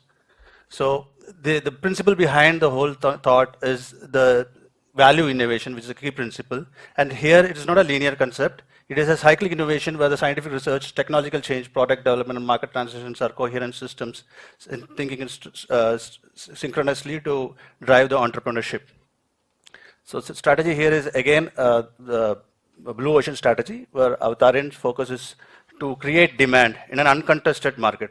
So where the logic which they have applied for their business model.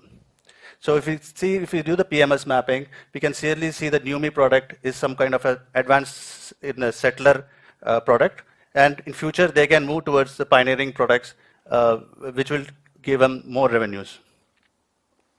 Now where we are now, so this is the whole business canvas of the Avatarin. And we know we have seen a lot of partners involved in this activity, including that.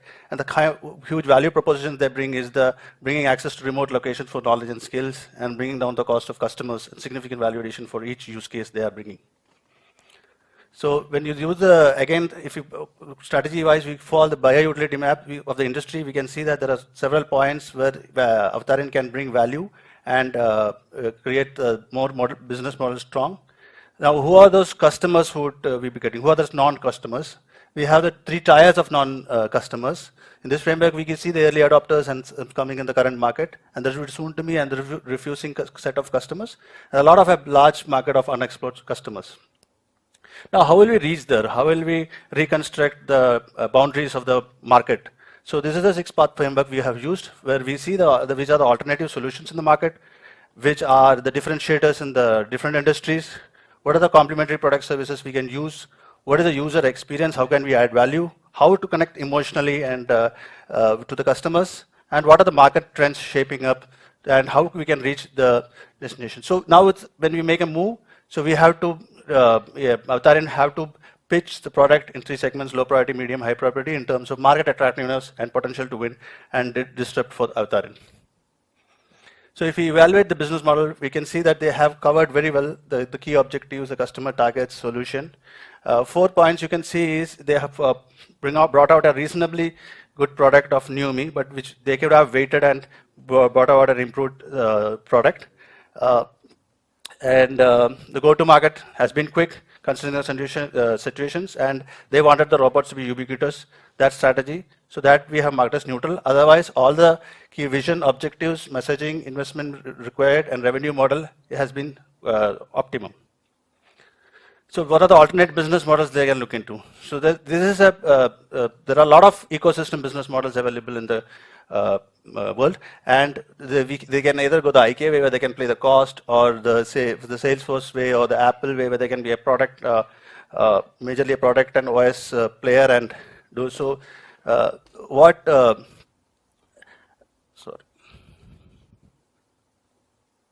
So what they have is an integrated ecosystem model, what they have chosen, where the Avtarin is playing a role of orchestrator. So here he is able to make bespoke solutions and integrate, and because it is scalable and flexible both ways. Now if you move to we have 5-year planning, what we have done. So this is just a calculation how we have calculated the target market size based on the Japanese population, what is the labor force available, and what is the degrowth achieved in this segment. If Avtarin is catering to the deficit of labor in this labor deficit, considering a conservative percentage of that target market, and the labor charges of 955 yen per hour in Indian rupees, this comes to be the target market segment. So these are the revenue sources. It's concerned about manufacturers, all those number of B2B customers with platform fee, monthly fees, and user. And here we can see the major component is the pay to connect charges. If they are able to even target small percentages of the population, they can, the 5th year revenue comes to 34,759 crores rupees. So we have calculated the customer acquisition cost, marketing cost, sales cost, cost to serve. And from that, we have as a percentage of revenue, infra tech costs, manpower costs, and maintenance cost. This is the 5-year plan. Now, the risk on the supply side, we have to see there's a collaboration all along in this ecosystem. And if you based on the 3C network, which is communication, coordination, and cooperation. So they have to commonly integrate and work together to avoid the following risk which we have identified, which includes technology, security, IP, startups, talent drain, hardware, and what are the recommendations we have given so that the ecosystem business model works well with. Thank you. You have time, go back.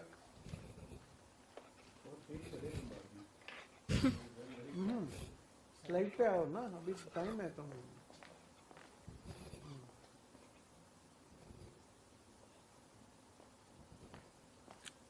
Which slide, sir?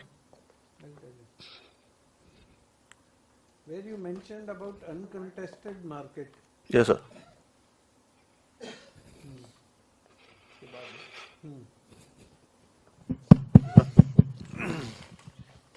How do you say it is an uncontested market? So there are several companies working in robotic as service, including Honda and Amazon. They have, but they are mostly into robotic service. And the Avtarin vision is to have a mobility infrastructure.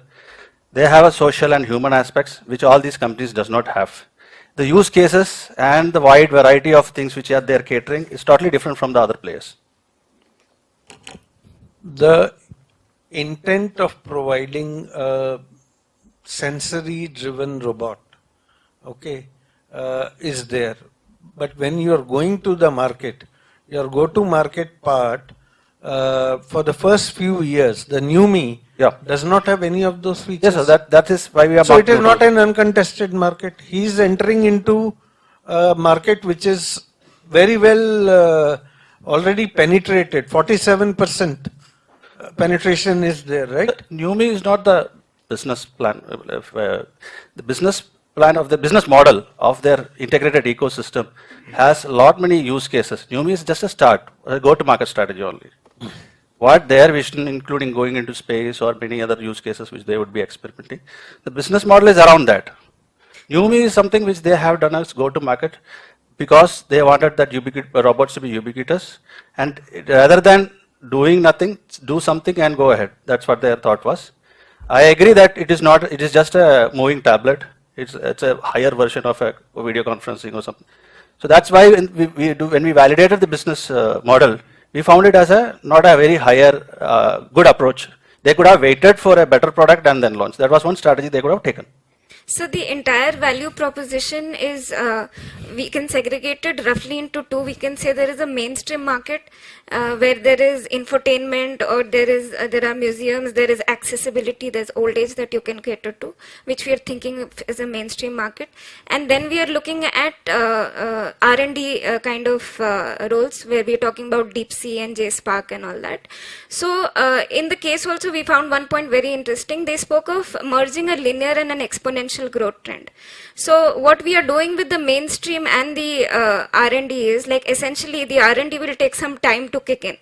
So till that, we are trying to build a mainstream market with a regular.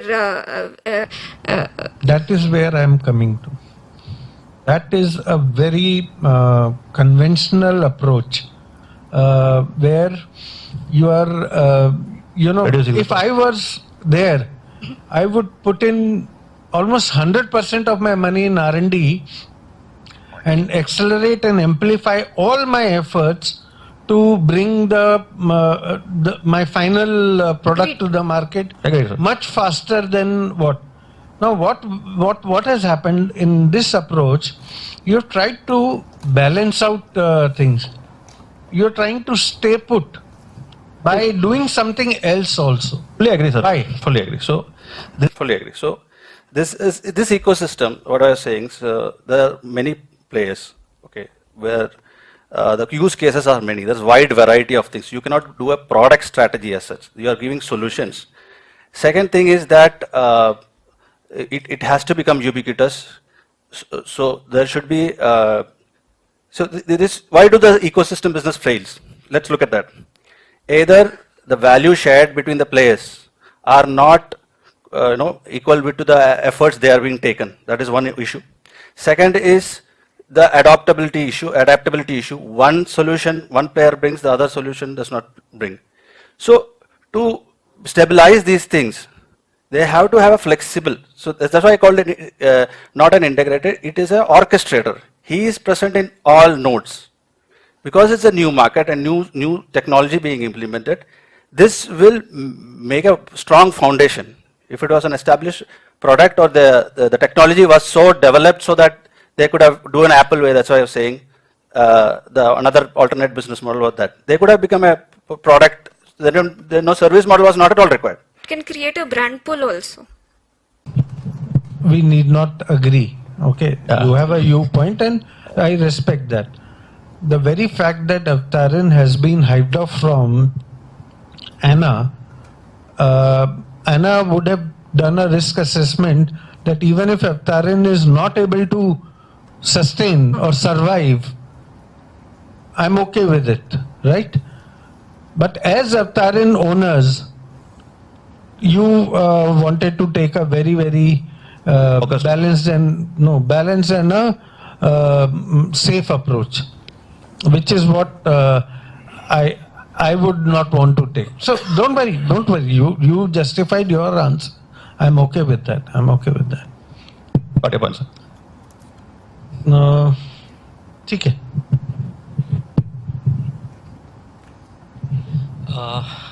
I want to pose a counter question. When you said that NewMe is not your business model or not your business plan, part, but not your first choice. That is what appears to me. So there were two options: either to do a soft launch. If you were given a chance to change something now, in the case, what would you change? That depends on a lot of factors. If there was a haptics which is coming up, and if I could, close the product it's a much more better product than the NewMe, and I'm getting Jeff Bezos to launch things. But having said that, it is not a bad product also. So it is directionally okay. So, but if you given me a chance, I would have waited because I'm working with the best team in the world, best team of technology people. I could have made a better product. That's one. If the time was suitable, factors were there, I would have waited for a better product. The classic question that he was asking earlier also, that when should you decide to hive off, or till what amount of certainty should you wait before you start executing a plan. So I think So we've also dwelled on that part, and we thought that the launch itself offers us iterations for improvement in technology. Right now we can see that haptics is a better technology, but when subsequent versions of the technology comes out, you'll get more user feedback and you'll get more reasons for you to change your technology in this way or that way.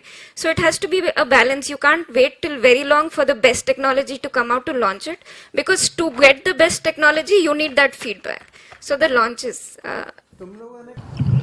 that is a framework. Yeah, so we reconstruct the market. When you say that you are wanting to reconstruct the market, why the hell do you want to wait for customer feedback, yeah?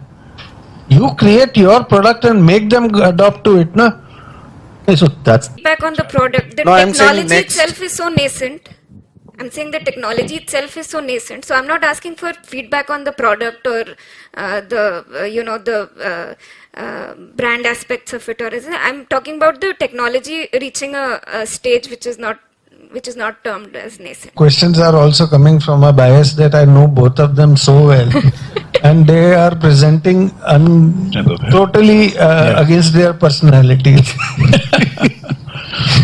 Vishakh, तुमने जो alternate business models बताए हैं, the name wise it looks very jazzy. Just can you explain on the Elon Musk and Apple? Why I put jazzy names that I don't one know second whether you can catch whether you guys really believe in that, or that is, huh? These are the options. These are all successful companies, and we believe so you are focusing on product or as a service, and finally it is a product. It's an ecosystem model, sir. What we have is an integrator ecosystem. Just explain one of these two. Why I put jazzy names that I don't one know second whether you can you catch. really whether you guys really believe in that, or that is, huh? These are the options. These are all successful companies, and we believe so you are focusing on product or as a service, and finally it is a product. It's an ecosystem model, sir. What we have is an integrator ecosystem. Just explain one of these two. Suppose if he sees that an Apple, he is purely a product come operating system player. Or suppose you go, even in ecosystem, you say there are types of ecosystems are symbiotic ecosystem, which is SAP. Most, they have a platform and they have, where the values may not be the same, or maybe there is cooperative ecosystems. Even in the ecosystem business model, we have different companies. In the Uber also, it's an ecosystem player. So he just gives the platform. But here he is a orchestrator. He is not only giving the platform, but he is, that is the way the business. So as a CEO, will it not create confusion in your mind that you are targeting so many, contradictory models and where to stay? This is a process we took, sir. Process of evaluation. There was a question which was the alternate business models. Which that is okay. Yeah. So this is the process of evaluation, actually. Yeah, the only team which has given options. This is one of the slides I would. I have a feedback on this slide particularly. All the models that you have presented is with respect to a company, except for Elon Musk. It could be Tesla or Neuralink or whatever. Yeah. So it is created by us, sir. So we just took the name so that it is understandable. Yeah. That is the only thing. What is most relatable? Yeah. So I named it. Even Ashima asked me why you put Elon Musk. Why is the company name? So I put it so that in a second you can just like Elon Musk. He only do the high tech part. The IKEA. He's only playing the cost thing. How you bring the cost down. So that's the only. From a consistency perspective, another thing was like there were overall in the slide there were 8 spellings of avatar in. So actually, I was like just an observation, and third actually was not given a chance to correct the spelling. After the slides were given, we also realized, but then you told the slides cannot be touched. So. And there was then this happened with me also. I went for a presentation to Reliance with IOCL structure in there. So you had the BPCL mentioned somewhere in your prioritization metrics. So just a sanity check. In your robot also in the financial model was RBOT. So I'm just saying. Your point's taken. Sorry for that. In terms of the model that you mentioned, disruptive innovation. Yes, sir. There was a good web this thing, but there was one point which came out very glaringly out was segmentation by production zero, and then you emphasized on technology to be fragmented as your suggestion. Yeah. It's on point 2 actually. I've not put it at 0, but yeah, it's pretty low on the web. Yeah, so there are two sets of questions on that. Was that something voice of the customer, because web is based upon benchmarking or voice of the customer, or it was just your own analysis and you're coming with point 2 as in segmentation by production? It's really good, but like this was another key takeaway from your presentation, so just wanted to understand. So the reason for putting was that visually it gives, like I said, a quantitative and a qualitative idea of where your project is at. The metrics, how they, what the 0 and the least count is. So it's like from 0 to 1, it's industry, it's an industry index. And here I'm taking mobility and as the industry, robotics and mobility as the industry. And 0.6 would be average. Sorry, 0.5 would be average, but on the graph you can say 0.6. So roughly, there are actually heads under each of these. So if you score each of these heads, which is the process we went through to end up with this, you can average it out to a certain index, and then you can mark it along this thing.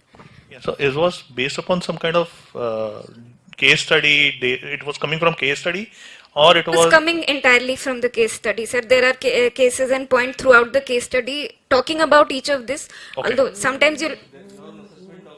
Then organizational ambidexterity should have been at 1. No, so that is our input to it. So this is about Avatar and not Anna. So why ambidextrosity is it's at that point is because exploitation versus exploration. So here it is skewed to one end. It's not about Anna. It's about Avatar, and so. Thank you. Thank you, sir. Thank you, sir. Respected judges and August gathering, I am Saurabh from Pipelines Department, and I am here to present my case on Avatarin. So let's come and travel the journey of avatars. So what are the key initiatives taken by Anna? Before going to the initiatives, I would like you to understand the vision, mission and values of Anna. So vision, it wants to be the world's leading airline group. Its mission, it's built on a foundation of security and trust. And its values hinges on safety, customer orientation, social responsibility. Why I have showed vision, mission and values, it's important to understand that in pursuit to achieve these vision, mission and values, Anna has continuously realigned itself as a brand and taken various initiatives to achieve the sustained competitive advantage. If we see Anna's journey over the years, starting in 1952 with just 2 helicopters, coming to 2013 when it changed its corporate structure to holding company, we can see it has been in Anna's DNA to challenge the status quo. It never hinged on a particular strategy and carried on, and that's why it has been a successful airline company in Japan. Now, what Anna did? So this is the route map that Anna took to promote entrepreneurship. These are the various steps that I will be explaining in the subsequent slides. So first initiative, it promoted various programs like Anna's virtual Hollywood program goes back to 2011, and this is what ignited the entrepreneurial spirit of Akira and Kevin way back in 2011. Then it promoted Blue Wing program. It supported Akira and Kevin in creating Wonderfly, a crowdfunding platform. Further, it catalyzed the employees' passion internally and externally to encourage entrepreneurship in its company. By sponsoring NX Prize Visioning Summit in 2016, which involved paying a 6-figure entry fee. Next, it secured a $22 million fund for X Prize, and creation of digital design lab inside Anna to promote innovation and encourage entrepreneurial behavior is somewhat, we can see that these initiatives were very much in line with ANA's future vision to create entrepreneurship.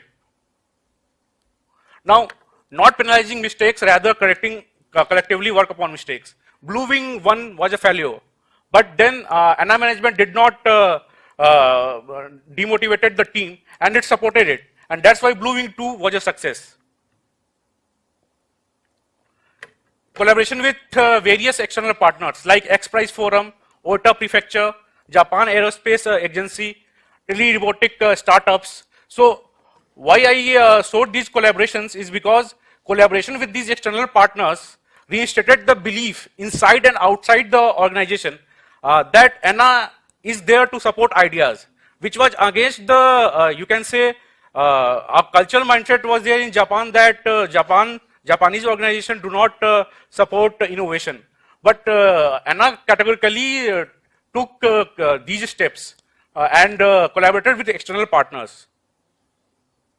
And last but not the least, is spun out FZAR from ANA and further developed its vision and mission. Now, what could it have done better? So for that, I have gauged it from the view of McKinsey 7S model, wherein I have taken seven broad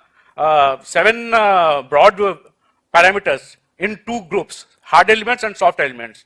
Hard elements include strategy, structure, systems, and soft elements include staff, skills, style, and shared values. If we see at strategy and systems, it's going to be very positive for Avtar in the coming days, because it has already utilized ANA's brand image, which has immensely assisted Akira and Kevin. Next, systems. It's going, Avzarin is going to create a platform business model, which is its vision. So ethics and regulations will play a major role in creating its systems. However, structure, if you go to structure, it has a hierarchy-driven organization and consensus-driven culture, which is somewhat negative for Avtar, because decision-making process was slow and risk-taking ability was also very low. Coming on to skills and shared values, these two aspects of ANA was also somewhat positive, because skills, ANA's culture has been always to upgrade its staff through various programs, as already stated earlier. Style, I think upper management should have been more participative and supportive in hearing innovative ideas. Barring Suda and Katanojaka, no one in upper management was very supportive initially. That was because of vertical hierarchy and top-down approach, and that's what I think was negative, negative cultural implication for Avtarin. Coming on to opportunity and challenges for Avtarin. I think after being spun out of ANA, efficient operations and innovative culture is going to be somewhat very helpful for Avtarin, because you can now solely focus on its vision and mission in a structured manner. So more customer-focused neoteric culture will be there by spinning off as a separate entity. Team culture, that Avtarin can now also have closer insight on company's renewed vision, mission, and values, because it has a dedicated team of 12 members which can realign itself with company's vision, mission. Technologically, disruption and innovation. It will be both opportunity and challenge, because Avtarin has already created first mover advantage by collaborating with various external partners. But the challenge remains to emulate the 5 sensory human experience as much as possible with existing technology. Network effects, yes, a global pandemic has already created demand. Now the problem lies with creating supply that Avtarin has to take care of. Competition and growth pressures. If Avtarin does not build a sustainable competitive advantage, then existing platforms like Google or other big players can exert pressure on Avtarin and can kill its sustainable, its competitive advantage in long run. Two major challenges that Avtarin faces is integration and control and regulatory constraints. Why? Because Avtarin platform will involve several users on supply and demand side. So it's very important to control the behavior. Suppose there is a unruly behavior from supply side, or you can supplier, or the from user side, that will create a very negative review on both the sides and will not create the type of business that Avtarin needs to create. Next is the regulatory constraint, which is going to be a challenge that Avtarin needs to tackle. Now, what is the mitigation strategy for Avtarin? So, for regulatory constraints and ethical challenge, I think Avtarin needs to create and understand what the government requirement is. Next, for that, it needs to create a public relation department with a staff dedicated to understand what the issues that the government is currently facing in such platform businesses. And next, I think it needs to understand the problem in more concrete way by participating in more technology forums, or you can say various other forums which involve such discussions. Technological challenge, I think the major challenge which it faces today is to store huge amount of data.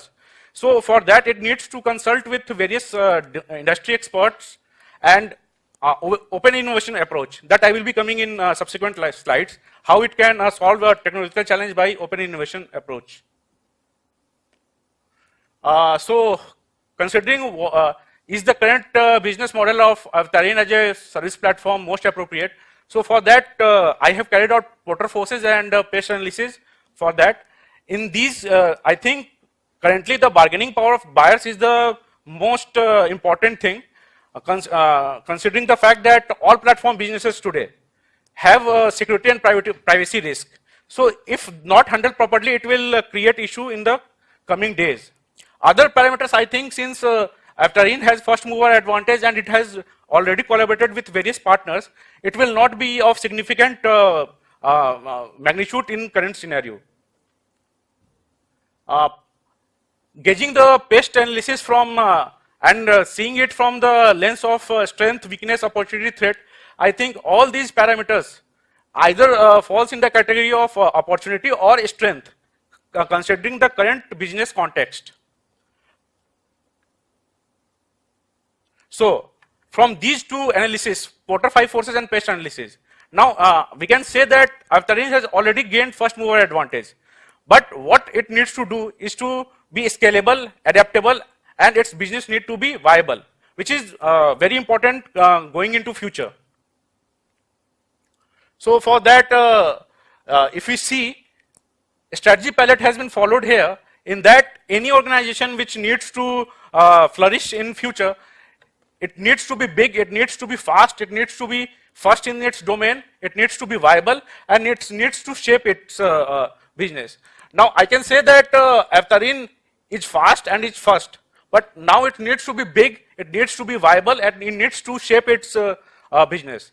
So for that, I can see that if in the current context, if it needs to, I can say, size its business, so service platform is most suited, because currently around of population of 7 billion, around 5.46 people are using mobile platform, and internet usage is also predominant in across the globe.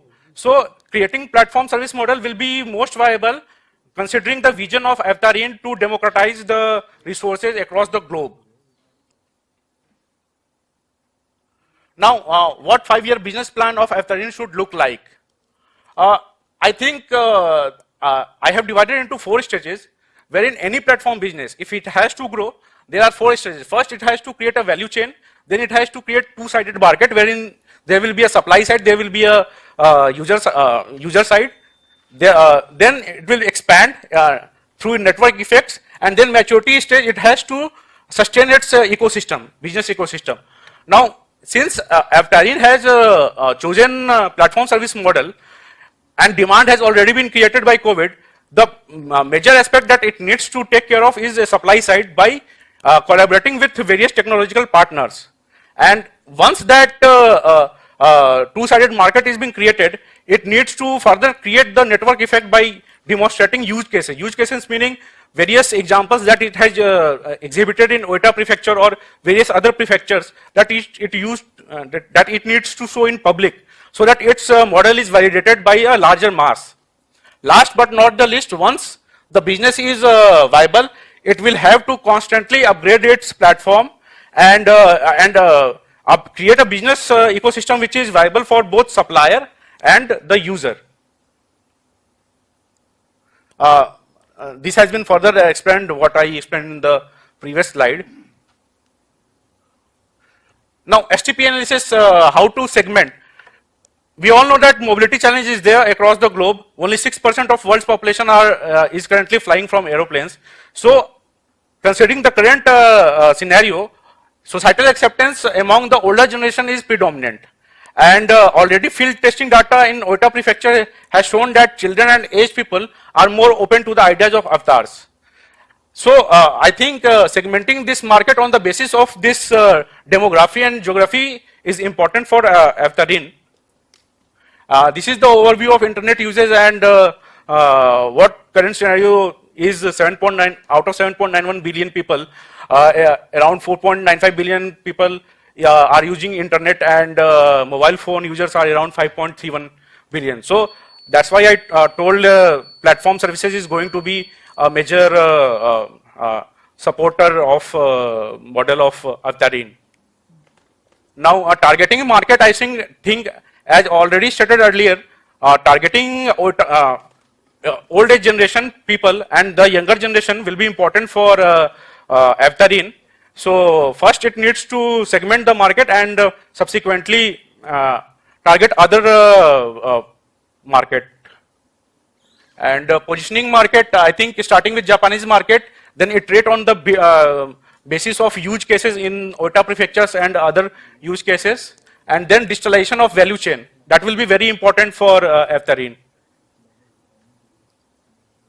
Now coming on to the supply side, I think technology advancement is very important. For that, R&D needs to be done in collaboration with universities and technology experts. Next, open innovation that I one good thing about your presentation was that you were at the end of every slide or topic, you were summarizing it and giving your recommendation or what you understood of that particular situation, right? Which is very good because it very clearly spells out your understanding and the approach you are going to take. To me, the look and feel of the presentation was something which could have been better. There were different formats, so it kind of twitches your attention. You could work on that, but the content certainly was very good, particularly for the first two questions. Third and fourth, you rushed and you could not complete, in fact, the fourth one.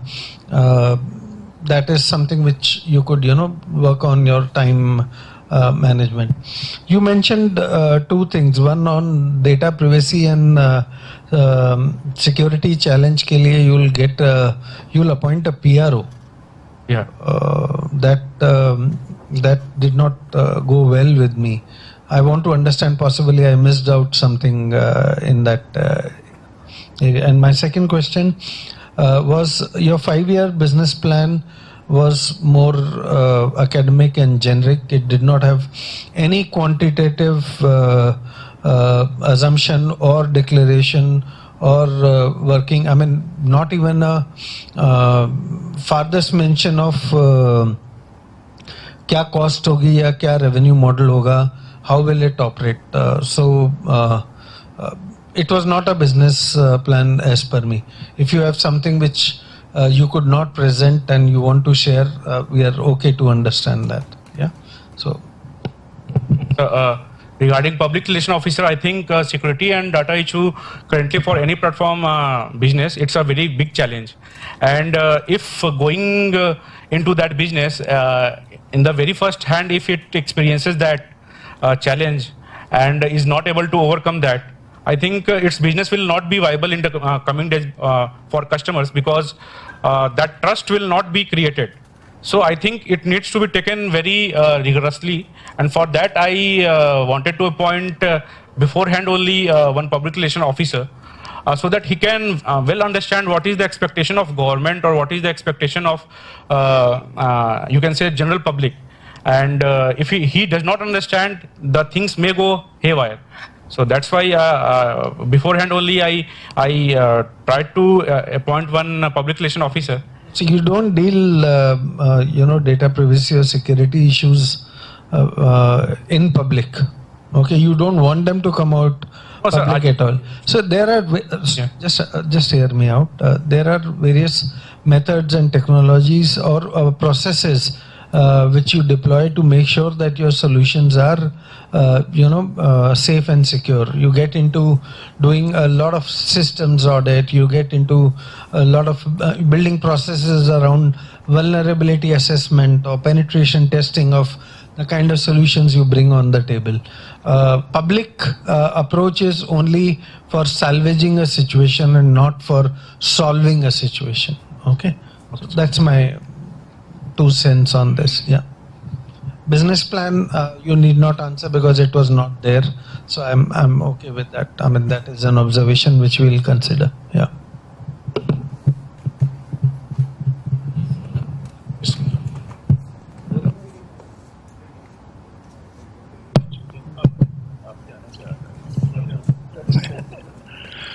So 5-touch sensory and whatever you discuss, so I think they have already implemented here. Yes. So Saurabh, good presentation as far as the first 2 questions are concerned. It was quite structured, the way Rahul also said. So it was in a very systematic way you projected. Business model, it was not there. And the alternate business model was also somehow I missed, or it was not there, you can tell us. And more or less it was a theoretical, what we know that maturity hota hai, phir uske baad aapne kaha market and then create and then all these things we all know. So you were describing that more or less. Yes. So that may be avoided, and the content were fairly okay. And their look and feel, the way I take that somewhere the font is different, in some slides it's different. If had it been uniform, then you have more interest to look at and then absorb. So that is my suggestion. And the 4th one, there's a supply side, somehow we could not complete that. तो business model तो आपने alternate तो बताया ही नहीं, और जो बताया था आपने उसमें शायद वो थ्योरी ज्यादा थी. Do you want to revisit, or do you want to respond? I will certainly revisit it afterwards, because that's a thing. Actually, I would like to admit that I rushed through the last 2 questions because of various issues observed. So, yeah. I think I resonate the same comments. You mentioned about initial growth, expansion, maturity during the time of business plan discussion. But obviously there is a S-curve, right? And then it could be presented with that kind of S-curve with time and value that it brings. So your business case was more around initial mein ye karenge, there was a strategy, but how does visually it would happen, and what are the numbers behind it would give a more essence to the business plan, right? That during this time, these are the things, this will have this much of revenue, this much time it will take, right? But again, it sounded more theoretical with a slide in front of us with those phases and those strategies. Okay. Thanks. Saurabh, I think a lot has been said. There are only 2 points that I want to leave with you. I will not hold the formatting or the PPT skills. I don't want to hold it up as a negative, because some of it comes with exposure, with experience. So I'll talk only about the content and the process. Content, as I think most of the comments you would have heard, a lot of it looked theoretical. But what I liked about the entire approach was, I think you followed a process. for each of the questions. You applied a framework, you created standard formats for. So most of your initial slides were very standardized. So I like the rigor of the process that you adopted. Formats, and I think these things will come with some experience and with age. But I think it was an honest attempt. I like the attempt. All the best. Thank you, sir. Thank you, sir. Thank you.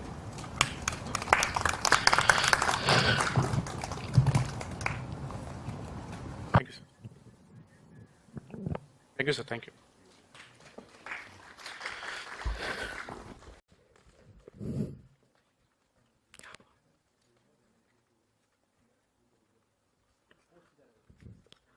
अंदर में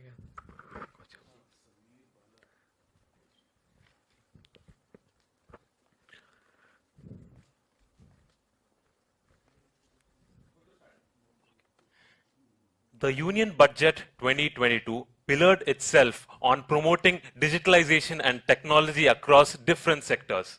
Aptly, as known by everyone, this budget is known as the digital budget of India. And we have seen that this budget is going to help in the exploration of technology to the next level. I'm going to speak about how this little budget is going to help us take India to a wide range of technology enhancement in the country. Taking in case of the Avataran. Aptly saying that this innovative platform is going to help us in encouraging ourselves to grow more further in the technology market.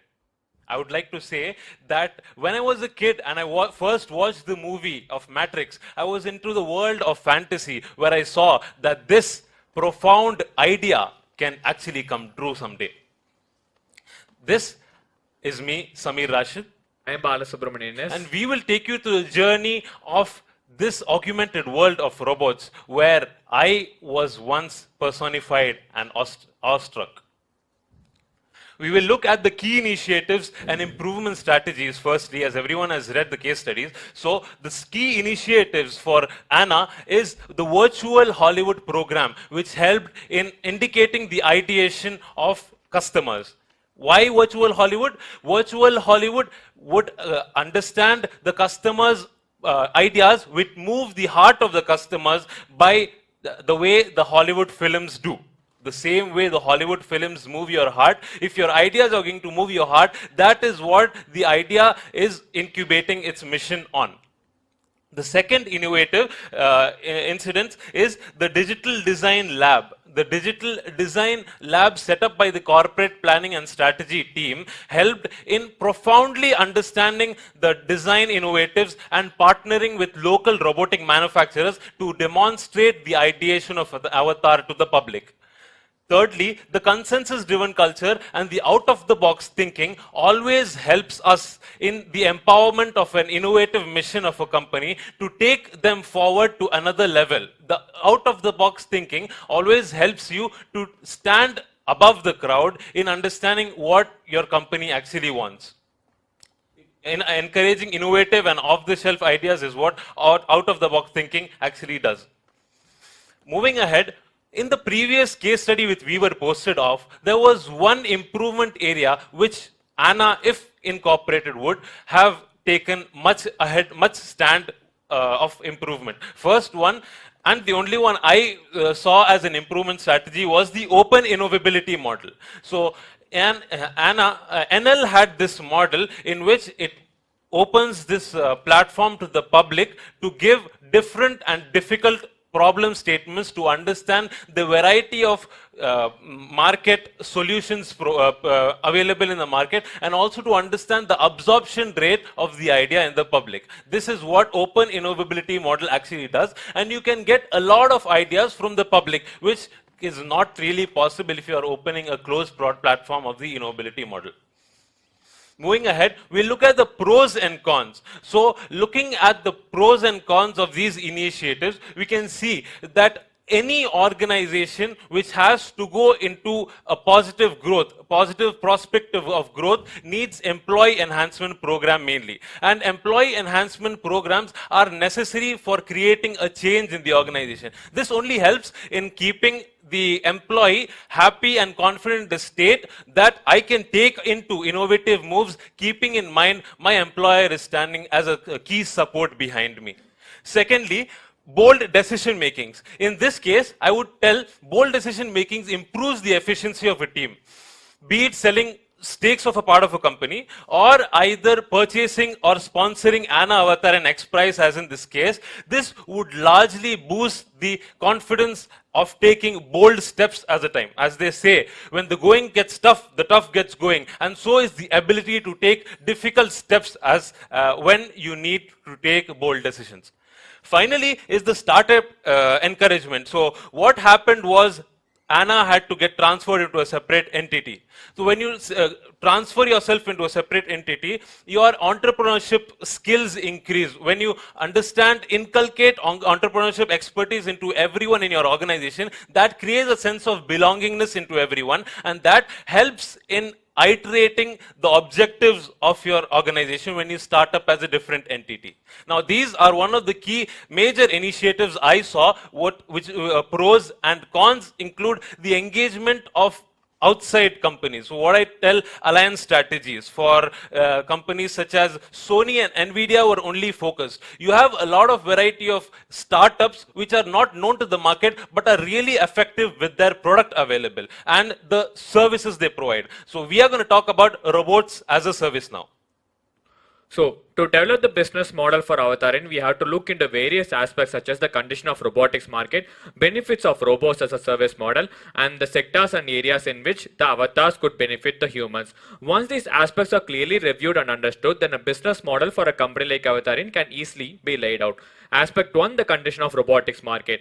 As there is no doubt regarding the wide use of robots these days, especially in the field of automobile industry. And the COVID pandemic situation has also awakened many industries to tackle social distancing norms by deploying robots at their workplace. Even in the recently concluded Tokyo Olympics, the Japanese government had deployed robots at the Olympic Village to serve the Olympians based on their needs. And based on the market studies too, the robotics market is expected to have a compound annual growth rate of 17.45% by the year 2026. And as we can able to see from the global robotic map, we could able to see the huge surge in the usage of robots in the continents of Asia and Australia, followed by the European as well as the North American country. The second aspect, the benefits of robots as a service model. The mission of Avatarin is to teleport the human consciousness from one place to another place by deploying robots at several locations rather than selling them as a product. This means that robots as a service model best suits this mission and has great benefits over the robots as a product model when viewed from both the point of view. From the customer point of view, customer don't have to worry regarding the breakdown of the maintenance cost, and from the Avatarin point of view, this will actually lay down the path to economy type sharing model, whose success we can able to see very clearly from the companies like Uber and Ola. This, in addition with the implementation of RAC framework, that is Robotics, Analytics and Cloud framework, will make the robots get prepared for the future digital generation. The third and the most important is the different usage sectors.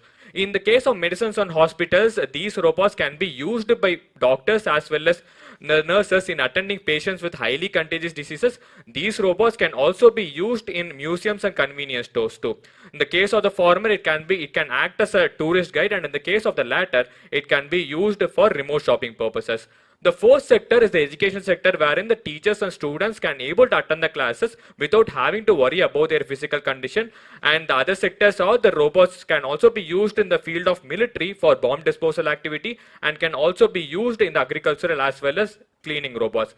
The most interesting sector out of these is the space exploration sector. As the avatars could teleport the human consciousness from one place to another place, it could actually replace the humans. The risk of rocket explosion in mid-air with human on board is one of the concerns that many space organizations face even today. And if the humans can be replaced by the avatars, it could bring in a lot of benefits. Risk to human life is completely eliminated, and the Numi robots could be able to select the correct sample from the planetary object based on the command that they receive from the remote location. And as we are now seeing how good the robotic market condition is and how well the robots can perform in different sectors, we will now go ahead with planning the business model for the next 5 years. What is the main purpose of a business model? The main purpose of a business model is to have an effective strategy for growth, to understand your financial needs, and to have investors, to attract investors, right? So how do you plan this business model? Even a Bloomberg study says that if companies that plan grow 30% more than companies that don't. So looking at the phase-wise structure of the business plan we have targeted for, we have broken down these 60 months of the 5-year plan into 4 phases. Of the first 24 months having the plan 1 of the main purpose goal having to develop factories for deployment of robots, and to also have R&D centers which would help in the deployment and understanding the utilization of technology into these ANA robotics. For the action plan, we have to set up these factories in the first world countries and the developing nations such as Japan, India and US to understand and scale up the production of the NUMI robots, and also to have the functionality, to improve the functionality of the NUMI robots. Another important goal is the sectors we talked earlier about. We have to have these implemented extensively in the sectors we have mentioned above, and to take feedback in the next phase. So the next phase is of the planning phase 2, what I say of marketing. So you market your product, your prototype has to be publicly gone to the market. How do we do that? Is to increase the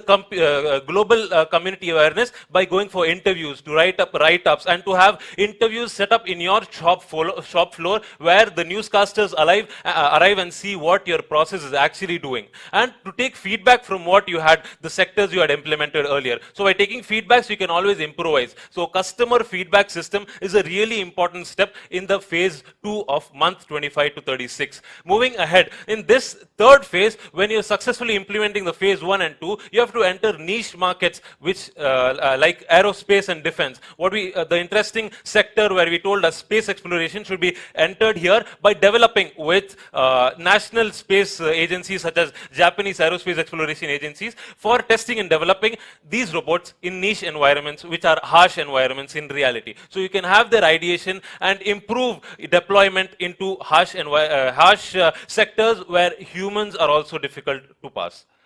Finally, you have to understand the economy type sharing model, like the ones which Ola and Uber is doing right now. So the economy type business model, you have to understand that you have to keep your strategy, supply side priorities in place. So keeping your supply side priorities and working on the supply side challenges, and to understand the action plans and targets to be taken to implement those strategies is important in the plan phase 4. And these are the supply side priorities and challenges above. As mentioned by Mr. Samir, for Avatarin to sustain longer in the robotics environment, it has to address the supply side priorities as well as the challenges that needs to be addressed. The market restraints and market challenges can be branched under the supply side priorities, and infrastructural challenges and management challenges can be branched under the challenges that needs to be addressed. High proneness to operational failure, low battery backup, requirement of raw materials and fabrication method are some of the market restraints. If my robot is failing frequently, and if the robot is having a low battery backup, and if the raw materials are not sufficient to meet up the market demands, then customers won't be coming back to Avatarin the second time. Hence, the reliability of the robots has to be improved by selecting the right hardware, and Avatarin shall ensure the release of frequent firmware and software versions to improve the functionality of the robots. As far as low battery backup is concerned, Avatarin shall introduce processor based on 5 nanometer and 6 nanometer, which would improve a lot with respect to reduction in the power consumption. This, with the introduction of graphene batteries with the help of internal R&D process, will also make wonders with respect to the power efficiency. As far as uncertainty with respect to the raw materials is concerned, Avatarin shall build their own warehouse, stock essential materials and meet up the market demand.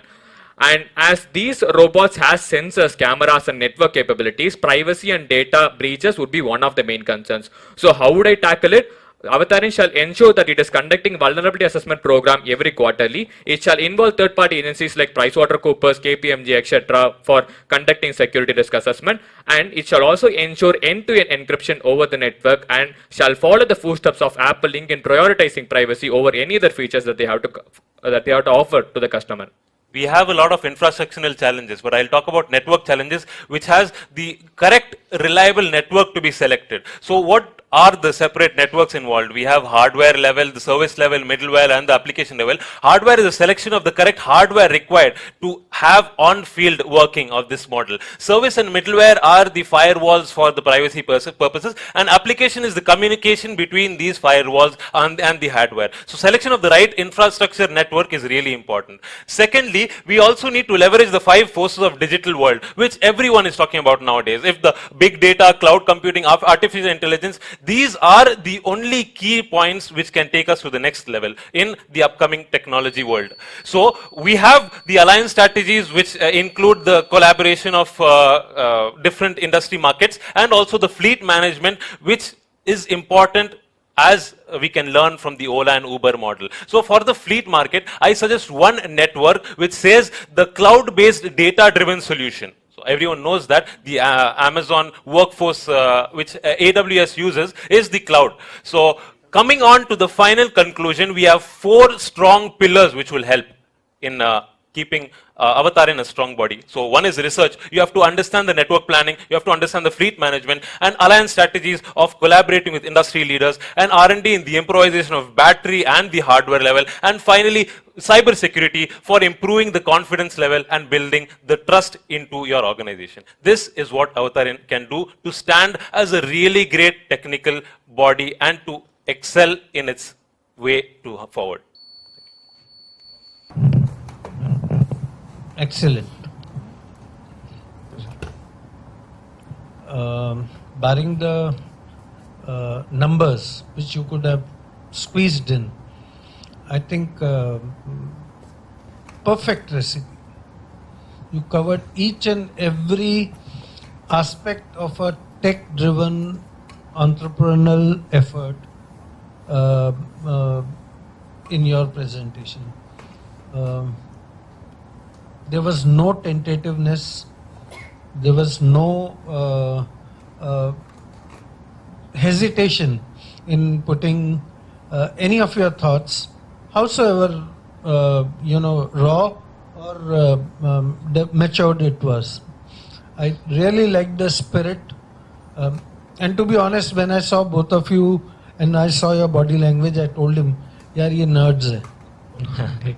Okay, but the confidence, your first statement, and I'm going to ask my question. Okay, don't think I'm not going to.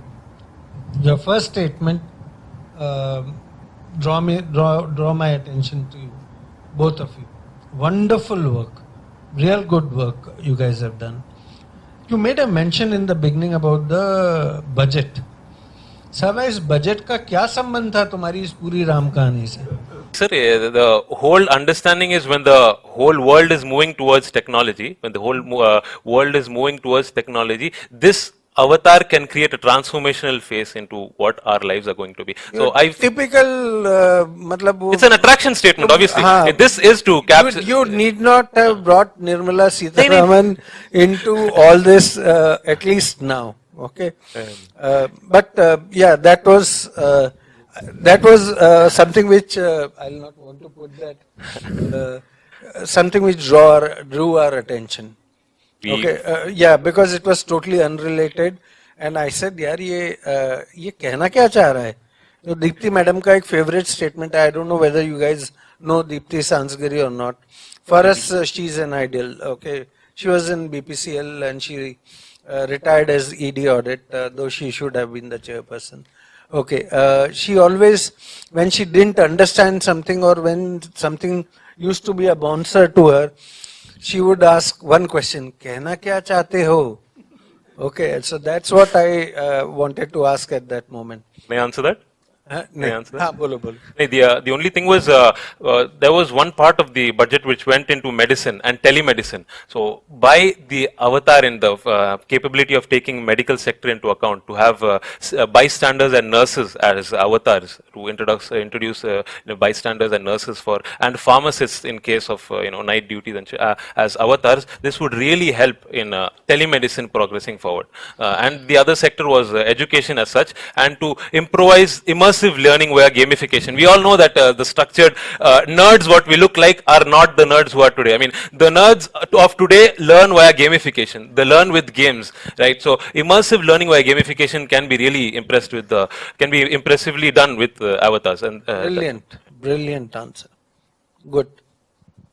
Presentation was really good. A lot of energy, which you guys have shown in, and it was like 1 second left and you closed your presentation. So like full utilization. Baniye ki language mein bolte pura paisa vasool.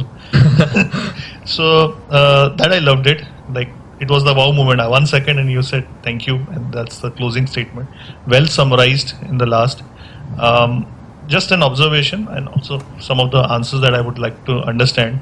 You put a lot of good frameworks, which is quite relevant to the current time, which you said RAC framework, and you run through it like robotics, analytics, and cloud.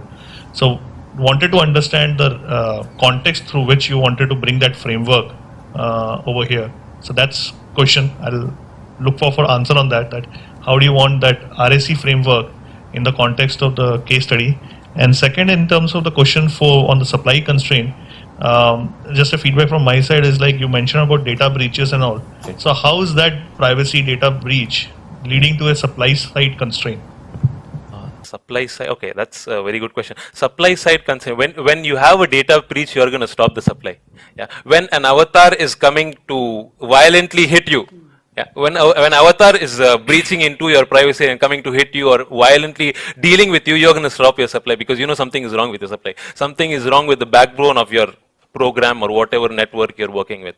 I think that's a simple answer. But for the RAC framework, I would like Bala to take. So the RAC framework was one of the interesting concept. I actually came across this Tata Consultancy Services, so like who had implemented this RAC framework in their robots. Like it was kind of a case study. It was released, I think, in the year 2020, and it was a very interesting concept. So robotics, analytics, as well as the cloud. So again, like we would like to go towards the Enel case study too. So Enel, what they were doing is that they had installed the digital meters in their house, and they wanted to do this demand side management in order to know that like what are the times at which the peak hours of electricity will be there. So based on the digital meters, they were creating an analytics, and they were able to come out a solution with respect to demand side management. They were able to come to a solution that in the cases of in the state of Gujarat, the peak summer stays was in between January and August, and those was a time where the people were using a lot of electricity as well as ACs concerned. And in the case of winter season, like it was, they were using their electricity low. So this was the kind of this system in instrumentation, we call it as a closed feedback system. So this same system, if it can also be implemented in the avatar state, it could bring in a lot of benefits. So I have a robot with me that is be acting as a sensor, and they will be developing an analytics. So whatever information it could able to gather from its surrounding, it will be sending it to the server, and the server will be doing the analysis whether the robot is able to go in a straight path, whether if I am giving a command, if it is going to the left, and if an obstacle is there in the present, whether it can able to move on the side so that like it is not hitting the obstacle. So it can do the analysis, and then it can store it in the cloud, and then this particular framework will help the avatar in digital team in order to know whether their robots is functioning good or not. And this will actually help them to improve the robots, which will finally help them to become a market leader maybe. It's just like a machine learning, but you have two types of machine learning. One is feedback method, and one is feed forward method. One, when you give the program already to the robot and it adapts itself, and the feedback is once it starts learning on its own. So these help by having data in the cloud and having a lot of information along with you at a very structured way. Your robotics with the analytics and having a cloud data would match together to give the best of the outputs.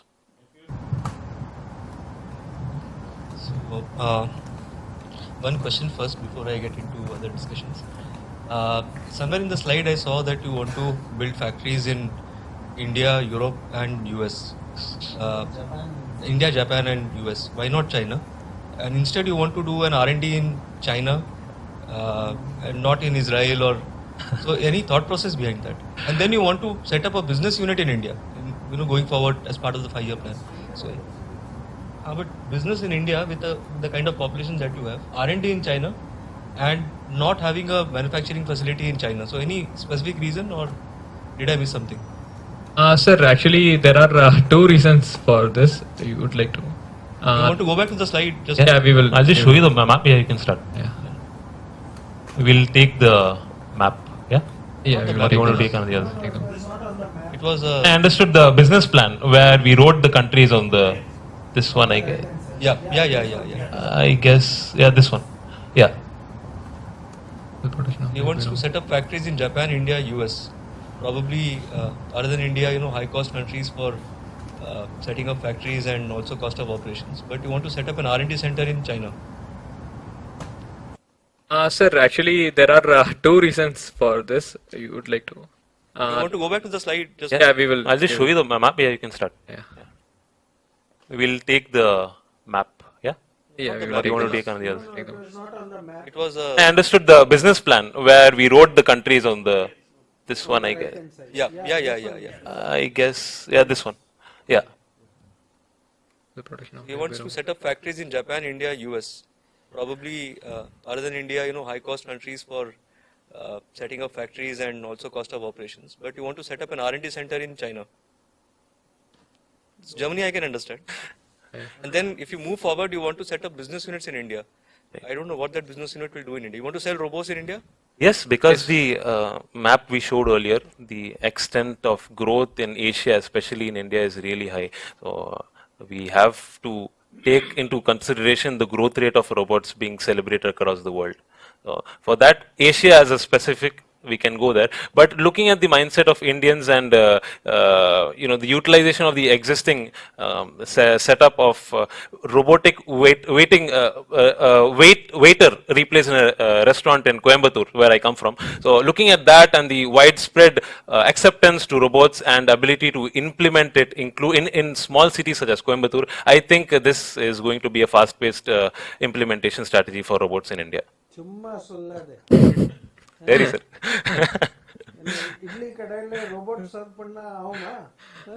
Robotic, you can. No, it's fine. It's more than the menu. It's just the strategy on which you are implementing the supply chain of the food and beverage industry. I don't know, in a country like India where even buckets are tied to chains, you want to leave robots. So when people were stubborn enough to move from autos to cabs, I think, and to start using their mobiles for Ola and Uber, I think we should be adapting easily. Yeah. So just a couple of observations. There were some good wow factors. What I like the most is the the other panel members said, I think closing on time with a summary slide. I have not seen a summary slide since morning, to be very honest. So this was a good attempt. I'm not getting into what was summarized, whether that was correct or wrong, but to have a summary slide and that too just in time was the icing on the cake for me. When did you join Kochi? Both of you are from KR, right? Yes, when did you join? 2018, sir. I did 1 year before, 2017. 2018. And you are 26 and you are 24, right? Yes, sir. I see Akira and Kevin. Oh, thank you. Thank you so much. It's okay, but you look like a robot. I mean, when you were explaining, yes, sir. I mean, one sentence question and at least I think 87 sentences you spoke. So, I mean, it was a... Sir, no, sir, actually, like, this... your body language says that robotic kuch chal raha hai, aisa kuch We mujhe both are from instrumentation and control, so we work a lot with instruments and we make ourselves like that. But you justify everything. I mean, that is also a good quality you have. What is SLAM you have written in? It's a SLAM kya cheez hai usko, because you ran very fast. It's a simultaneous localization and... what is that? Sir, that's what it is actually. It's a simultaneous localization and mapping. In a brief, yeah. Yeah. So for navigation and map building purpose, exactly. So I told you, right? Like, if a robot is having an obstacle in front, then it should be able to understand that it's an obstacle and it has to move to the right and left. So this particular algorithm actually helps, and the robots which has the robotics, analytics, and cloud framework, by leveraging these 5 digital forces, has this SLAM algorithm. It must be in driverless car also, no? This is the driverless cars. It is. This part of tech is very widely used in chatbots. Okay, it is something which is something similar to natural language processing, where you have unidentified utterances, which are read, understood, and answered in a typical robotics environment in this case, or a bot environment in any other case. उसमें machine learning नहीं आता अभी? A lot of it is machine learning, and that is what he mentioned. A lot of it is artificial intelligence. I think Sir will know because he did the one with Salesforce. I read about the chat box he introduced by Salesforce, working with Salesforce. So this is mostly with artificial intelligence working in place and understanding, making that intelligence into a learning factor. So simultaneous. And on the supply, just a suggestion, on the supply side, I don't know whether you covered the supply side, real parameters. But No, they covered the, you didn't, possibly, I know, I saw your discomfort. इससे पहले जाओ. इसके पहले. Too much of data. It is too much of a theory, I see. Yeah, this was the slide which they didn't stay for long. Oh. Okay, and they explained this entire slide below into the next. These are parts. Because you spend a lot of time on the subsequent slides, which were too, okay. Yeah, I think this was fastly run, the low battery backup and the operation failures, everything were slightly sharply run in this. But एक suggestion दूंगा आगे की presentations के लिए. If you are courageous enough, okay, start a beginning with a summary slide. That's good. Start the presentation with a summary slide as to what you want to show in the end. Okay. When you do that, the panel and the audience will wait how you are achieving it. It's for everyone. I had same experience because Mr. Shenoy, we all know, stalwart in our company, retired. So somehow, I mean, by mistake, he put the slide "Thank you," the first one. I still remember in Mysore, Krishnamurthy sir was there. And then all of a sudden he said, "Oh," then he said, "Yeah, thank you for inviting me. I'm taking you through this and all such things." So that is the same way he's saying. If you project the summary sheet and deliberate on that, and then you take us through your journey, maybe we tried this different option or way of. We tried this one at the All India Management Association. It pretty worked well. I think we should have done this now itself. Thank you. Thank you.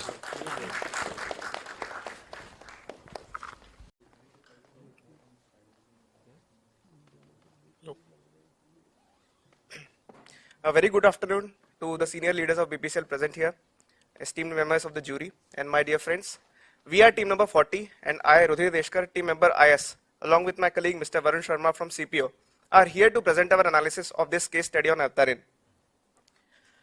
What appears on this slide is the gist of the case, which is analyzed using a 5C framework, where it's not just about the company, it's about various other players which are there right in the environment, including the collaborators, customers, competitors.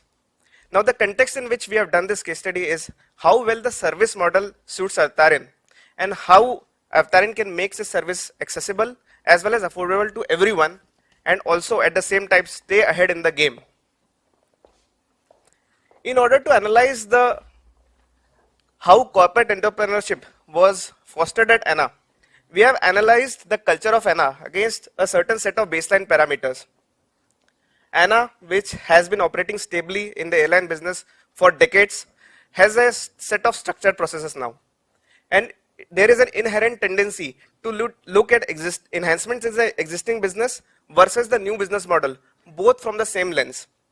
This has led to increasing questions around ROI, return on improvement, return on investment. But at the same time, this is translated to risk of inaction, another ROI. The open door policy and always believing in developing a working prototype has helped ANA to reach its customer segment much faster. This is truly reflective of the learning agility which ANA has. On the other hand, the expectation from the board, from Avtarin, to generate exponential revenues in a short span of 5 years was a bit unrealistic, especially considering its recent experiences with Wonderfly and Bluewing. ANA has come a long way from helicopters to a fleet of most advanced passenger jets. And they have been trying to get into every possible opportunities they could find. This has truly been an enabler for encouraging the entrepreneurial spirit. It is also seen in the way a second chance was given to the failed Blue Wing 1.0. On the contrary, at the prima facie, it appears that a team driving an initiative is left to figure its own way out with little pivoting, which we feel could have been addressed better by attaching a very capable and supporting supervisory committee. Successful startup entrepreneurs from external world could have been onboarded and saw the expedition of the process. There seems to be a lack of extrinsic, well-formulated, clear reward system, especially around corporate venturing, which is keeping a pool of potential talented employees at bay. With HR being the sole role holder in deciding an employee's career path, and slowness in moving the people around is leading to a slack in getting the required resources and skill set.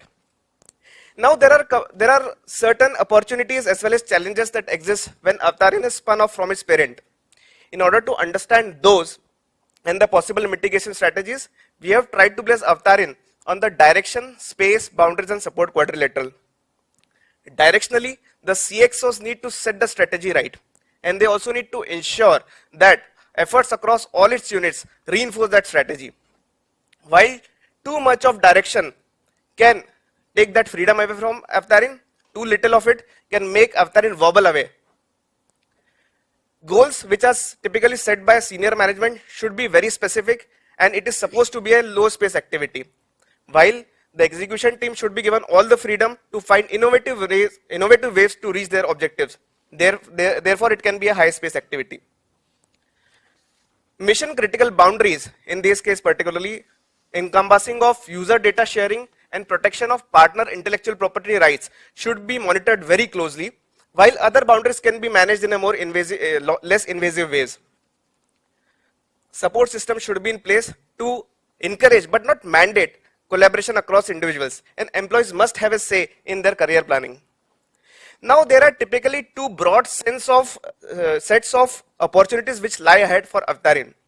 These are continuous evolutionary process improvements followed by punctuated revolutionary breakthroughs. Now that Avtarin has been spun off, the bottleneck which existed around getting manpower and drawing funds have been resolved, and these resources should now be appropriately redirected to both process innovation as well as product innovation. By staying connected to the ground realities around changing consumer preferences and evolving technologies, Avtarin needs to rise linearly while at the same time working towards creating punctuated shifts, dynamic shifts, which leads to exponential growth.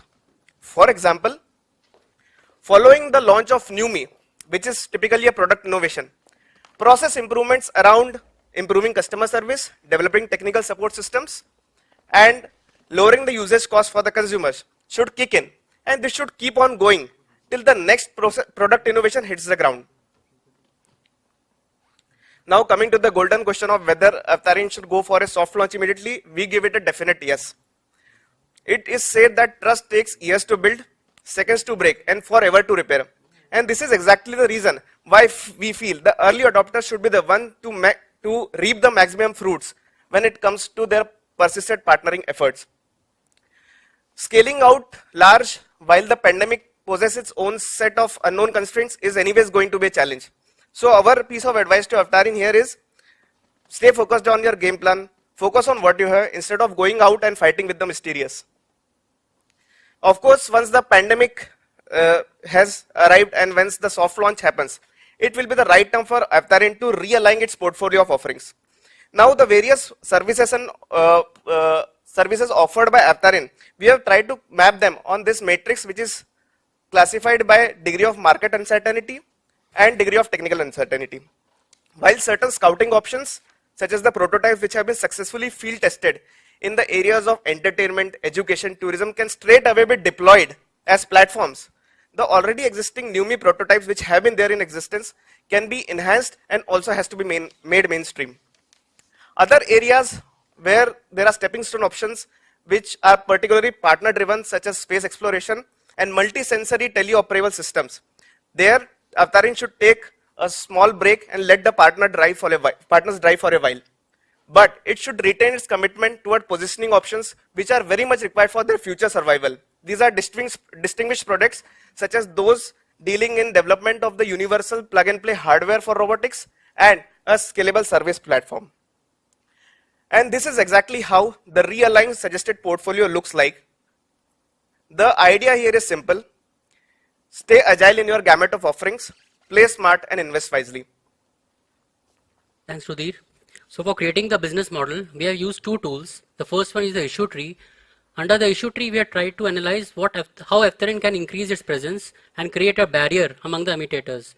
The suspected problems in this is the limited reach because of the affordability issue among the people due to COVID-19.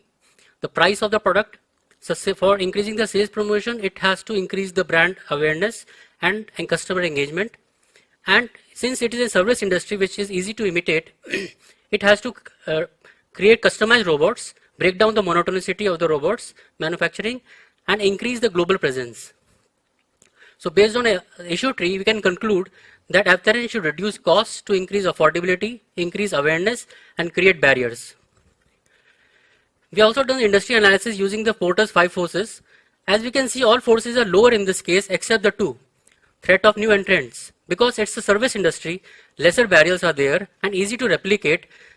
This is going to impact the vision of Avtarin, who wants to have a mass usage of around 7.5 billion customers. Suppliers' bargaining power is also very high because we are dependent on outsource, new vendors, the other outside vendors who are manufacturing robots or sensory visual reality. They can increase cost of their product and that is going to impact my input cost. So thereby it will be impacting the affordability for the customers. So what this proves is that Avtarin should promote low-cost leadership rather than the differentiation strategy. As issue tree has told us that it has to create barriers, it has to educate people, and industry analysis has told us that it should promote low-cost leadership. Therefore, we have used the McKinsey step model to develop the business plan. Based on this, Avtarin should increase the awareness of its product within Japan.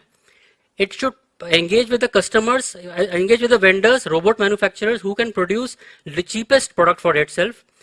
These robots can be customized by Avtarin and these can be exported to other countries like US, Europe afterwards.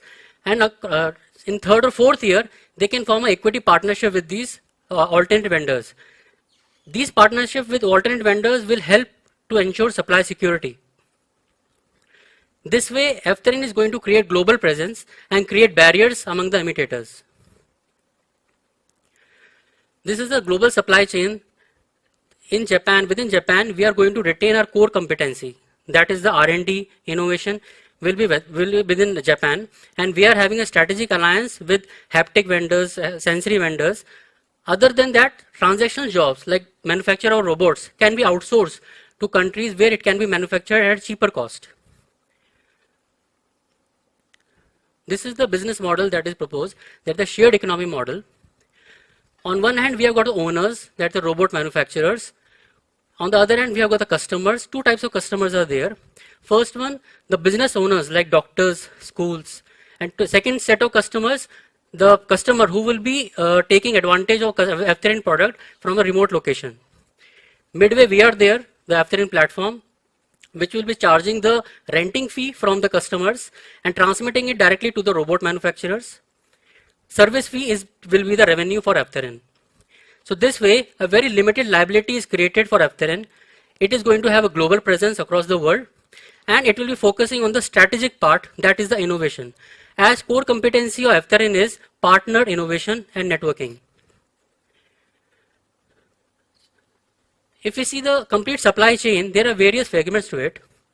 The first one, the most important fragment is the robot manufacturer, because it is the highest costly item in the supply chain.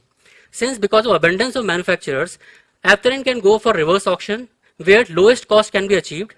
Plus, they can also have agreement with the robot manufacturers, where the vendor managed inventory will be maintained, so that inventory carrying cost is lowered for Avtarin. The other item, the bottleneck item, is the service platform or the symposium. Service platform is the interface with the customers, and although the risk is very high in this case, so they can use number of developers for developing the service platform. The key element is the strategic items.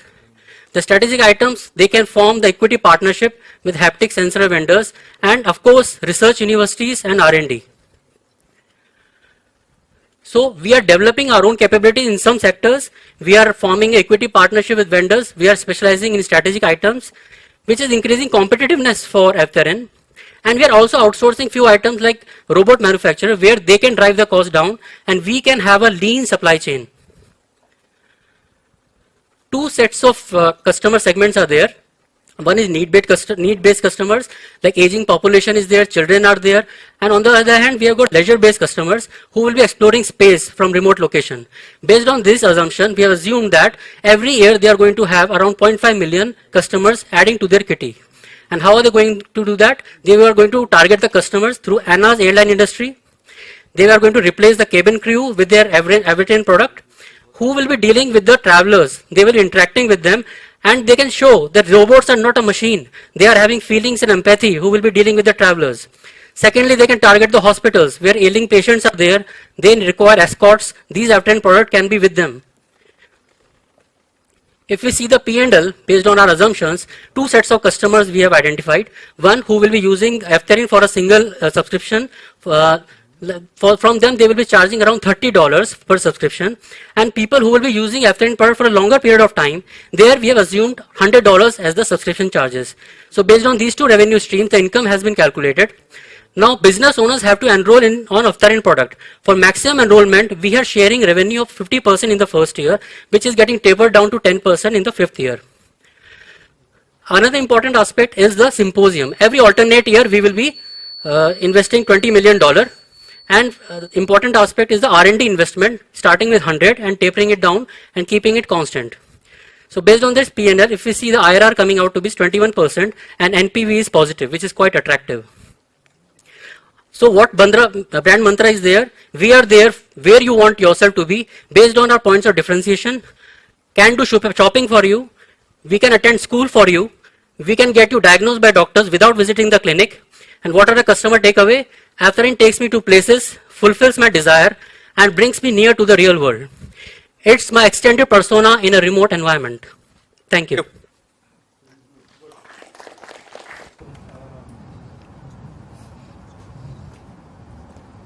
Check.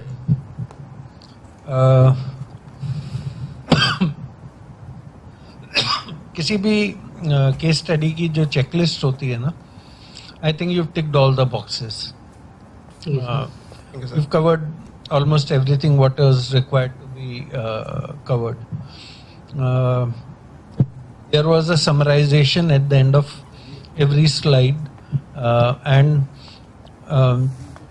you brought about different hypotheses and what was your understanding of that hypothesis and how you were moving. So there was an interconnectability between what you understood of the case to what you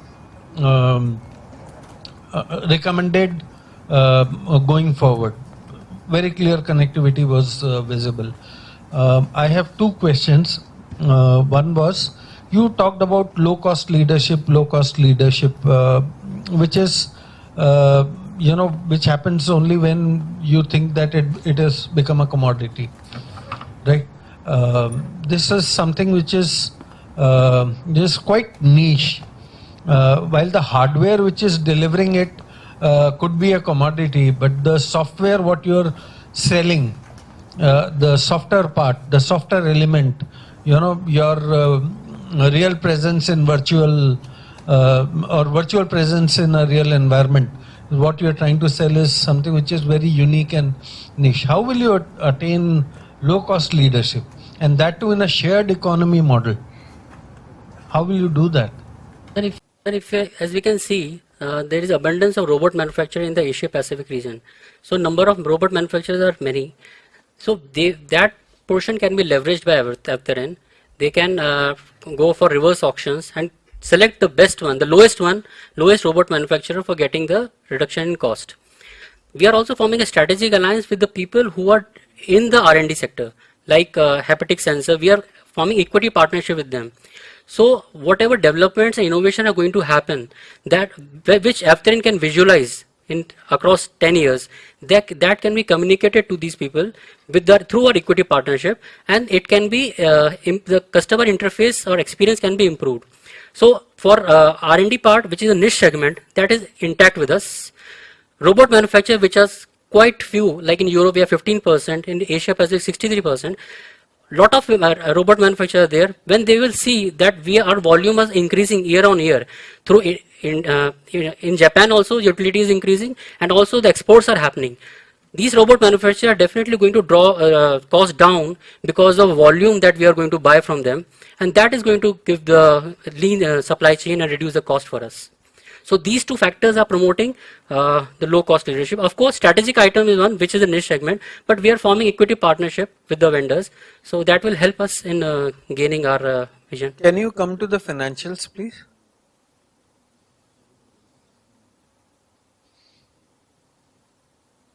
Go back.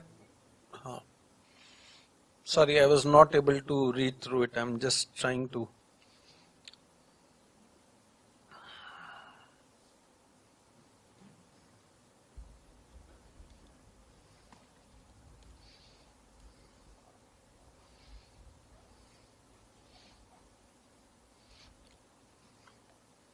Your costs are increasing in alternate years,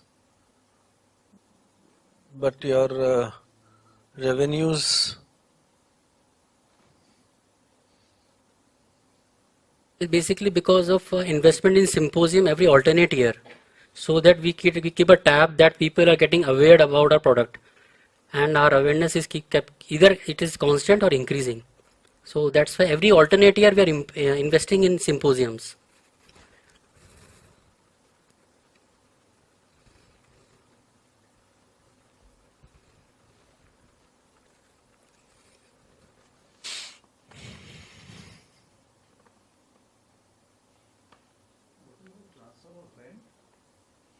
So we are going to give the robots to the customers and the business owners. It is not possible for them to give the full amount immediately upfront. So we have got a partnership with our manufacturers of 10 years. In 10 years, recovery of the product will be done, and that will be transmitted, it will be taken from the customers and transmitted to the business owners, the robot manufacturers.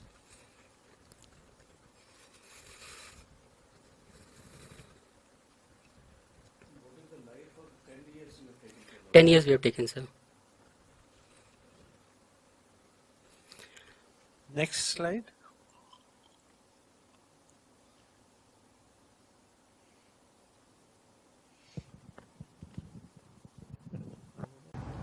I have just two comments on the financials. I think in terms of the entire presentation and the solution, I think like Rahul said, most of the boxes are technically I don't see any issue there. If you go back to the previous slide, we are talking of a revenue sharing model where from 50 to 10%. I think that is not practical. I mean, you offer 50%. I mean, this is what happened to your Uber, Ola drivers, you know.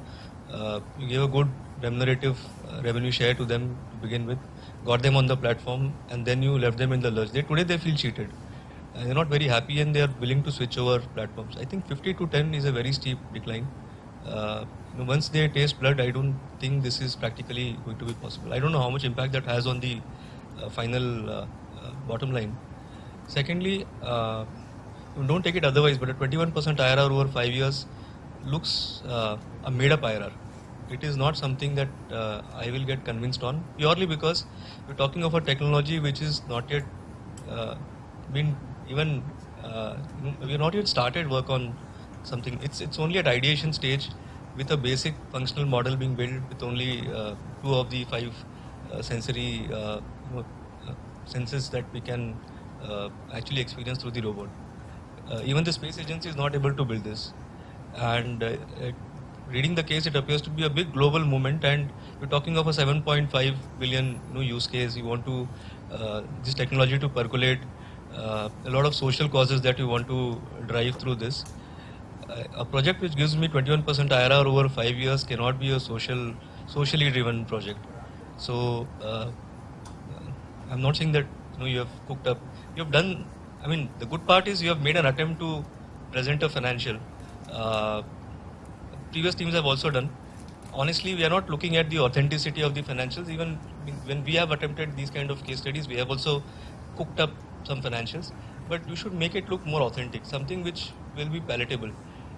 This looks. 5 साल में 21% IRR पे there will be thousands of people with deeper pockets who would invest in these projects.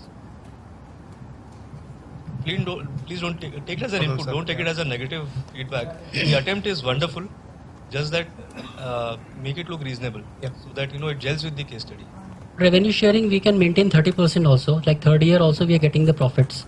So we can maintain that way for the fourth and fifth year also. The one part is even if the percentage of share which is being passed on to the business owners is reducing, the actual volume of people coming to them is increasing. So we assume that it's roughly around 5 million customers base being added per year. I agree. So Ani, I don't want to argue because we can have our views. I'm only saying if that is the case, I would then drop the price, get more use cases in, rather than making a 21% IRR. Valid points. But otherwise, I liked it. Thank you, sir. Thank you, sir.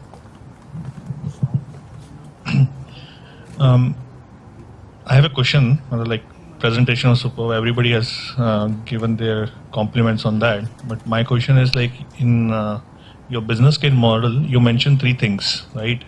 You will reduce the cost, increase the awareness, and create the barriers. What I was not able to understand was how, right? That's why this question is coming that, why is the cost low? Why is the awareness going to increase so steeply, which is reflecting in your business model, and what kind of IP that you're going to build to create that kind of entry barriers so that nobody can come? Revenue sharing, we can maintain 30% also. Like third year also, we are getting the profits. So we can maintain that way for the fourth and fifth year also. The one part is even if the percentage of share which is being passed on to the business owners is reducing, the actual volume of people coming to them is increasing. So we assume that it's roughly around 5 million customers base being added per year. I agree. So Ani, I don't want to argue because we can have our views. I'm only saying if that is the case, I would then drop the price, get more use cases in, rather than making a 21% IRR. Valid points. But otherwise, I liked it. Thank you, sir. Thank you, sir. I have a question. Like presentation was superb. Everybody has given their compliments on that. But my question is like in your business case model, you mentioned 3 things, right? You will reduce the cost, increase the awareness, and create the barriers. What I was not able to understand was how, right? That's why this question is coming that, why is the cost low? Why is the awareness going to increase so steeply, which is reflecting in your business model, and what kind of IP that you're going to build to create that kind of entry barriers so that nobody can come? Reduction of cost will be just as I told you that we will be engaging with the robot manufacturers, which is the major cost in the supply chain. So there we are going to engage with the lowest one. So that is driving the cost down. And because of volume also, the vendors will be interested in maintaining the loyalty because their volumes are increasing year on year. Increasing awareness, we are doing this, investing in the symposiums. That is a major thing. And we are also replacing the crew of ANA through the F10 products. We are targeting the hospitals. So wherever it's possible, people are going to see our product, and that is increasing the awareness. They can see that it is not only a machine available. It is a thing which is having emotions. So that is going to we are going to take advantage of that. Of course, barriers can be created. Initially, we are the first movers. We want to have a widespread across the globe so that a new company which comes is not able to imitate us fast. And we are also getting engaged with the R&D and strategic, we are having a strategic alliance with Haptic and Sensory One, so that we can also visualize across the line what customers will be requiring and communicate to our team that now you develop this. So in that way, the barriers are creating because of technology innovation as well as the global presence. So if I may add on. So the primary driver to reduce costs is to increase affordability, as it said. Now why affordability has to be increased? Because this is not, robots are not being used on a daily basis as of now. Maybe Japan is an exception. But also robots are limited to certain fields such as medical care and stuff like that. So when it comes to interacting with them on a daily basis, it has to be affordable by the actual people, the masses. And now coming to awareness, yes, it has been clearly seen in the case, and it's a general thing that the younger generation is generally impressed by such initiatives, and they'll definitely take advantage of it. Mostly it comes to people who are need based. Again, they'll get enrolled automatically when you have a difficulty in attending to your elderly parents who are in the remote locations. Now comes the other people who are not aware that this can be done by robot, or my presence is actually not required there. They can be enrolled onto this in awareness creating bed. Barriers need to be created because what we feel is Avtarin has a long scope of, I mean, they are not looking at just 5 years, although we are able to visualize only till 5 years, because that is how the pace of technology is changing. I think they are focusing on much bigger issues, as Rahul sir already said. They are focusing on much bigger issues and in a much larger time frame. So what we feel is there will be multiple definitely there will be multiple players coming into this game. So this case study was of April 2020, and now we see actually metaverse coming into play, and other people are also coming into play. So this is truly how it is going to be, and ultimately it will boil down to the cost where everyone can afford it. Experience is definitely something which has to be created, but it will be have to be create barriers to restrict the competition.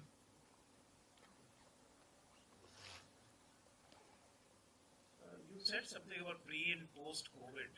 Yeah. I could not because you ran fast. So some percentage of the figures you have shown. So business model. Yeah. What is? Yeah, I would like to take that. So sir, basically when you have an R&D kind of projects everywhere running in your company, it's basically what we have done in our limited education around this subject is they try to manage the successful companies like 3Ms and HP. They like to manage it as a portfolio so that they can shift their positions when technology changes or when the market conditions become clearer going forward. So this is the pre-COVID assumed snapshot that where Avtarin may have been operating. Quite so they were investing heavily in scouting options. I mean 30% of that is the roughly estimate that efforts in terms of manpower and resources dedicated to those particular initiatives. So scouting options are places where you go and field test, you get a feedback from users, you're not certain whether the market will respond positively or negatively, so you just fail cheap and fail fast. That's where scouting options are there. So they have tried to deploy it and they have seen good success there. Also, they have launched NUMI because they wanted always to go ahead and build a prototype which can be seen earlier by the people. So they are there in the market already.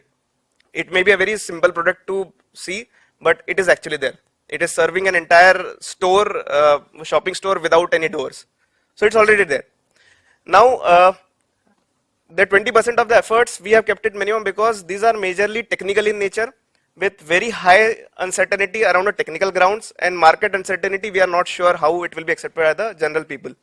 So here mostly the people specializing in those fields, for example the space agencies and the other haptic vendors and AI sensors vendors, they are the ones who are driving it, because now since we are enrolling them onto an equity partnership, we have common shared interests. So that is why we are letting them drive it. We are not experts in that. And the overall vision, like 10 years down the line, we need to have a service platform, service model, which will succeed only if we have a plug and play hardware where anyone can deploy their bots, and we have an attractive service platform. We have a wide array of offerings where it is easy to enroll, track your usage, everything can be done. Now this would have been possible easily if Avtarin would have got resources, money, everything, but all of a sudden in the overnight things change. Now you cannot, if you have 100%, you cannot make it 120%. So basically they have to play a game. They have to bargain some of the portfolios. So they have to play a balancing game. So whatever they have seen, it's field, it is working fine. Let us launch it straight away. So now focus efforts on bringing those scouting options to mainstreaming it. And NUMI has been in there in the market. So let us enhance it. Let us make it more attractive, make it available to more kind of stores. That is probably what we mean to say by increasing the focus on platform launches. So these two shift now. Again, we are asking the vendors or the experts to keep operating in that space. We will be coordinating less on a day-to-day basis because we want to shift our efforts here. But we are very committed to see that our vision 10 years down the line comes true. That is why we are maintaining that 10% committed efforts to our positioning options in the future.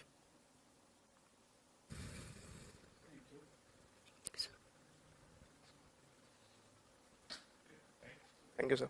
Thank you, sir.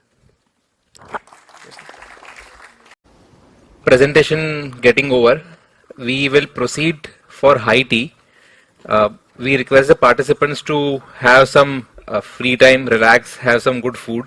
There is a wall at the back end. You can click selfies, have photos. In the interim, we'll request the jury members to join us in the library room for the final discussion on the scores and the assessments. And we anticipate that around 20-25 minutes is when we should be back here in this room. Thank you. Keeping my hand on, the mic is fairly powerful. So while Swapnil sets up the presentation for us, I hope you all had a good experience. This has been a fairly long journey, almost 4 months that we have been at it. The idea, as we discussed in the morning, is more in terms of how do we learn? How do we, these are all alternate learning platforms. How do we upskill ourselves? How do we build those capabilities, those horizons, that thought process? And I'm sure you all would have experienced it not only in the last 3 days, but more prominently today, when the jury members are asking you those pinpointed questions. Numbers kahan hai? Right? At the end of the day, when you talk about strategy, where are those numbers? Have you thought of an alternative? Why only this and why nothing else?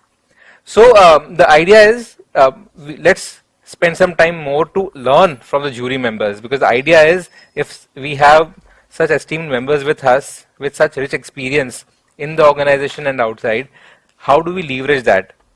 Sir, we would like to invite you all, one after the other, to share your insights, your feedback, general feedback to the participants on how did you find the event? What are those key pointers which they can keep in mind? Because at the end of the day, learning which stays with them is the aim of the entire program. So to start with, I'll invite Sanjeev Agarwal sir to share his views, his feedback to the participants, and any other insights that he would want to share. Sir, whichever mic you prefer. So, good evening, friends. It was a great day for me, and I must thank Mansi for giving me this opportunity to be with you. And let me admit that the kind of energy, hard work, dedication, and the passion all of you have displayed during the day, it was really a great experience for me. I have 30 plus years of experience in BPCL.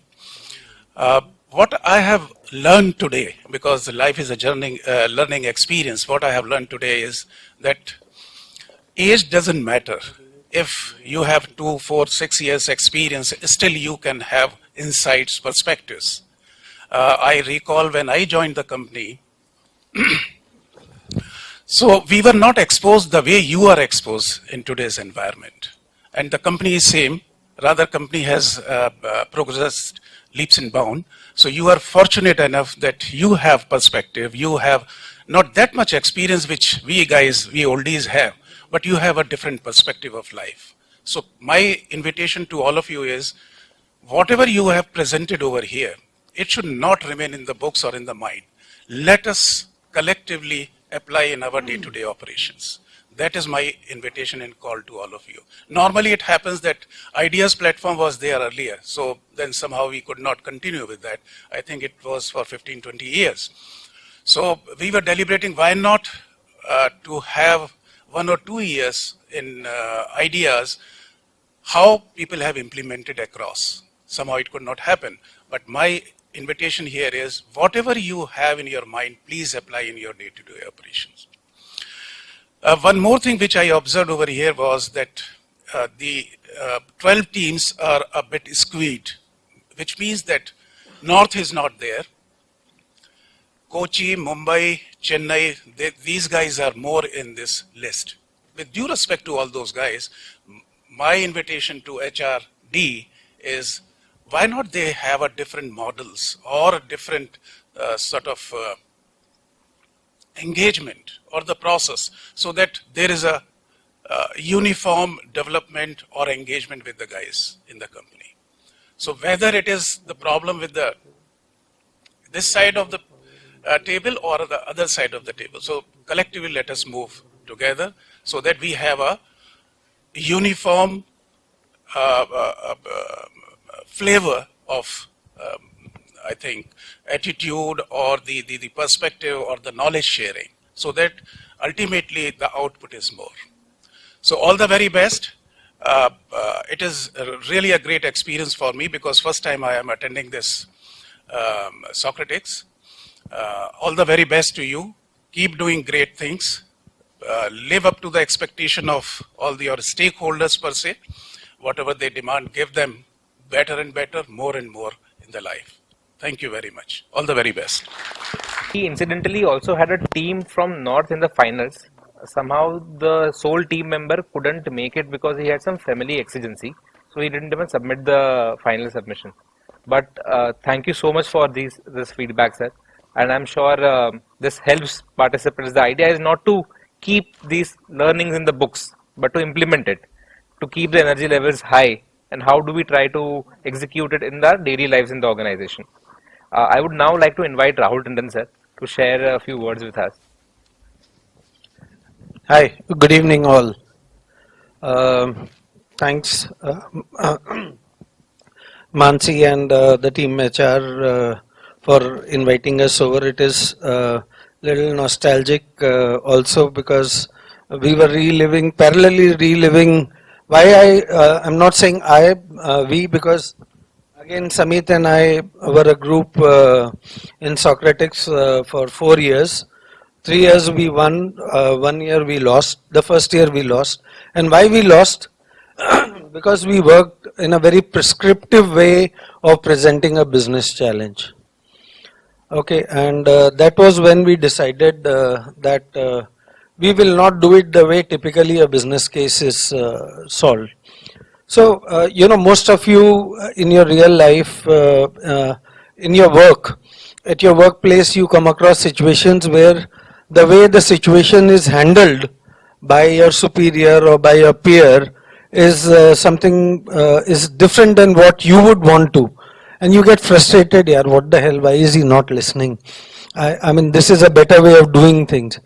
So when Socratix was introduced, we felt and we realized that it was a platform to showcase and tell that this is a better way of solving a problem than the way which is prescribed typically or which has been happening over periods of time. I witnessed it in almost all the presentations today. And hats off to all of you. I think we have come to a very reasonable level of maturity in the way we understand a business case and we are presenting. There were a lot of gaps during our times. Possibly it was new, but I think the insights what you have, the level of awareness what you have is far more superior than what we had in those times. My only suggestion is, in this, at least when you know that you don't have to, nobody is going to strangle your neck, be as wild in your imagination and try and do, present hypothesis which nobody has thought. So, again, I'll use this word, my invitation to all of you when you present something similar in your real life or in subsequent editions of Socratix, just go wild, just go out of box or think something which none of us can think. That's it. I thoroughly enjoyed the day, and thank you all, because I also learned a lot of things today. So thank you all for giving me an opportunity to be a part of this learning platform. Thanks to you guys too. Thank you, sir. And what bigger testimony to say that past winners of Socratix are here, a part of the jury panel. Thank you, sir. I'll invite Samit Bhai sir to please share a few words. Hi, good evening, everyone. Thanks, Mansi. Thanks, BPLC team for inviting us over here. Actually, we are reliving some of our memories. The best part about Socratix and the most obvious benefit that we always, when Rahul and I used to talk, is that you get to learn about 2 new industries. I mean, that's the most elementary thing you do when you do Socratix. You look at various frameworks. I mean, we did pumps industry, we did aviation, many, many industries. So that's the first key takeaway. I was regretting today that, I am going to get to see only one industry. But what I am taking back today is 10 different or 12 different ways to solve that one problem, which till yesterday when I read the case study, I thought it is such a tough case study. I was so amazed. I texted Mansi that, it's really thrilling. The kind of work that these 2 guys are doing back there, it's amazing. I mean, before I read the case study, I could never imagine that this kind of work is happening somewhere in some part of the world. And I was able to relate a lot with BPCL and, the culture. Which over the years, we have seen that we nurture these kind of talents, and we do want to have these kind of initiatives. Socratix is one such initiative. The best part about Socratix, why I like it the most, is the kind of rigor that it entails. You can do a Mercurix, with all due respect, you can do a Simulix, but Socratix needs time and effort. You can't just do it in 1 night or 2 nights. Typically, हम जो business में करते हैं कि कल presentation है, आज रात को बैठ के कर लिया. That can be seen easily. So, a few tips based on our experience of, kind of, doing Socratix for 4 or 5 years, is that put that summary slide, upfront somewhere, because we may not be able to see your entire pack of slides. Towards the end, there is a race against time. You may not be able to do justice to the slides.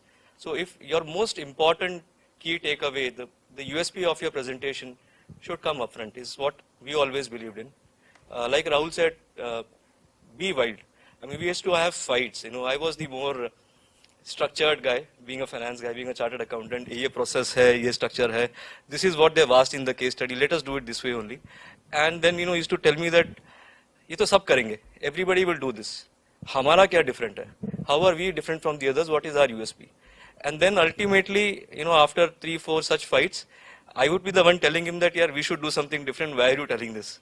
So, be different. Nobody is judging you here. You have to have those wow factors on your slide. It is not really important whether that fact is correct or the solution is right. What is important is that you are able to sell that solution to someone. What else? I think summarization. Yeah, summarization on each of the slides, trying to have those key takeaways highlighted very, very boldly and very upfront. For me, Socratix has been a big learning platform personally also. It has shaped the way we think when we look at solutions. I think the first time around when we lost, we took it very seriously. And the next attempt was, Ego hurt ho gaya. Ego hurt ho gaya, seriously. We felt really, really bad. No, seriously. And the next time around, we were humiliated, okay? You guys are lucky. I'm telling you, the way we were, and those EDs, kya leaders the yaar wo log. And we were butchered. So, and why I'm sharing this is, I think all the 12 presentations were good, but all 12 cannot be winners. So don't get disheartened by the results. Take it as a challenge that in case you don't make it this time, take it as a challenge that, we'll go back and work on it and ensure that agle baar to tod ke rahenge. So, all the best. Thank you. Thank you, sir. In fact, what beautiful insights. Till now, even I hadn't thought. How many of you are participating in Socratix for second, third time? We have a few.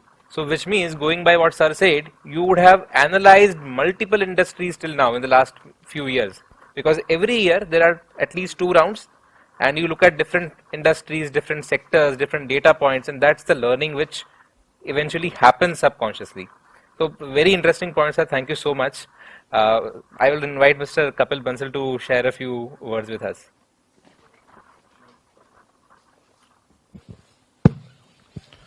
So thanks everyone for inviting us. I can provide an kind of outside-in perspective, being an outsider, not from the organization. So first of all, thanks to Mansi and the whole team for conducting such a great event. I'll not take much because I know at the fag end of the hour, it's like, kitne der bhashan dega, let me check the time. So not taking much. Two perspective from my side is, with my own experience when I have seen coming from a PSU set of consulting, industry, and my own, entrepreneurial journey, what I see is all four mixes sitting in this room, pretty well defining the problem statement, structuring it, going through the rigor, working like a team, and presenting it all together. So I would say round of applause to all the 12 teams and I think 300 teams who have gone through the first phase, definitely. And just kind of feedback from my side, which I can provide is, I see the team constructs are more from the same setup, right? So if there could be some kind of cross-pollination, if that's possible, because that helps in terms of bringing the perspective.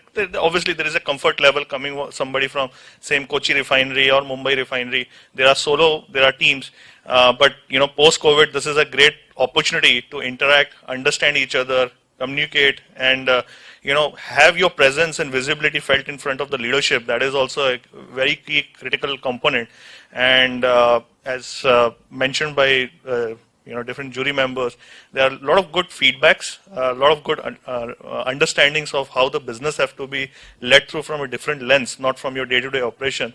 One of the things that I am taking forward out of this whole 12 presentation is all 12 were very unique. There are a lot of frameworks that I can use it in my consulting world, Stephenson model, McKinsey steps, Picardy. So a lot of things have been brought. So it's a kind of two-way journey.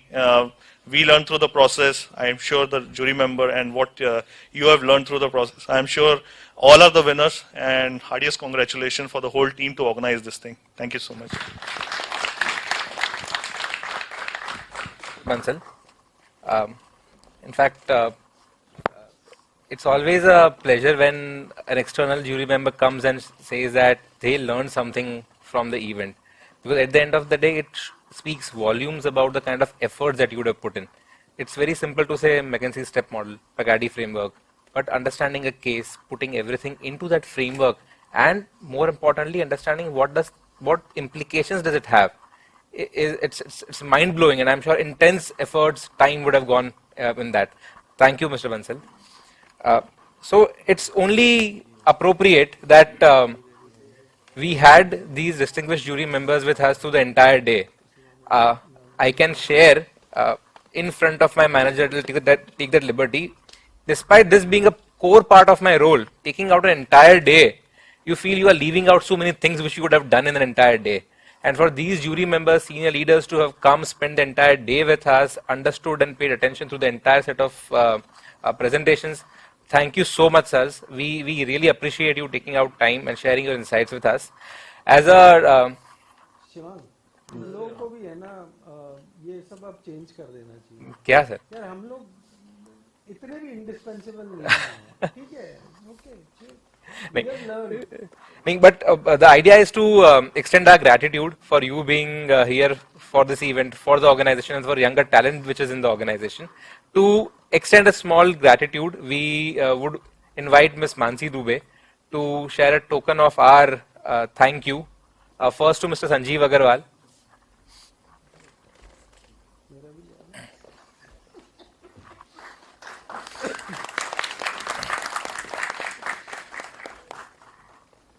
I'll also request Ms. Mansi Dubey to share this token of our gratitude to Mr. Rahul Tandon.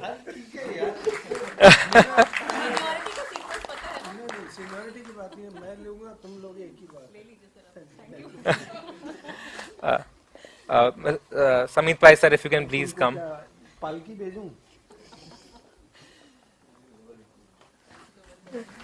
Thank you, sir. We'll also invite on stage Mr. Kapil Bansal, please.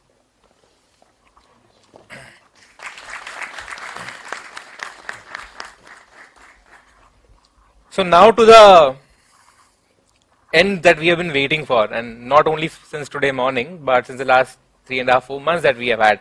So without taking much time, we will directly move on to announcing the results, and the winner for Socratix is sorry, nah, that not so quickly. We have waited 3.5 months. We can wait for some more time. Exactly what I was waiting for. So I'll invite on stage Mr. Kapil Bansal.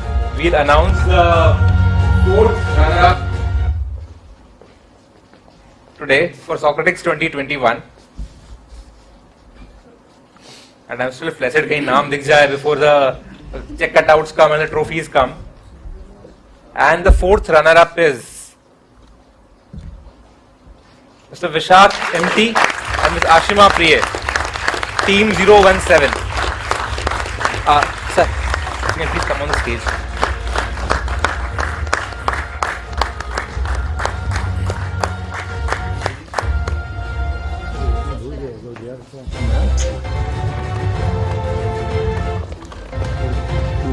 Let's have the applause.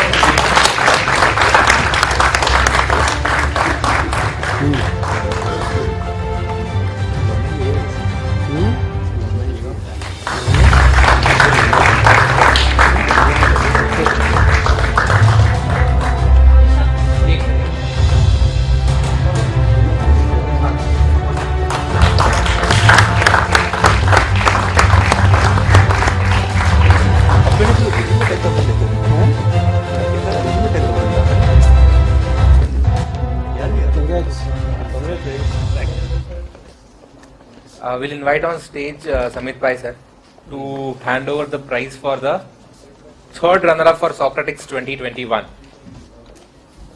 You know, with such a rigor in the entire funnel coming down to top 12 teams, I can't even ask any guesses, because by the time we reach the 2nd and 1st runner-up, we would have only limited options left.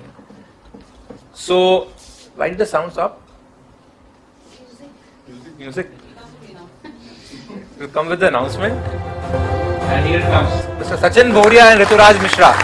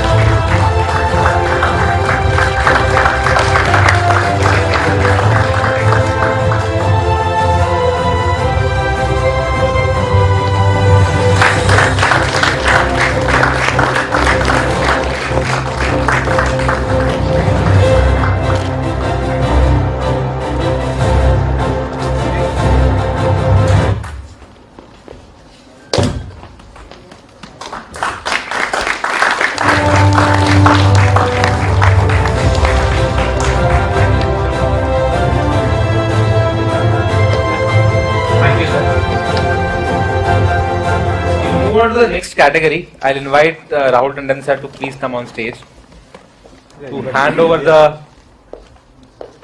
prize for the 2nd runner-up for Socratix 2021. Mr. Sameer Rashid and Balasubramaniam S. Team 120.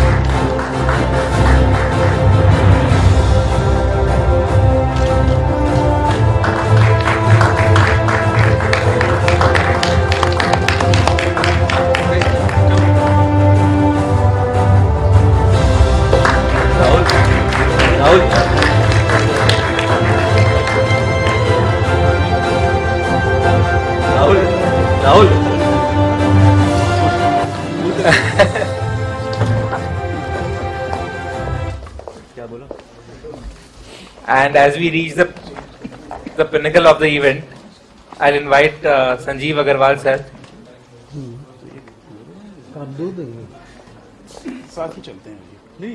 Because it is a collective. This is the first runner-up. Let the music continue, please. First Mansi Devi. And the first runner-up for Socratix 2021, Varun Sharma and Rudhir Deshkar.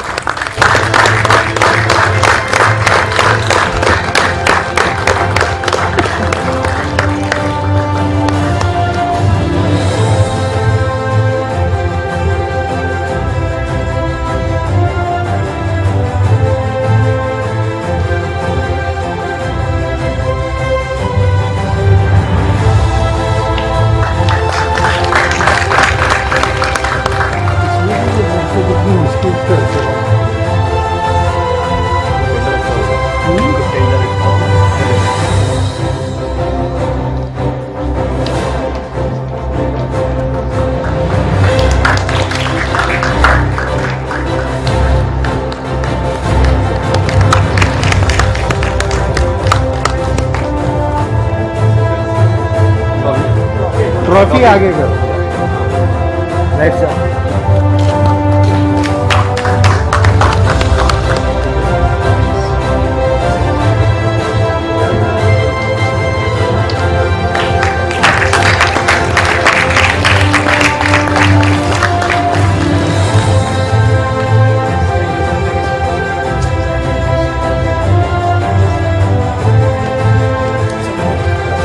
Invite all the jury members to please come on the stage, along with Ms. Mansi Dubey. Please.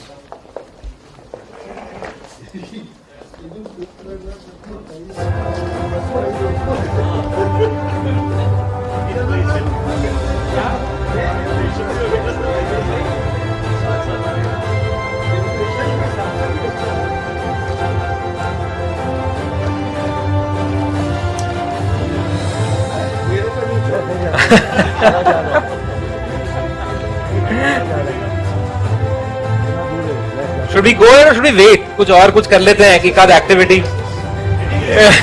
Probably. Any guesses?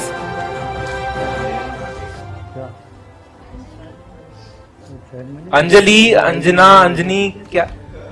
Not here. ठीक है, let's not. It's 7:15.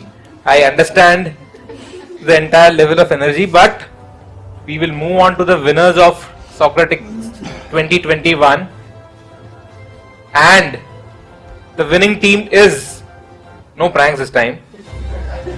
The winning team is Karthik S and Anjali R.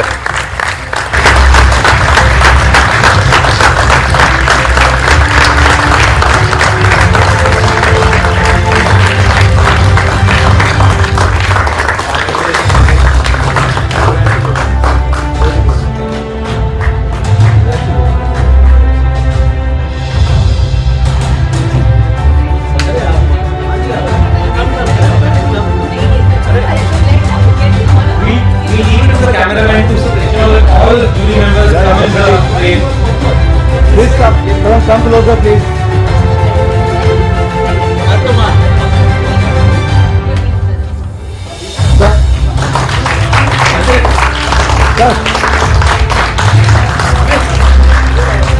Sir, come on my left, sir.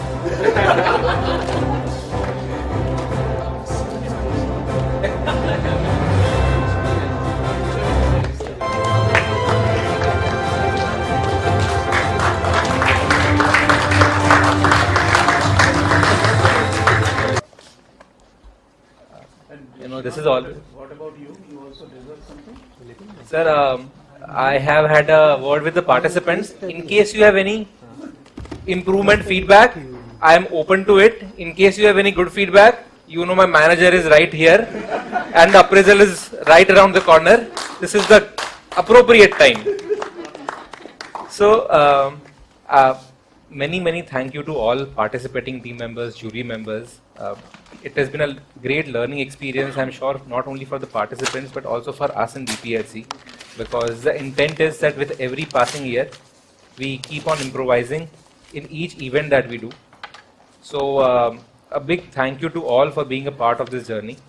I would also request Ms. Mansi Dubey to give her closing remarks before we conclude the event.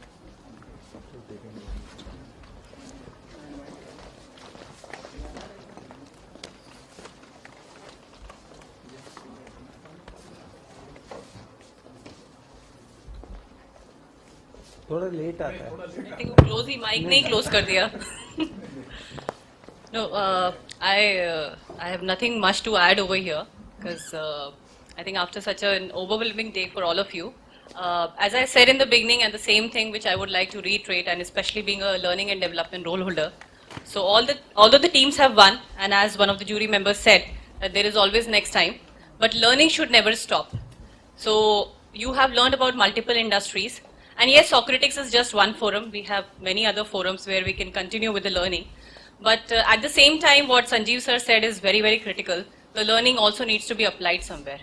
And that will be the true test of your learning as a professional, right? We are not learners in the school, college days still. We are learners in the professional setting. So if we are learners in the professional setting, somewhere that value addition has to happen in the workplace and for the organization, and which will eventually make you proud of yourself and the people around you proud of you. So thank you all once again. You all have made us proud that we have such great talent in the organization, and it puts a large onus on the shoulders of especially the HR team to do justice to the kind of talent which all of you have showcased.